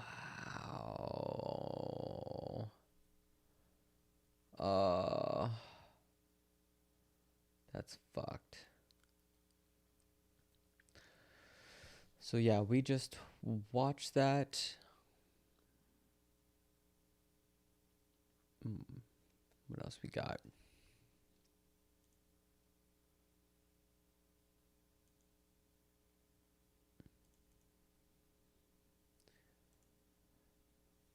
Well, let's at least turn this on. Racism and prejudice For in my those who life didn't until I catch it went this to the afternoon. DC jail. There was a black woman from Nigeria that was like their nurse or their doctor that was examining me while I was. Oh my God, is he gonna say there was anti-white racism in the DC prison? Oh, I should have realized that, like, if we're watching Hassan watch his content, it's gonna string out.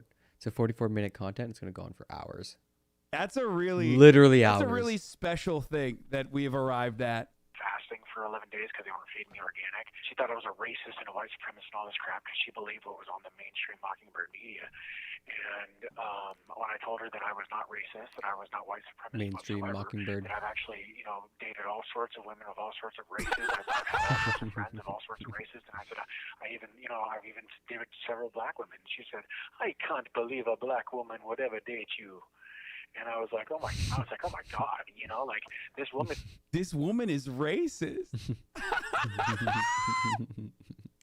Yo, this is that is content, exactly- dude. yes, it is Oh, very good fucking content. bless Andrew, dude. Incredible. It's like being openly racist, because if the roles were reversed and she was. Yo, this is literally Twitch, dude. Twitch.tv's official statement on the C word and the QAnon shaman are literally fucking, it's like this. I love that. Oh, that's so good. Standing in the doorway while a white nurse told a black guy, I can't believe a white woman would ever date you, she would be appalled. She doesn't know what my ethnic background is. She doesn't know I got Native American blood in me. She doesn't know, you know what I'm saying? She has no idea. White people bingo.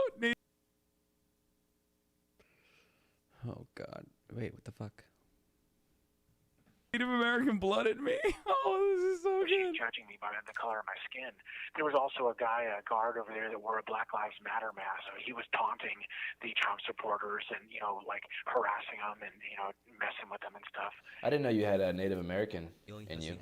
Yeah, that's something that I found out somewhat recently, actually, when I talked to my grandmother of my father, who I never met my actual father, except for like once when I was 30. Music, man.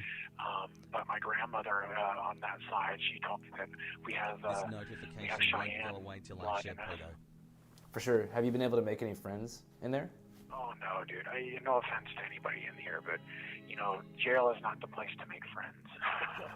I just figure like you might want to play card games or like spitball and figure out some way to pass the time. Dude, I can't get it. No. That's the thing. I can't play card games with anybody because I'm in the cell 22 hours a day, and when I come out of my cell, I'm the only one out of my cell. So you got sentenced to 41 months. How do you feel about that sentence? I don't think it's fair. If that's what you mean.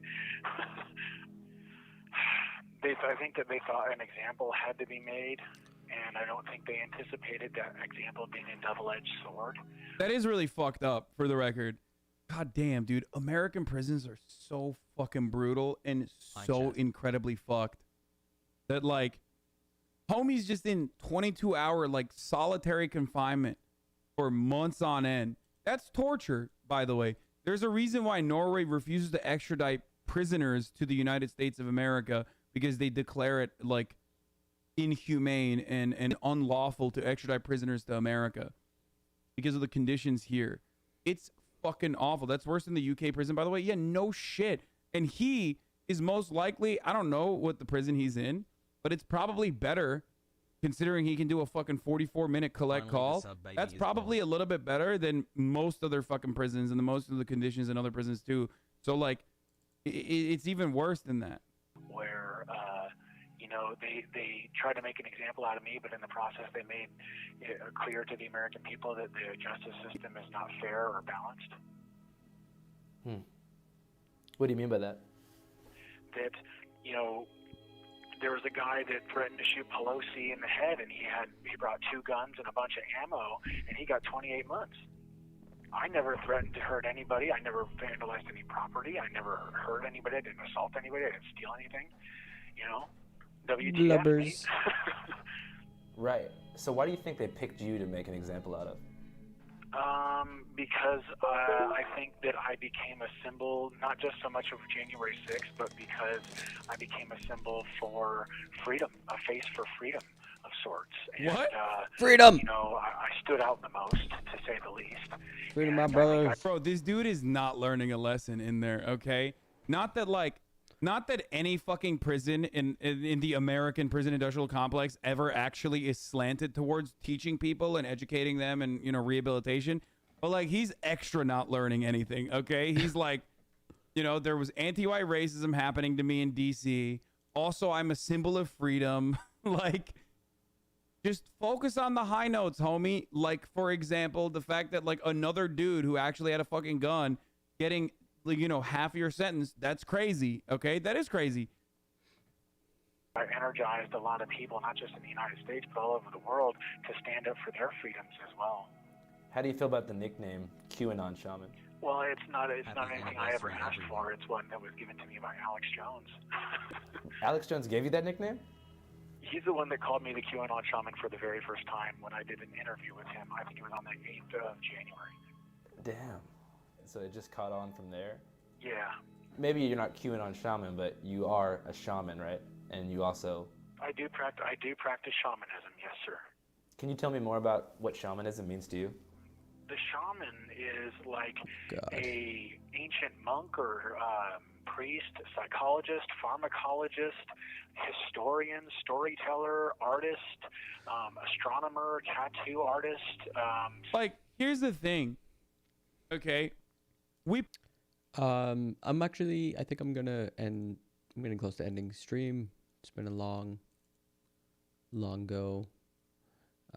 We covered quite a bit of the news. I think I can end it pretty easily. If you liked what you saw, give me a follow. I'll be here throughout the week. I do a cooking show every Saturday at 6. And it's called Rich Food for Poor Folk. So yeah, some gaming content, some politics have you seen. And yeah, if you liked what you saw, you'll see me around. And yeah, definitely covering the fall of the American Empire as I see it from Canada. So okay, I'll see you later. Hope you had a good evening.